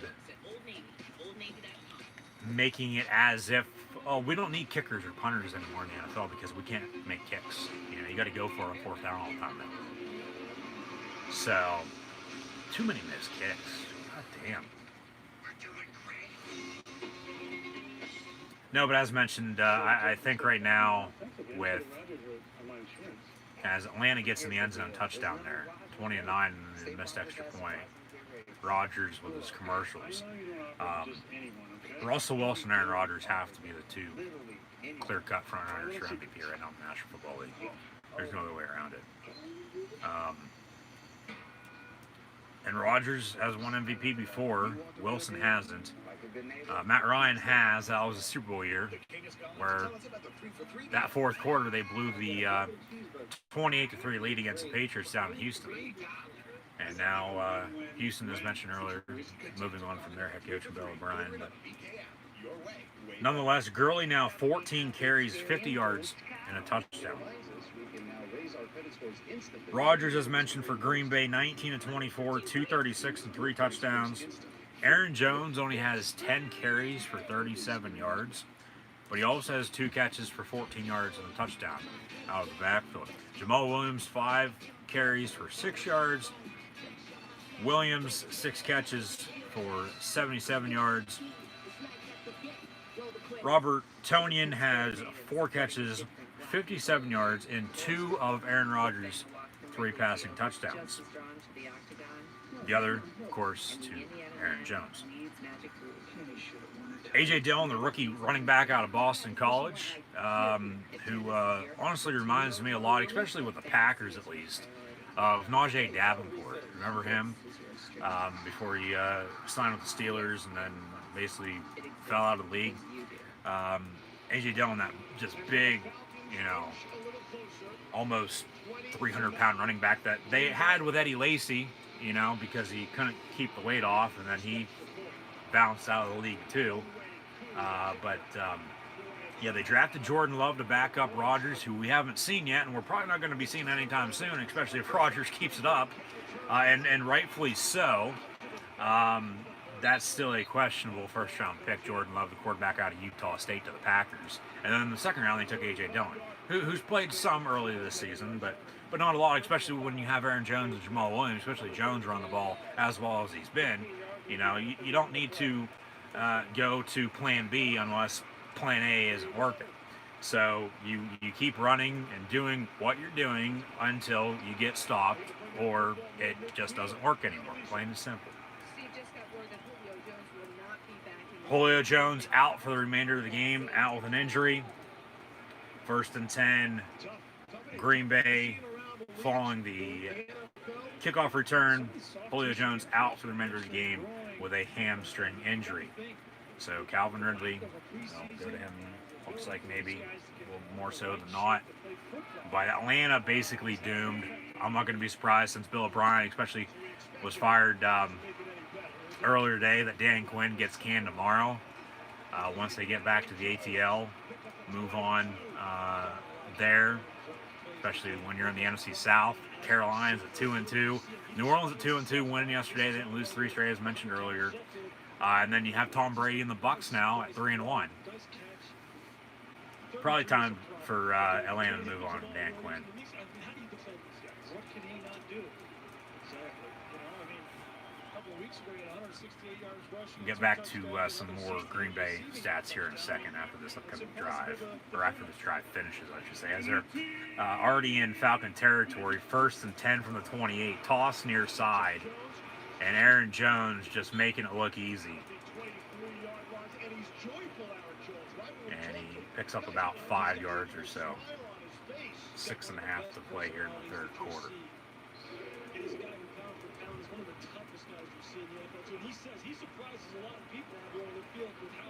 Week 4 kicked off in the National Football League with the Jets losing at home to the Denver Broncos. So the Jets now also at 0-4. Denver with their first win, they're 1-3.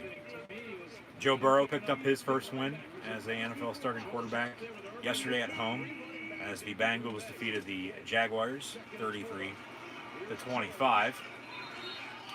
Aaron Jones is going to be stopped. No gain. It'll be 3rd down. It's 20-9 Green Bay. And Julio Jones out for the remainder of the game with a hamstring injury. Main event of Raw continues. A 6-man tag with McIntyre and the Street Profits taking on Orton, Rude, and Ziggler. Come Hell in a Cell, inside Hell in a Cell, it'll be Drew McIntyre defending his WWE Championship once again against the Viper, the returning legend killer, Randy Orton.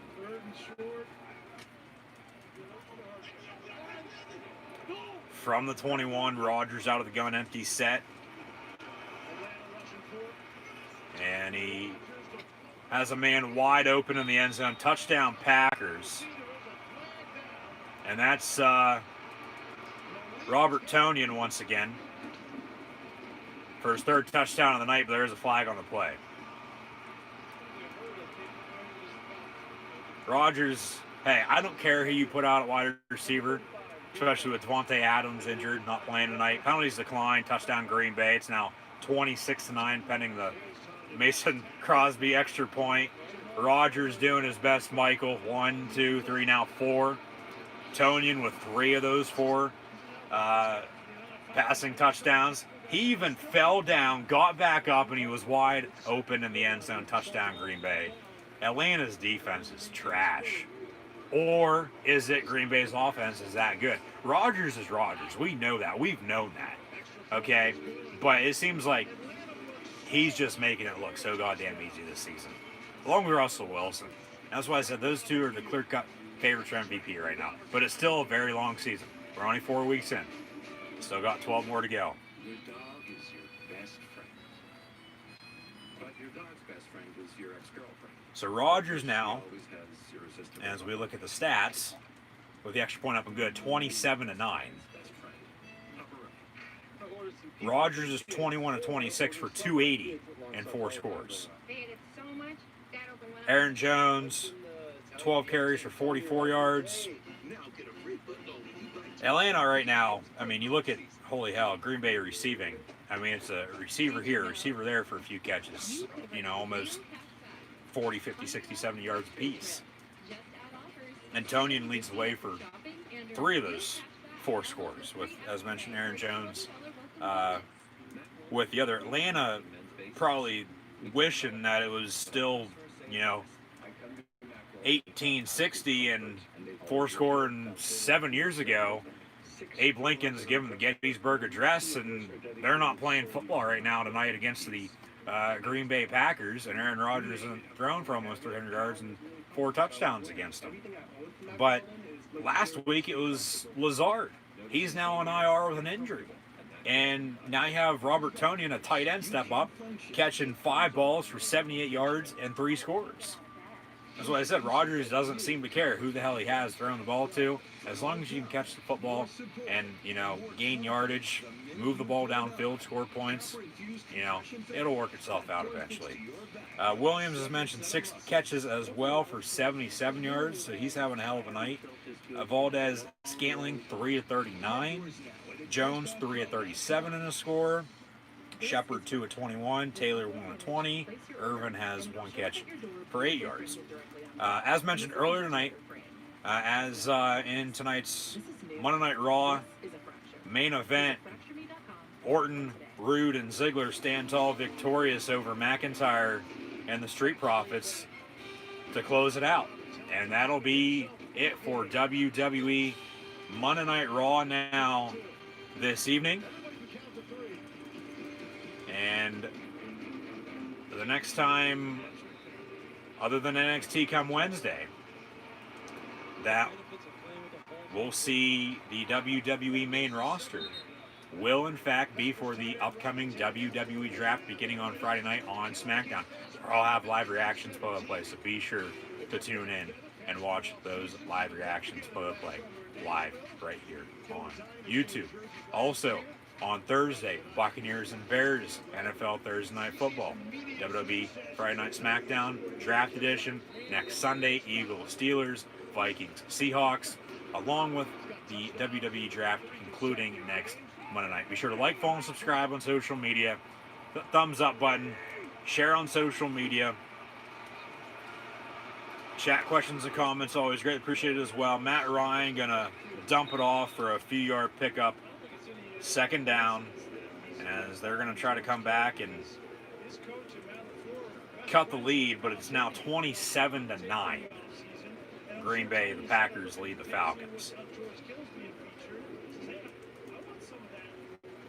But as mentioned earlier, the Kansas City Chiefs in the first of 2 Monday night games once again this evening. The Chiefs were victorious 26-10 over the New England Patriots.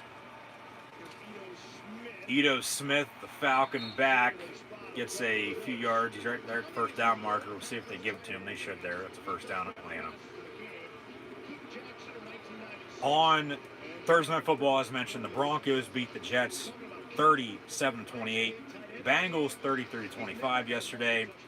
Browns almost put up 50. 49-38 winners over the Dallas Cowboys as Cleveland beat the Cowboys for the first time yesterday since 1994, improving to 3-1 as well for the first time since 2001.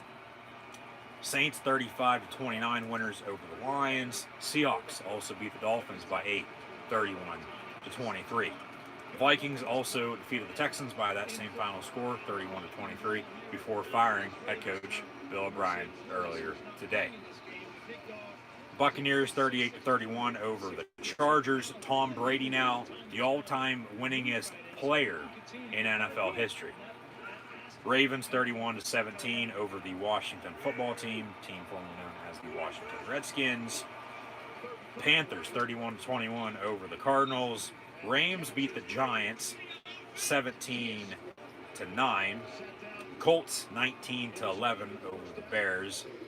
Bills went to Vegas, picked up their first win in that city, 30-23. As Oakland, they won week 1 over Carolina, won week 2 over the Saints, and now have lost 2 straight against the Patriots and Bills.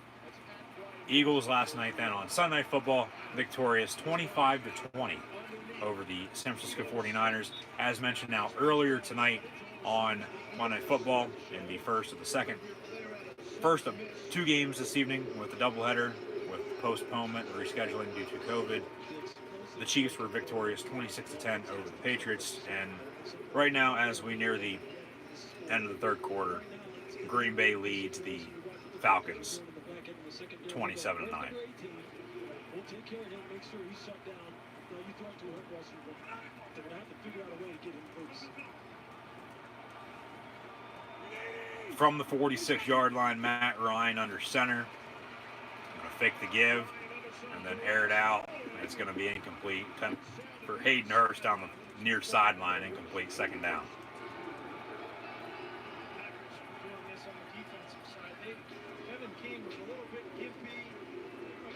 Stayed in the game, but keeping him out. Lawson and Josh Jackson, Mike Pettin's backup cornerback is out there, and they can't even take advantage of him. So the Packers right now have no worries about the running game. They're just sitting back in too deep and making them throw the ball underneath. But too far. Ryan out of the gun. Play clock winding down. Better get it off. Gonna hand off.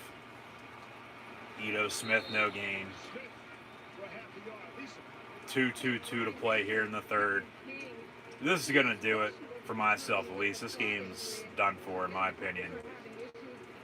Come here at the end of the third quarter, we're, in fact, going to end this live reaction stream. And hopefully then I'll see everybody on Thursday Night Football. On Thursday night, between the Buccaneers and Bears for live reactions, play there. Under 2 to play here in the third. It's 27-9. Atlanta's 0-3. Green Bay looks unstoppable. Falcons can't get anything going. I get they scored on their last drive. Todd Gurley on a few yards out on the touchdown run, but the Falcons right now, honestly, one of the worst teams in the NFL. Up there with the Jets, the Jags, the Giants, the Bengals. And the Bengals, honestly, aren't that bad. They could probably beat the Falcons right now, I bet. The Dolphins, for that matter. The Lions. Houston at 0-4. They've had a tough schedule, though. And they just fired Bill O'Brien, but we'll see what happens there. Green Bay going to take a timeout. 1:15 to play here in the third. Up 27-9 once again. I mean, you go around the league, division by division. It's Buffalo and New England. It's, right now, a 3-way tie in the AFC North. Not standing-wise, but you look at the Ravens, Steelers, and Browns. You know, they're all playing good football right now. So, and they'll still all have to play each other down the road. So that battle will, in fact, be intriguing. Like I said earlier, the Colts and Titans, it's their division to lose right now. In the NFC South with Houston firing, O'Brien, Texans at 0-4, the Jags there in that division too, awful. AFC West, you got Kansas City at 4-0. The Raiders are still there, and then the Broncos, along with the Chargers, they could make a run, but I highly doubt it. It seems like they're done out of it, done for already. And then on the NFC side of things, who knows what's going to happen in the NFC East. You got Philly leading that division at 1-2-1, and then Dallas and Washington at 1-3 behind them, with the Giants at 0-4. So you could be 6-10, 7-9, 8-8, and win that division this year, probably, if not worse. And that's not saying much by any means. I don't think we've ever seen that happen, but hey, it's 2020. Anything can happen. And then you go to the north, it's going to be Green Bay and Minnesota, it looks like. Green Bay already beat them week 1. They'll play in Green Bay later on. I mean, the Bears are still there at 3-1. Yeah, they lost just yesterday to the Colts. And now they got Tampa coming in on Thursday night, a battle of 2 3-1 teams that they'll probably end up losing to because Brady's going to find a way to win. You know he will. But Chicago could still be there. We'll see what happens with Foles at quarterback, or if they're going to have a quarterback competition all season long or not. The Lions are probably going to fire Matt Patricia before too long, too, you'd think. The South, Atlanta's done for. And then you have Tampa, New Orleans, and Carolina in that order, all very well potentially making the playoffs. And then the NFC West, Arizona's lost 2 in a row. They're 2-2, but they're still good. The Rams are at 3-1. They looked good yesterday, even it was low scoring.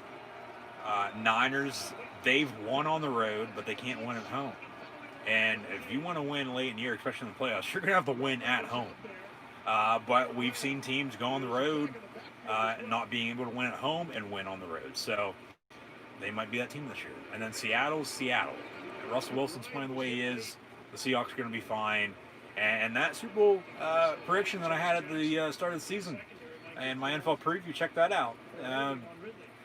Not looking too bad right now with the Kansas City Chiefs and Seattle Seahawks. I like to brag by any means, but with Mahomes and Wilson and even, you know, the Packers in the NFC with Rodgers.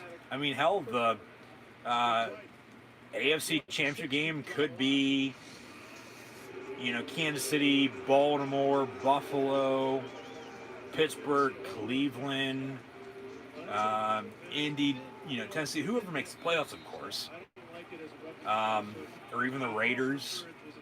But right now, I would have to say Kansas City and Buffalo, the way those two teams are playing. Especially Kansas City beating Baltimore last Monday night on Monday Night Football. Contingent, the only reason is because of that. And then we get Kansas City in Buffalo against the Bills a week from Thursday. So that could be a preview. And then in the NFC, it's Green Bay and Seattle once again. And we've seen that how many times? But you have Tampa, New Orleans, Carolina, the rest of the NFC West as well, with the Rams, Niners, and Cardinals playing damn good football too. So anything can happen. That's why they play the football games. As mentioned earlier, to kick things off, and I've said it numerous times before, that's why they play the games. It's not decided on paper, it's decided on the field.